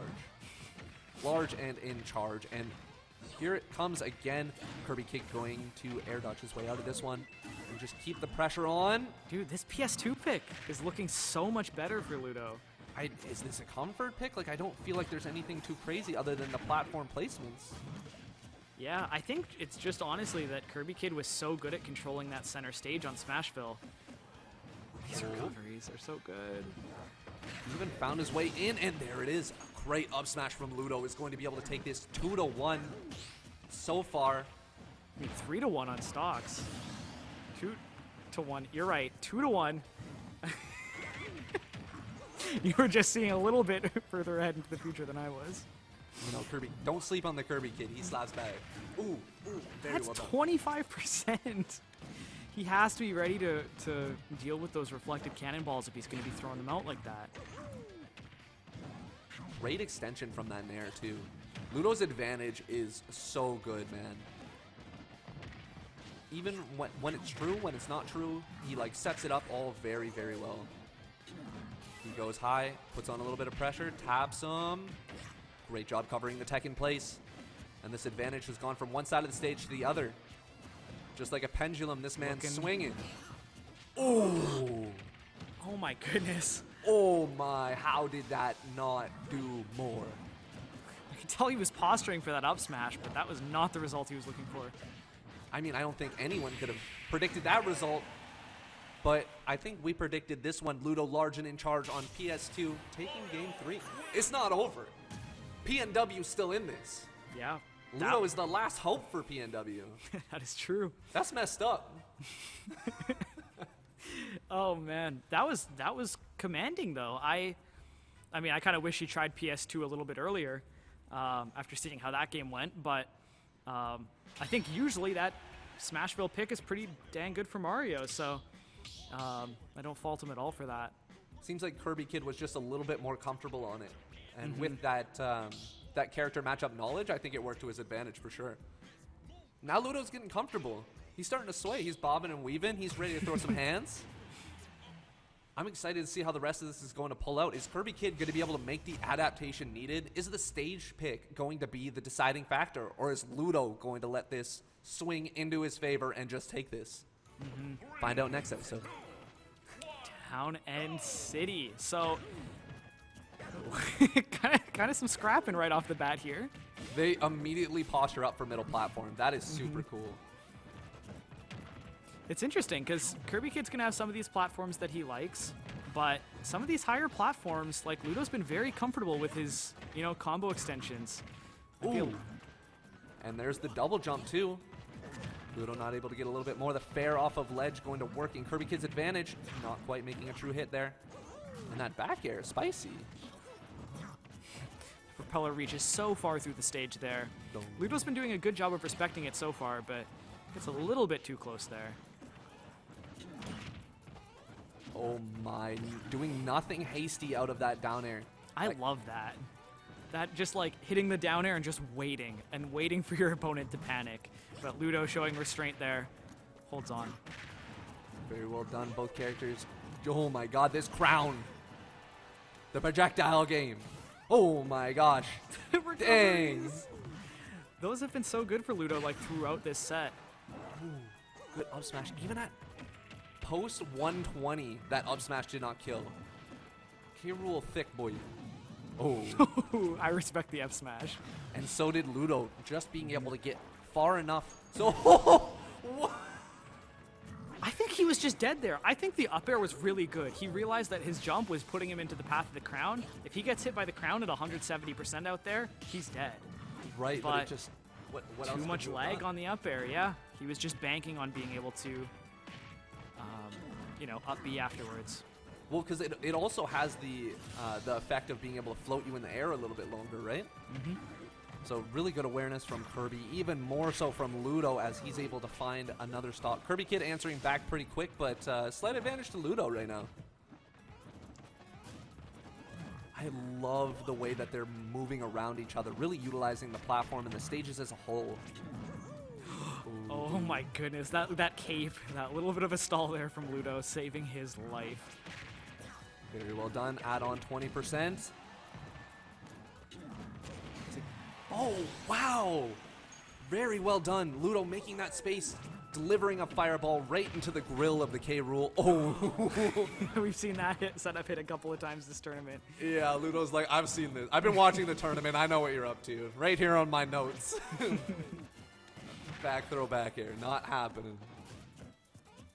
Kirby Kid putting himself in a pretty decent position here. But if Ludo can continue this crazy advantage state and not make any glaring mistakes, he's going to be putting himself in a very, very solid position to continue moving forward. Not quite able to extend. 97% seems like the limit. Oh my gosh. Not going to make it back there. Oh my gosh. Kirby Kid. 34% off that falling fair. Ludo finding a way out of shield to be able to tack on some percent, but Kirby Kid says, no, sir. How do you get past that? I don't think you do. I think you should put down the controller. It's over for you. Oh my god! Not quite being able to get it. Kirby Kid looking for a solid way to be able to end this. Ludo staying strong. Another crown coming out. Dash talk not quite able to do it. Oh my. Great that job. was so disciplined from Ludo, waiting for that spot dodge and getting the grab on it. Kirby Kid coming down with that fair. Looking for something crazy. The suck. I would have catching rolled there. the roll. I would have rolled there. It looked like he had the space to roll there, and He did. He ended up behind him, and then the suck went. yeah, I would have rolled there. I was actually thinking in my head, like, roll is the option here. This is how you get through. I was wrong. Well, because Kirby Kid started the suck, and then he DI'd back. And he, like, drifted back as he came from the platform. Just perfectly placed there. Like, very ambiguous on what option would have beat that. What a great set. Yeah, and good showing from Ludo as well. That's top 4 from him. Very good showing. He died at 50 there. You know, he got down tilted on ledge at 50 and got F smash, and that was the end. Yeah, that will happen against K. Rool. This character's broken. Kirby Kid showing me the light. Thanks, Kirby. I'm a K. I'm- Rool main now. I'm not quite convinced that K. Rool is quite that broken, but I will admit that Kirby Kid makes him look very, very good. Something interesting here. Now, since Kirby Kid has taken this set, he's getting his rematch against Kirash. Ooh, we didn't get to see that, did we? I do not believe that was on stream, but that happened earlier, and it was 2-1 for Kirash. So it was close. So we should be in for a good set coming up here. He went from one Mario brother to the older one. Yeah. You will bully my younger brother. I am excited to see some of the potential Luigi combos on K. Rool. Yeah, that's a body. If I've ever seen one. Yeah. 243%. Yeah, when you die to up air, just vibing in the center of the stage, that's rough. Yeah. But you also deserve to die by up air at that point. Yeah, I mean, if you're going to survive to 240, yeah, you've got to be ready for that sort of thing to happen. I love that down throw into dash attack mix up. Yeah, I hadn't actually seen that before today, but that seemed like really, really good. Right. And there it is again. The suck at ledge is just going to be brutal. Mm-hmm. Well done. Kirby Kid securing third place, looking to be able to win. Oh, and here we go. This is the game. This is game 3. Yep. It's so cool. Ben Gold and Kirby Kid both make this character look so cool. I know Ben Gold not in this tournament, but just another very good K. Rool player. Right. He's isn't he Australian? Yep. Just some of the setups that this character has are just so cool to watch. Like some of the jab into like returning crown up air stuff that we saw. Just really, really cool setups. I like that they added a heavy character that doesn't just kind of like play like all the other heavies where it's like, I just have strong moves, like, haha, like, good luck. We actually have kind of like a heavy with a little bit more identity, which I think is so cool. Yeah, that's one thing that they've done so well in this game is create identity for each of the characters. Mm-hmm. The DLC has all been super unique, and even some of the characters that they brought back, they've adjusted to be able to make really cool, man. That's such a good F smash. Yeah, Ludo's spacing was immaculate. 97% not quite doing it. So Like, almost killing him. I guess he was going for that platform there. Yeah, that was a little bit sus. That was kind of the turning point of that match. He was looking in the driver's seat and then died to a back throw at 90. And there it was. He went behind it. He was behind it. Yeah, and like I mentioned, I would have rolled there. And he tried a lot of different things there, right? Like he tried waiting. He Right. tried like doing get up attack earlier. Like he tried a lot of different things to get through that. And it seemed like each time Kirby Kid like had the slight adaptation on where he was staying and where he was like setting up that blunderbuss. So Really good awareness overall because he never really covered the same option multiple times, right? Mm-hmm. Just terrific. Let's take a second. We've had some really, really amazing matches. Let's take a second to give a shout out to someone who has been helping us through this amazing time and put on this event. So yeah, I'll give a quick shout out to Monster Cat. They are a sponsor of this event. If you haven't heard about Monster Cat Gold, it's a fantastic service. If you haven't tried it yet, it's only $5 a month. You can download and stream thousands of different Monster Cat songs from top electronic artists. You can use music in any of your live streams and videos. No fear of DMCA, no fear of strikes. They've got tons of additional perks too, including early listening to some new music, Monster Cat shop discounts, and some exclusive community features. So make sure to check them out. Nice. Yeah. Well done. Love that. Love that Monster Cat. It's yeah, it's hard out here being able to get some decent music that doesn't get copyrighted. Yeah, I definitely go the route of just playing like video game music. Ooh. And it's kind of getting a little bit tired. I feel like I can only play so much video game music before, you know, it gets a little bit boring. So I might have to check out some Monster Cat stuff myself. We've had Donkey Kong Country 2 on repeat for 6 months now. We need to do something a little different. Yeah, I mean, nothing wrong with Donkey Kong Country 2, but do have to mix things up after a little bit. So I guess up next we're going to be seeing losers finals for Yez? No. Nope.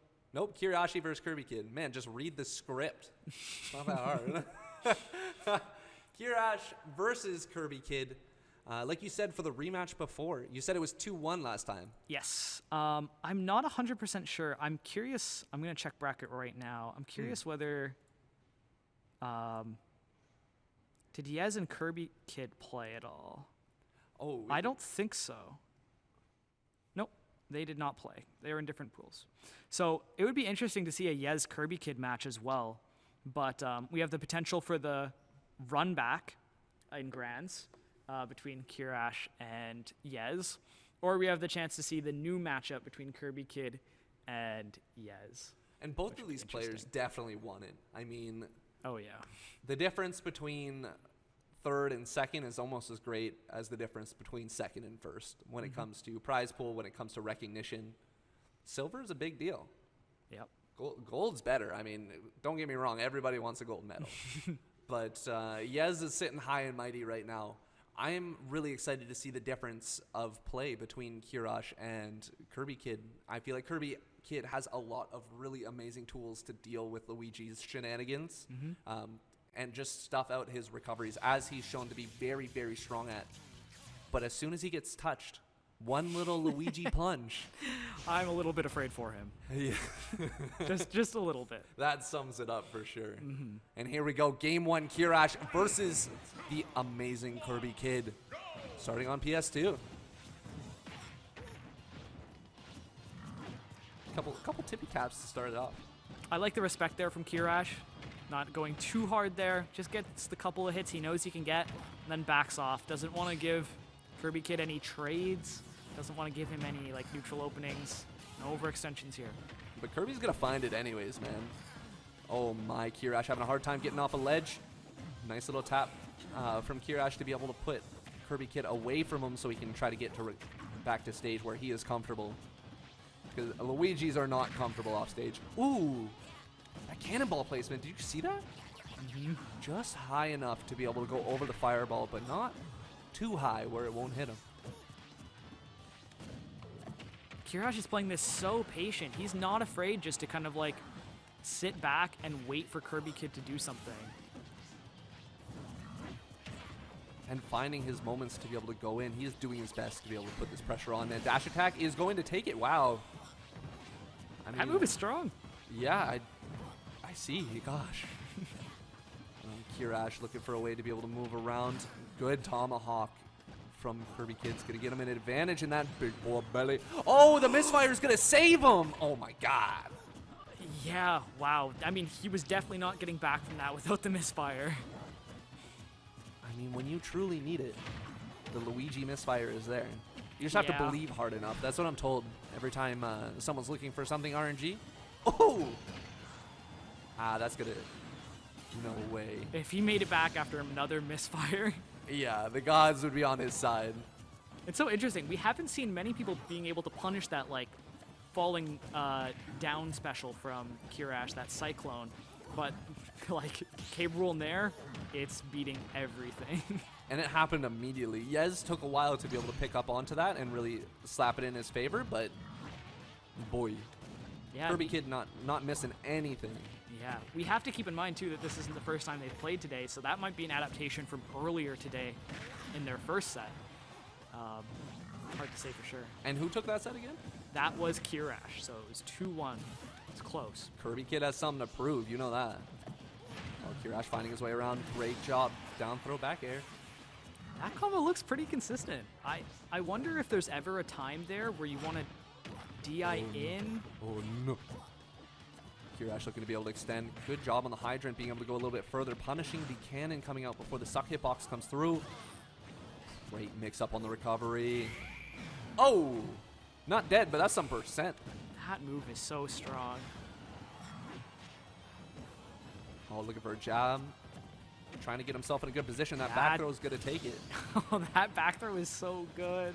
They didn't, like, in the latest patch, they didn't buff the damage at all. It was just the angle. And changing that angle made it kill earlier, made it harder to recover from.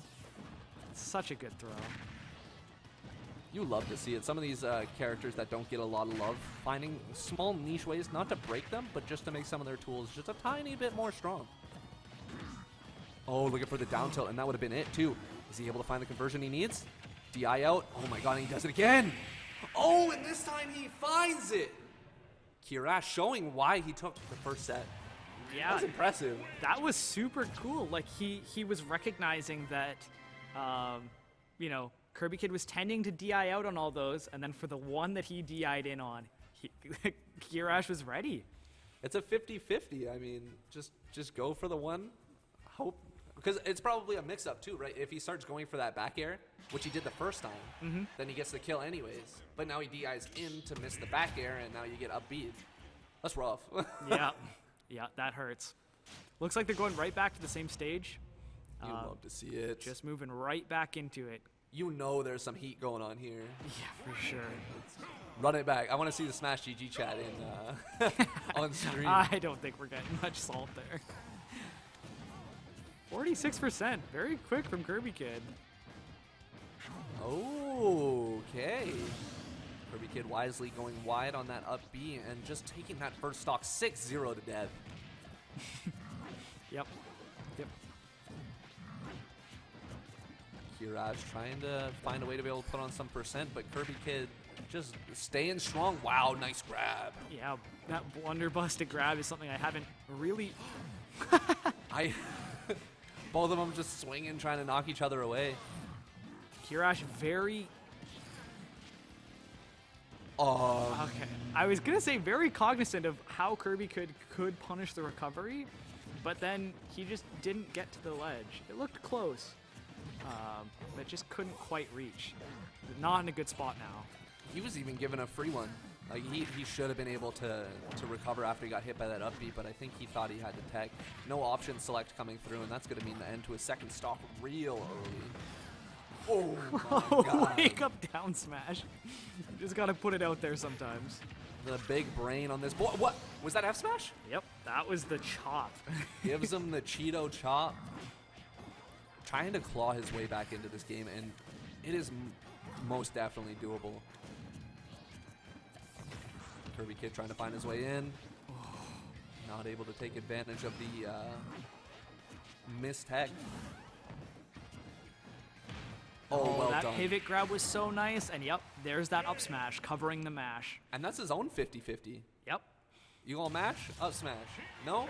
Dash guy. Yeah. Or if you don't mash, sometimes he sometimes he even has time for F smash. Ooh. Which, that move, that's a strong one. Yeah. You've seen That's it a gonna couple times. The Kirby Kid getting the down tilt F near smash, ledge. Yeah. Yeah. That killed Ludo at what, 50? Yes. That's hard to be able to deal with, man. But Kirby very cognizant of his advantage and disadvantage. 1-1. That was a quick clap back. I mean, he went in there with a vengeance and then applied that vengeance. And now things are looking a little bit more even. Yeah. Looks like we might be seeing a... Well, we went back to change something. Did we actually change anything, or are we going right back to PS2? Nope, we're going to Smashville. So this is Kirash's counter pick this time. Very interesting. Yeah, I mean we saw Kirby Kid looking so comfortable on this stage earlier. That was so much pressure, man. It seemed like K. Rool had a hard time being able to pick an option out of that. I don't know what he has for out of shield, but like the down air and the nairs and the fairs just put you in such a rough position. Good recovery there. Kind of has to ride the edge of the stage there to get through that plunger. Finding his way through. Kirash stuck on ledge with nowhere to go. But finding his way through, taking that stage control, and neutral may begin again. Just wasn't quite prepared for where Kirash was going to go after that crown hit. Didn't quite connect that up air. Oh my gosh, these plungers. Kirby Kid's gonna have nightmares of plungers coming out of nowhere. Nice dash attack's gonna put him in an advantageous position, and the nair. Good recovery. Not gonna do it. I love that. I love that so much. That's so good. I want to see another dash attack from Kirash. I feel like that was an option that worked quite well for him in the last game at these higher percents. We're seeing so many wake up aggressive options from Kirby Kid right now. Nice. Wake up down smash, wake up up tilt. Wake up, you didn't get your timing properly, so now you're gonna get punished. Oh no. Oh my. These players are not afraid to play around off stage. No, which is so surprising. You would think Luigi would be a little bit more, concerned about getting bopped up in a situation like that, but he's swinging just as much, if not more. I mean, if he knows Kirby's gonna come off stage, you might as well at least give it a shot. Wow. Oh my gosh, what a moment. Will do it. And now I'm scared for Kirby Kid. This is the percent where, or like these sort of percent windows where Kirash can get these crazy combos. I mean, a solid 50% is nothing to scoff at. Finding his way through the nair, not quite going to be able to take that away from him. Kirash trying to follow it up. Kirby Kid says, give me some space. Please. Just about. Very good punish. I don't know whether Kirash could have shielded that, or it looked like he was on the platform for a little bit, but I know up B has so much lag. Even online, that is the part that surprises me, because that move, sometimes you can go through and just kind of hit the ground, but he recognized that he's staying there. What? What? Down throw dare. I Great think job from we've Kirash. almost seen Kirash kill with like every Luigi move off of a down throw. We've seen down throw up B, we've seen down throw down B, we've seen down throw back air, we've seen down throw down air. Like, Down throw fair when? we're looking for down throw fair, down throw nair, and down throw misfire. I don't think we're ever seeing down throw fireball. Unless it's like a down throw fireball into whoops, I air dodged. Yeah. Fireball, we're stretching it a little bit. But great job from Kirash, keeping the mix-ups coming, man. You think Luigi is just down throw down air? No. No, it's not just one combo over and over. This man is using a plethora, a smorgasbord of moves to be able to take this out. Kirby Kid choosing just to go back to Smashville seems like one of his like more appreciated stages. Seems like he's pretty comfortable here. His set against Ludo definitely comes to mind when thinking about ooh. Armoring through all of that Cyclone. Just multiple hits, just slapping off his belly, and K-Rool don't mind. Looking for that up smash, not quite able to get to the position he needed to, or he was looking for it. Oppa! That's unfortunate. He was ready for that back air. He had the setup for the spike, but But the timing just like a few frames off to be able to hit that. And I don't know if that's something that he could have adjusted or not. Kirash looking for the back airs. A roll away from Kirby Kid's gonna reset neutral a little bit. Kirash extending and getting bought by the cannonball. Here it is again. he's walking right into those cannonballs. And there it is again. No, Kirby Kid putting up that big frontal attack of just projectiles, which is not. Oh! Kirby Kid slapping at him. You Yeah. love to see it, man. He's coming back with a vengeance. We were not wrong. You know he does. I He think we're wants going to this. see a game 5. I'm excited for this. Oh, looking for a down air. Cheeto Chop coming through. His back air, back throw is not going to kill. Too thick. One up air, crowns, armors through. Almost dying off the side to that Cyclone. Kind of awkward DI at these higher percents. No jump. Oh my goodness, that stuck so far through the stage. Oh no, that terrible angle. He covered it. No jump. He's gonna have to side B. Yep. And The easy no nair, dice. no jump. The That gods was- said, give us a game 5. That was pretty clinical from Kirby Kid. You don't get much cleaner than a 3-stock. Right, a 3-stock wasn't really ever in a really bad position, other than taking some percent in the beginning, which is like mandatory when you're versing Luigi. He's looking extremely strong. Yeah, you're kind of just expecting that against Luigi. Like, it's just going to happen. And I'm wondering, did he get it figured out? Did he come up with an equation and now Kirash is doomed? Or is this just a comfort counter pick? Yeah, looks like we might be getting a different stage here again. I'm going to select something here.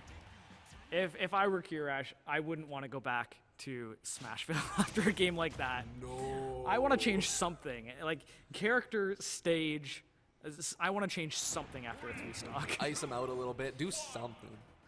And I like this, the PS2 counter pick. Ludo had a mild amount of success with this counter pick as well. I'm wondering if Kirash is doing his own little bit of comfort. Oh, and he is looking comfortable. Is he not? Is he not looking comfortable? Solid 94%. Kirby Kid looking to be able to get a disadvantage with a hit, but I mean, that's brutal. Yeah. I mean, while it is brutal, Kirash hasn't been killing Kirby Kid. Like, last game, he was at 200% and he wasn't dead yet. And if you look at his health bar as being like 200%, that's honestly not that bad. Right, when he can find a kill at an early percent.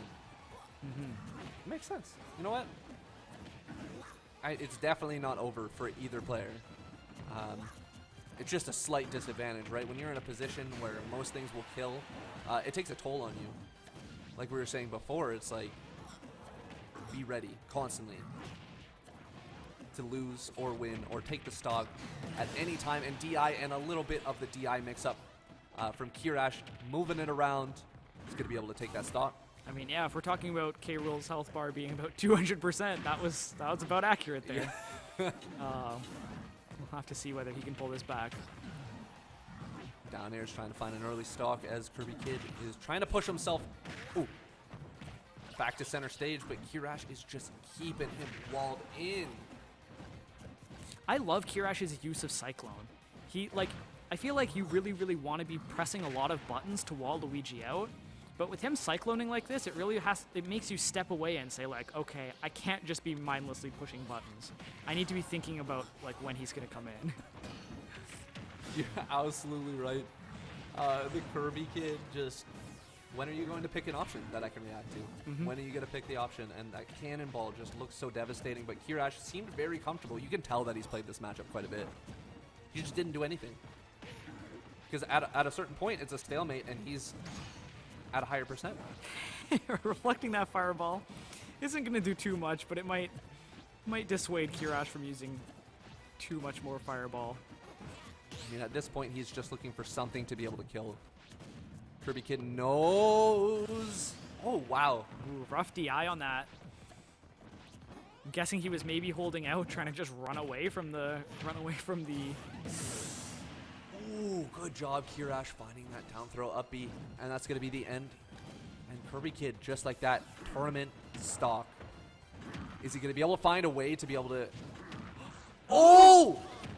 Oh! Good he trade. makes... Oh, no! The misfire gods. again. The gods have intervened. How does he know? Like, I think he's just praying.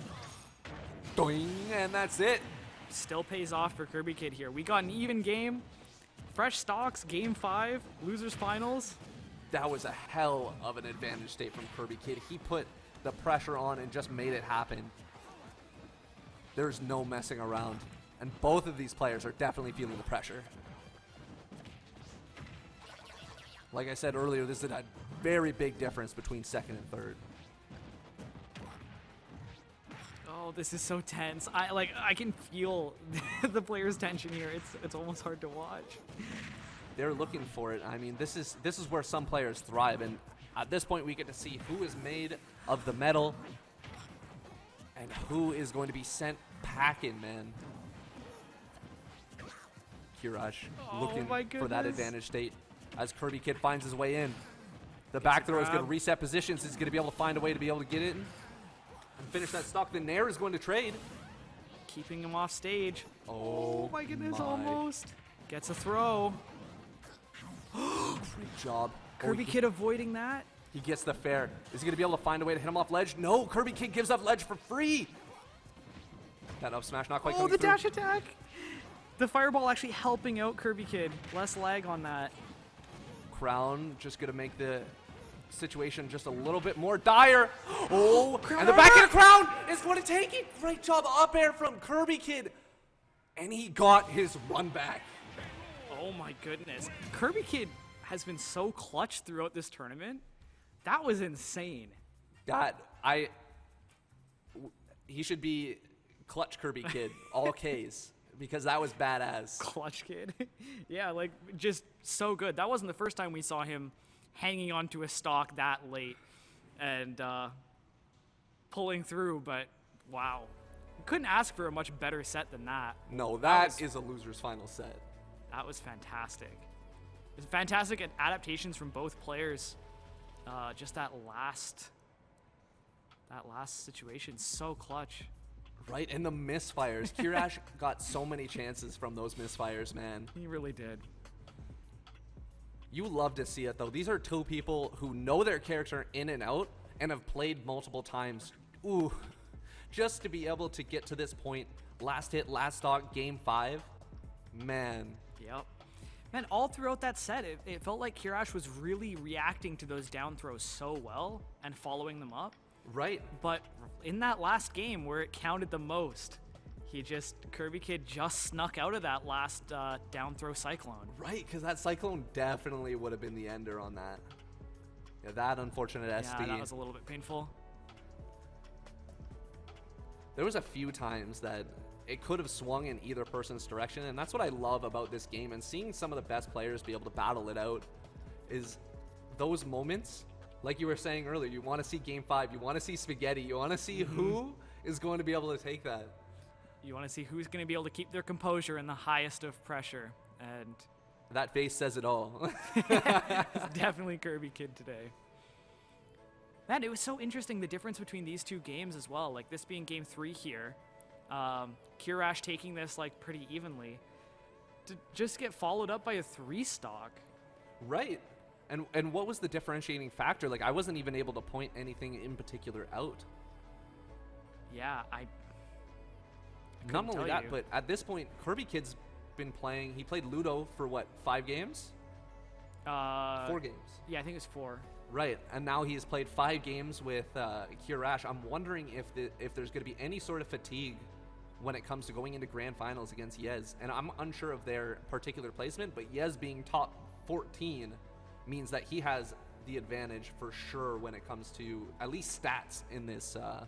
Oh, that was so that good. was so good. Yeah, and that can go either way, right? It could be like Kirby Kid being extremely warm after playing this long,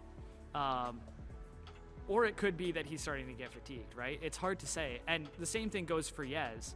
He could be like not warm because he hasn't played for a while, Right. or he could be really rested and ready for this next game. So I'm ready for a slobber knocker. I want to see this Ike versus K. Rool. I want to see these heavies duke it out. Well, that's true too. We have an all heavies grand finals. Yep, Let's go. That's exciting to see.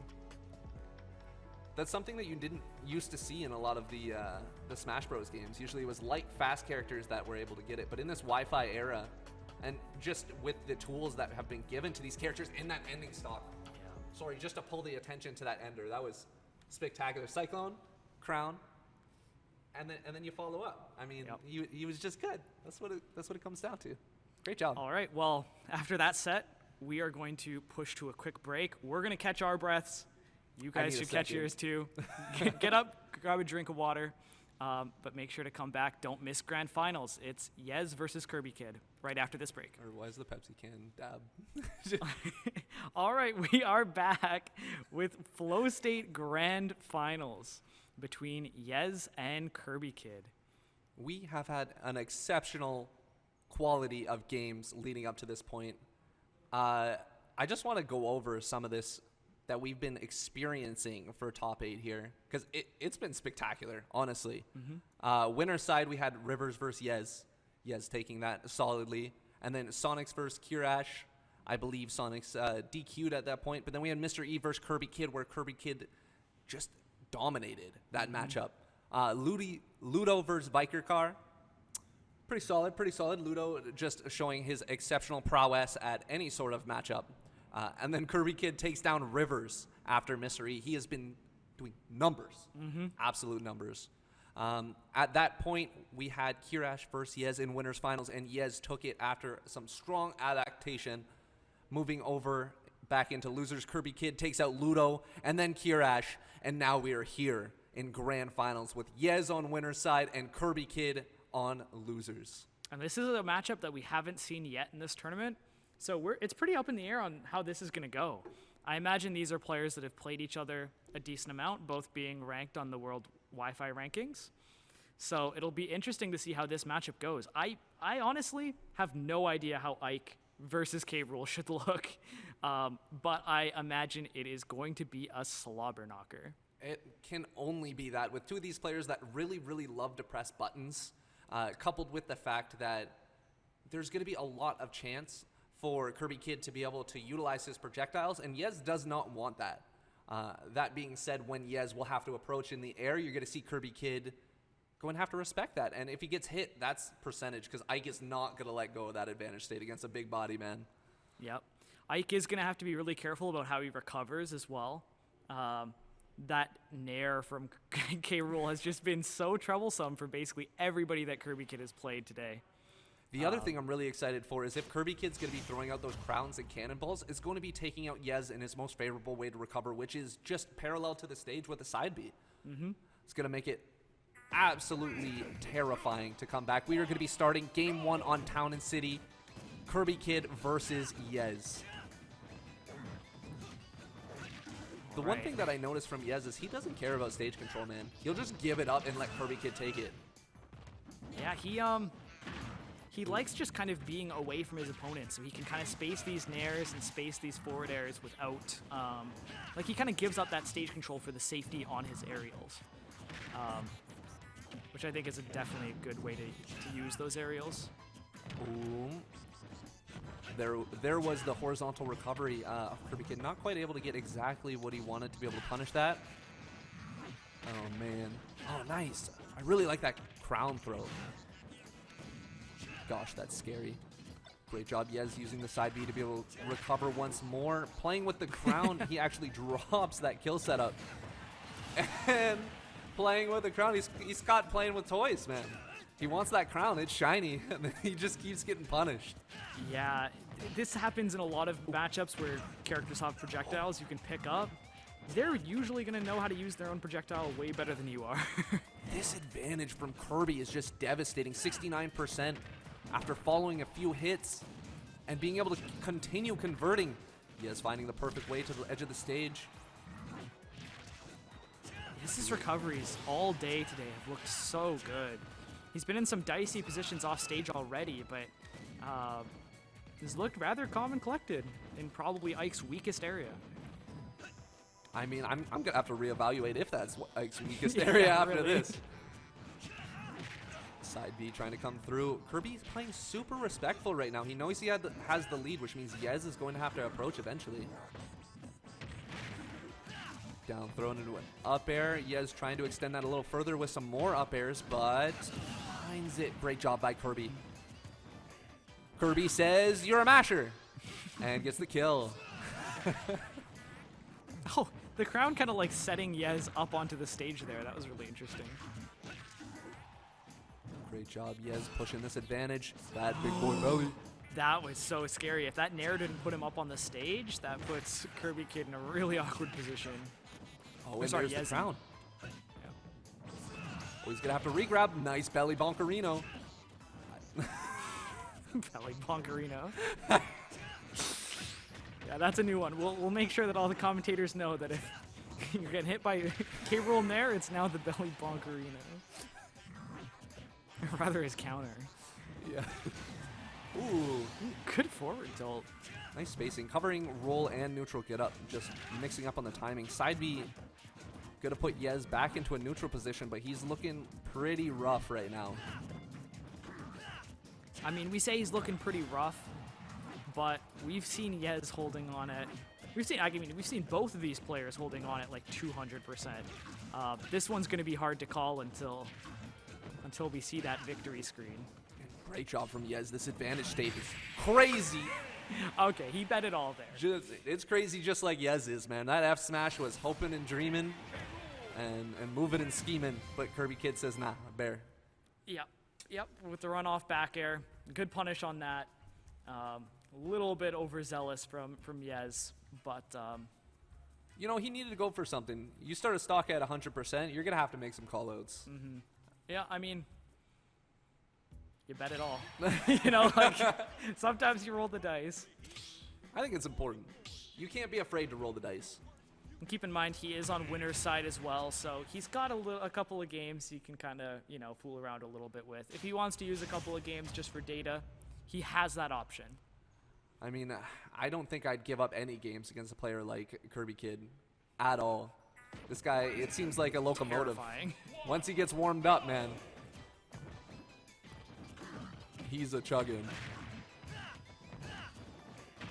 Not opting to wait for the tech situation as... Ooh, good air dodge. That's so terrifying. It's so crazy to think that, like, you can get, like, 2 hits on Ike and then suddenly he's in danger of dying off stage.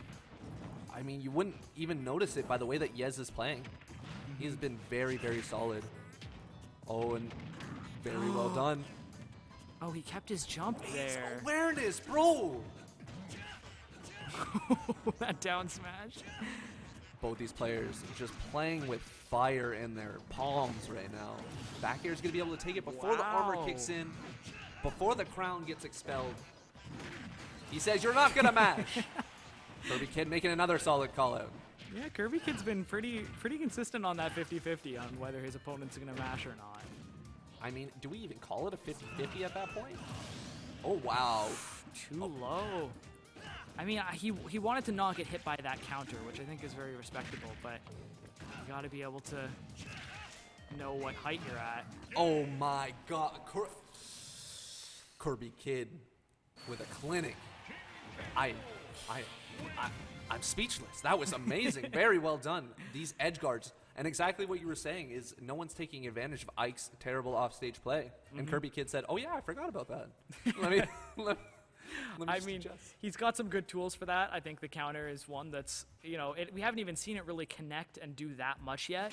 But just the threat of it hitting is forcing Yez to go real low. And he's just going a little bit too far. I don't know if there's a spot that he can, like, actually get where the counter won't trigger, but he'll snap. I figure there must be. That must be what he's going for. Right, except it's extremely difficult, probably pixel perfect almost. Usually those, like the Crom and the Ike up Bs are very, very close to having to be perfect to trigger the counter and still be able to grab ledge. Yeah. Hoping for the best, man. If Kirby keeps on like this, though, I don't know if Yez has a dream. Well, there's always a dream, but is it an actuality? I mean, we've seen Yez pull some stuff. I'm not gonna count him out. I'm excited to see what kind of adaptations he makes. Remember, he was down against Kirash in winners finals as well. Wasn't down 2-0, but we still have a set to work with, so we'll see what he can make happen. Right, it is not over till it's over. I just look at this board and I'm saying, man, Kirby Kid is looking hot. Super non-biased commentary. Nice. A little bit of a responsive roll behind as Kirby Kid's keeping the pressure on. Yez trying to find a way to be able to get this started, and not quite yet. But you know he's keeping this. Ooh, whoa! I killed rather early. I guess Town and City sides just being that close and Blunderbuss being a strong option. That's a pretty good point. I love that option from Yez.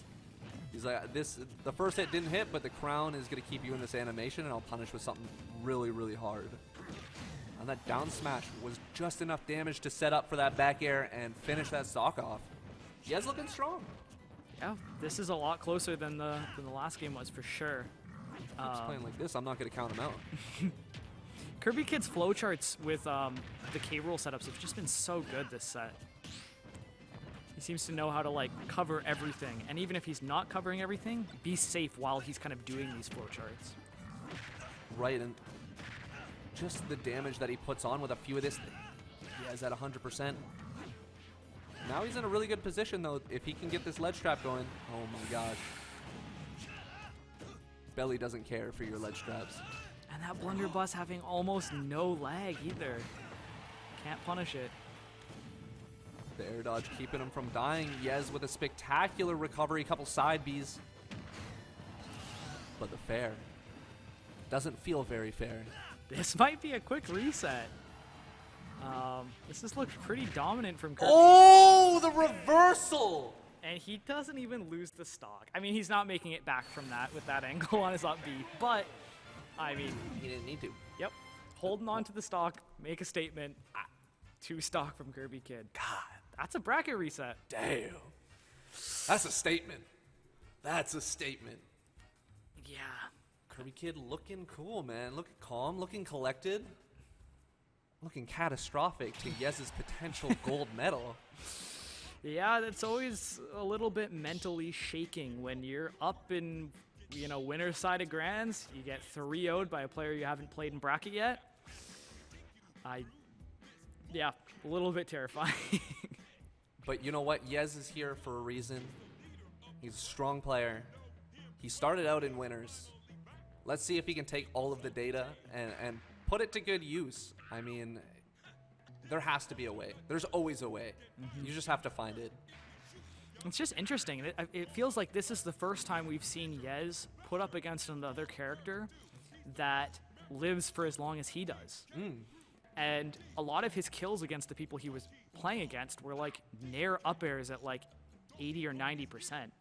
Right, and well, he would be at a high percent as well. Exactly. He wasn't really ever winning neutral like a ton more than his opponents. And against K-Rool, if he's winning like an even amount of neutral interactions, he's in a rough spot. And that kind of seems like what we saw in this past set.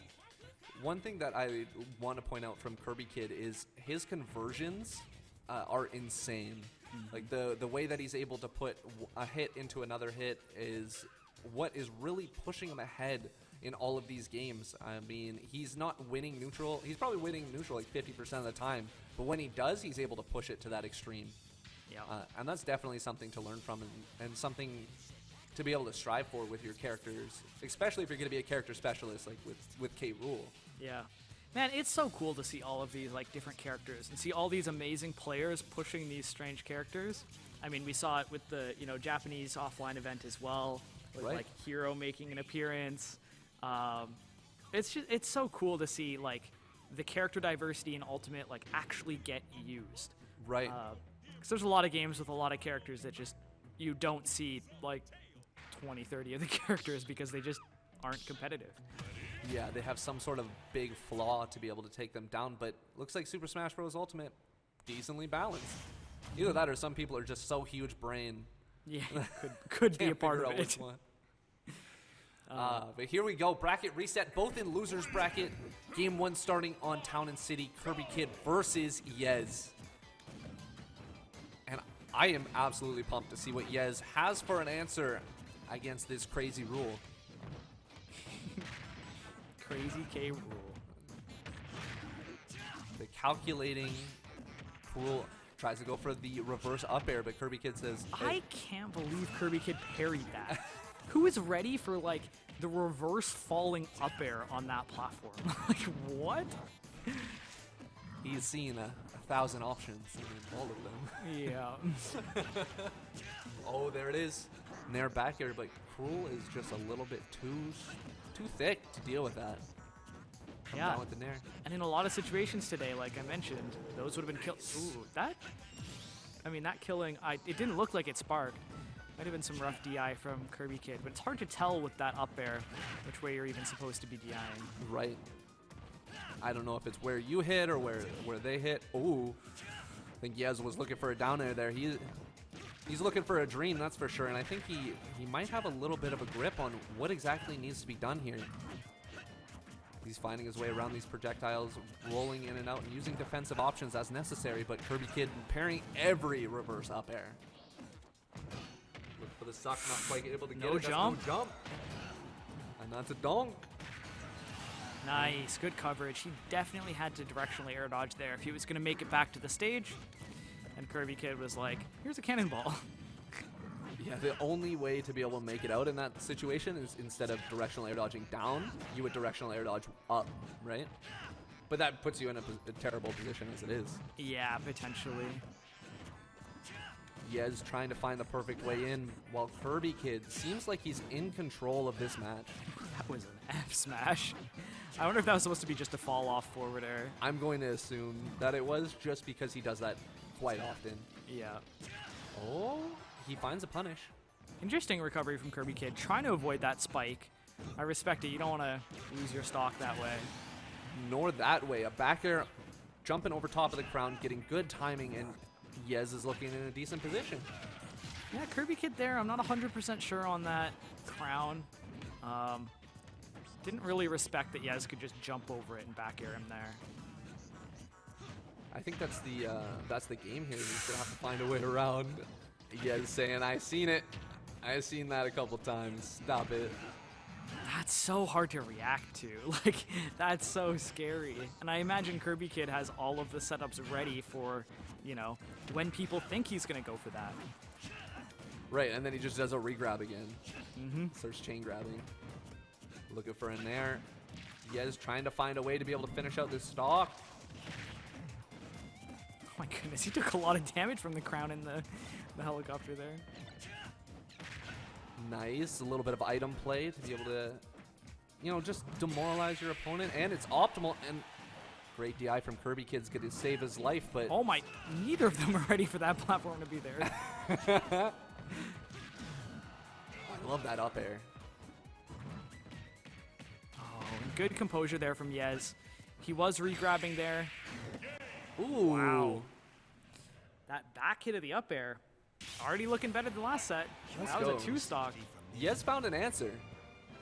Is it Town and City, or is it something just a little bit more nuanced? I felt like that game he was dealing with the projectiles with a lot more respect. Yep. Overall. I think he was respecting Kirby Kid a lot more in general, which turned out quite well.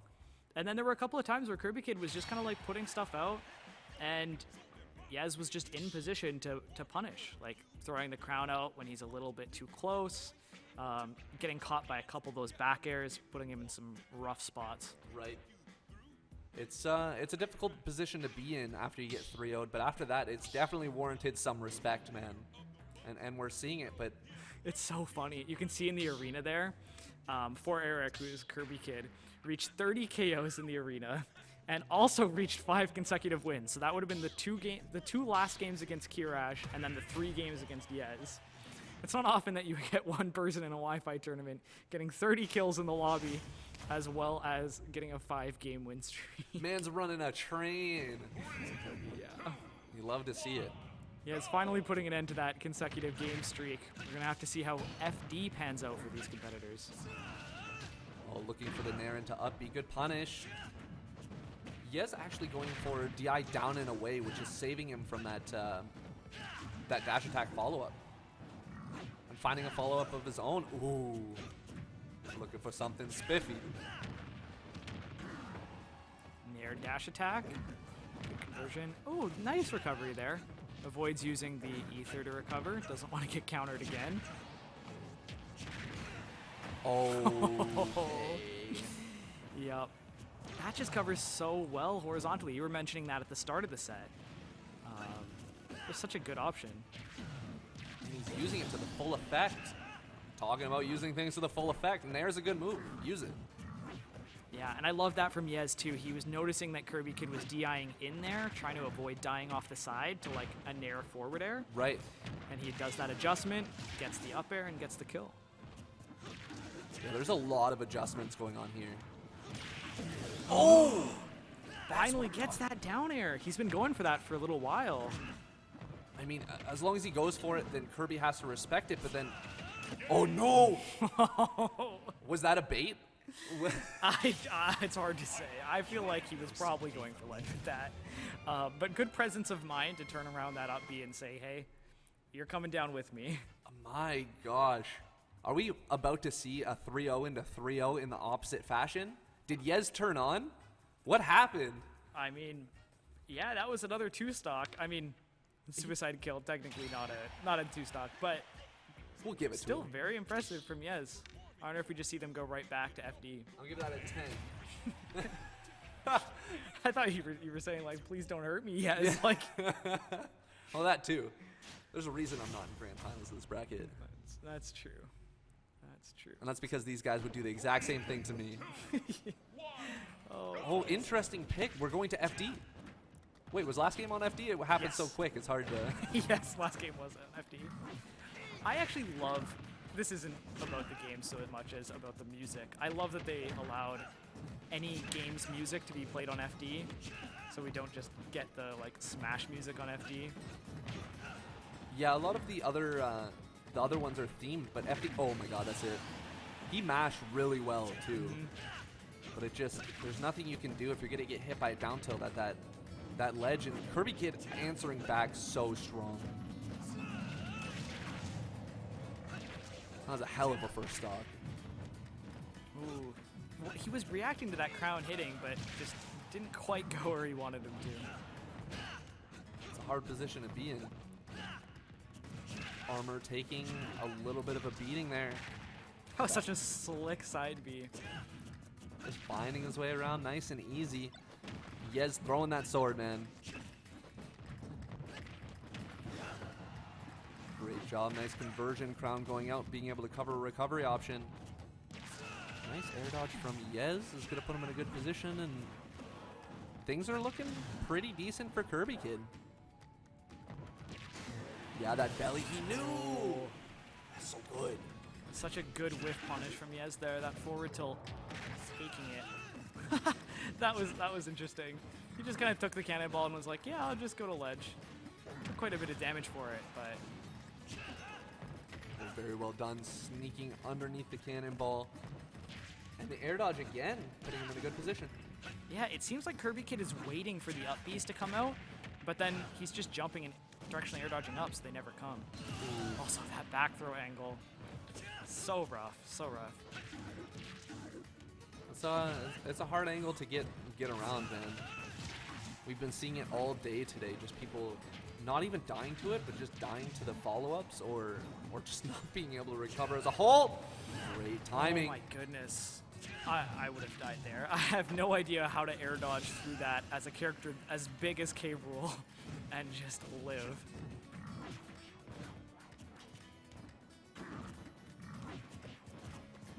Man. This is so tense. Yeah, the neutral's just playing out as projectiles flying. That was such a clap back from Yez too. This Kirby Kid's tournament stock has been looking good this game, but against a character with an advantage state like Ike, you've got to be scared here. Goes for the down smash. That's something devastating. Drops the shield to be able to get that up tilt, but Yez finds that defensive position. They both full hop nair at each other. Oh, this is so scary for Kirby Kid. Back air. Bear. Kirby Kid gonna find his way back, using a whole bunch of defensive options. Great job. Nice conversion. Yez finding his way down to the ground through the crown. Doesn't take any more damage on the shield.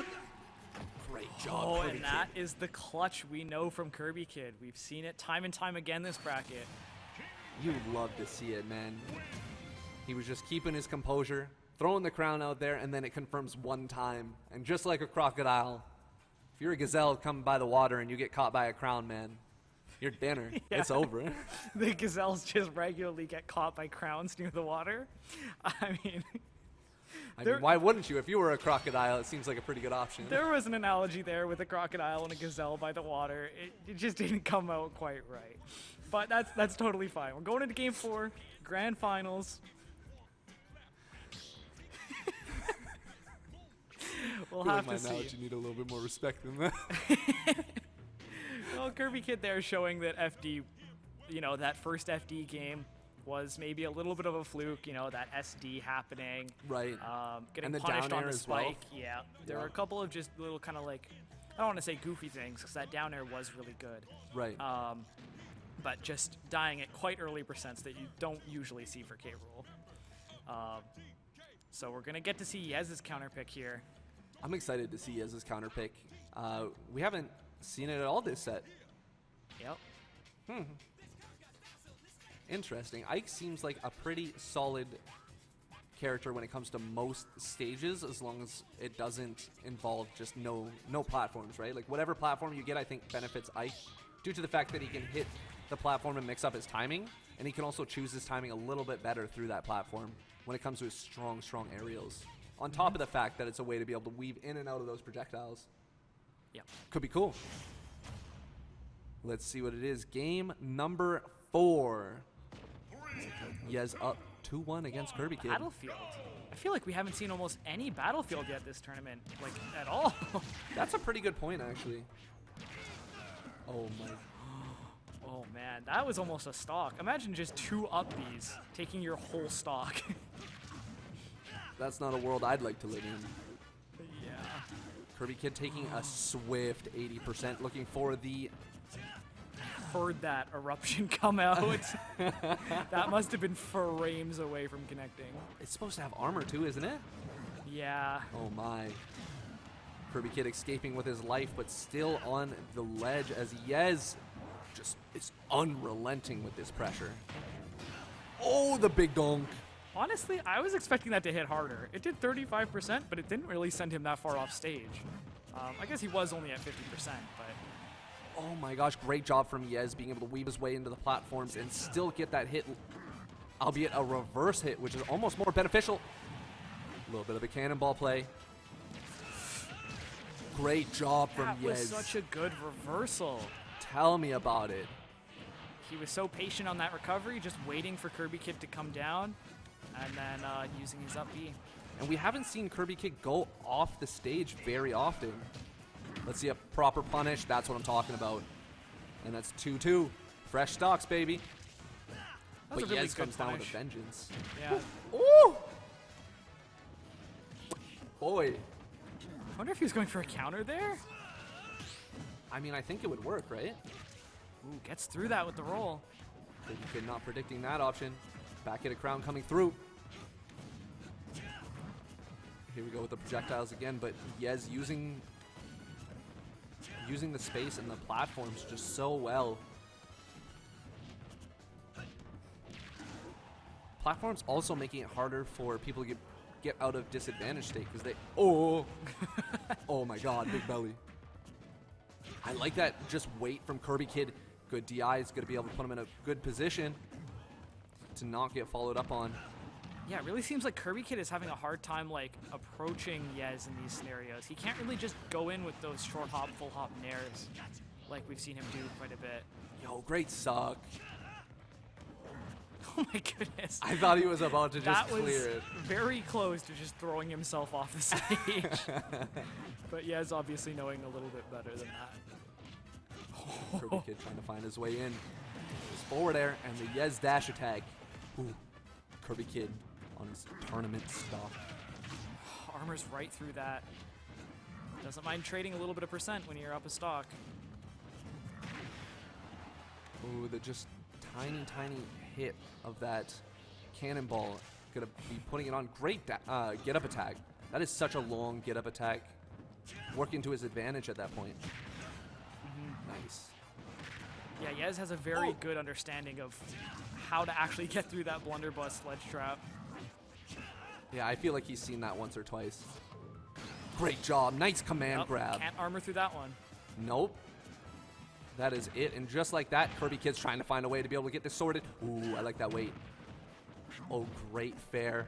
Man, Kirby Kid is getting so much out of these falling fares at the low percent. Yeah, that tech situation is just something that K. Rool with his fast movement speed is able to follow up on. Yeah, he's looking for it. Falling up there, falling there. Crown coming through. The pressure is here.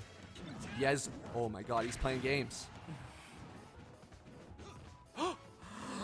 Oh, he had the punish, but the timing was a little bit off as Kirby Kid's able to weave his way around. Picks up the crown again, so he has his tools back. And the Yez dash attack is going to be able to take it. Very well done, Yez winning. Flow State numero uno and taking first place against some of the best that we have to offer. That was fantastic adaptation from Yez. It seemed like kind of how all of his sets went. He was kind of down to begin with, and then he just, through just playing it out, staying calm, staying cool, staying collected, just came back. You love to see it. I mean, he got 3-0'd in the reset and then says, no, this is not going to be it. And even with signs of life coming from Kirby Kid in Game 3, it wasn't enough. The Battlefield platforms really coming into an advantage for him. And, I mean, a good stage counter pick. What can you say about that? That's the point of stages, right? Yeah, it turned out quite well for him. It was interesting. We just hadn't really seen Battlefield that much before in the like top 8. So I don't know whether Kirby Kid was kind of prepared for that without us having seen it or him having played it for it all today. I feel like it's one of those stages that most people, if they know their opponent is good on a triplat, they just ban it. Mm-hmm. But Ike, I haven't really thought about Ike being really good on triplats. Oh, that forward tilt. Such good coverage sometimes. Mm-hmm. Yeah, it was cool how he was using up B on triplats too. Sometimes using it to go to that top platform and stay safe. And then sometimes just like kind of weaving in between the two platforms to see if he can get the hit with it. Right. Thought that was a really cool pick for him. Yeah, it seems like the counter picks really coming in clutch today. This, I believe, is the finish up on set number 1, if I'm not mistaken. Mm-hmm. With Kirby Kid just so dominating. I'd have to take some time to be able to really get into it, but like his projectile placement was so hard for Yez to deal with, and he was pressing so many good buttons, coupled with a couple SDs. Yeah, for sure.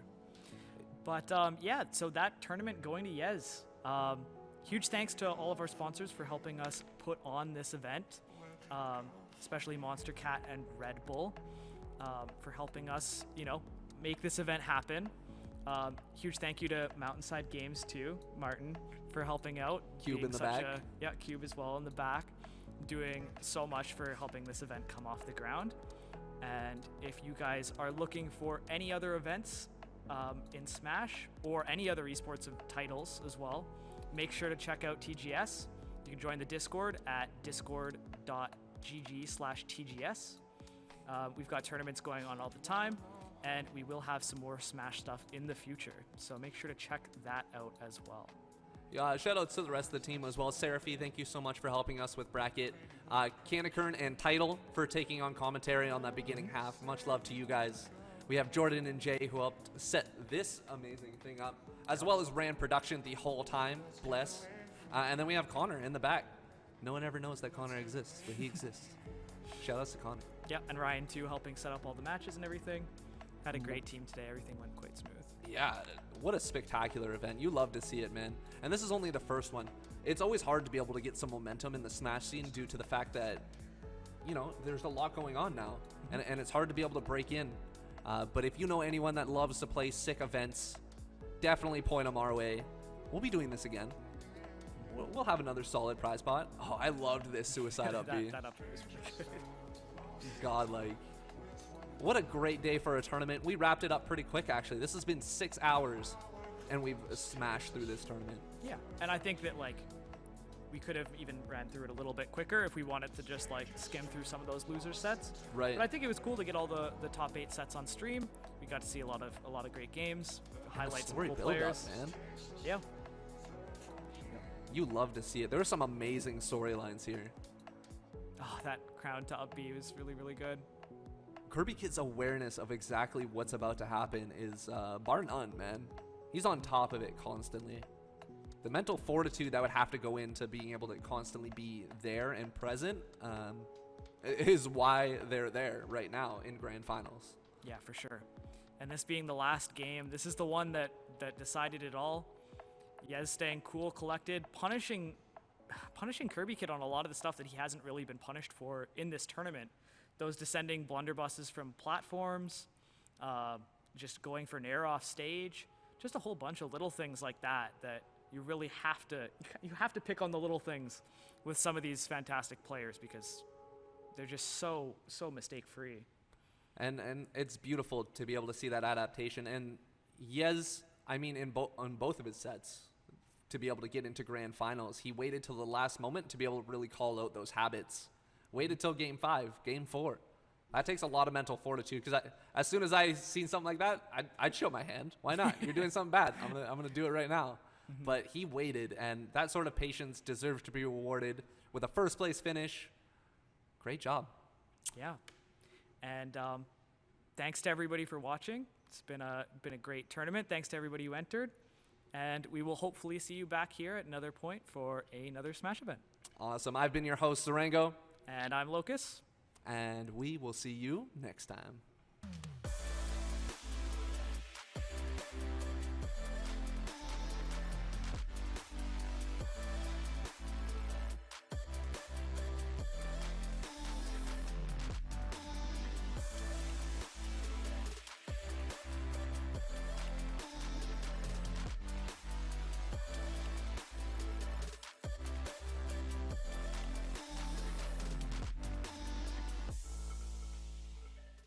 You can't be a cocky commentator, but you can be a cocky player if you're beating everybody's ass because like you're backing it up. Where did the name come from? We were originally the Tuesday Night Delight. Yeah, but we started commentating on the weekend, so you can't be the Tuesday Night Delight on a Saturday. So let's just shift our priorities and not be worried so much about when the tournaments come back, and just worry about when can we resume normal life in general. Yo, what up? It's TK Breezy, and you're watching Smash Talk. Keep it locked. These days, we want things to be easy, like getting a ride, or fast, like shopping. But returning your empties? Return It Express makes it fast and easy. Drop them off and refunds go into your online account. That's it. Return It Express. In BC, it's just what you do.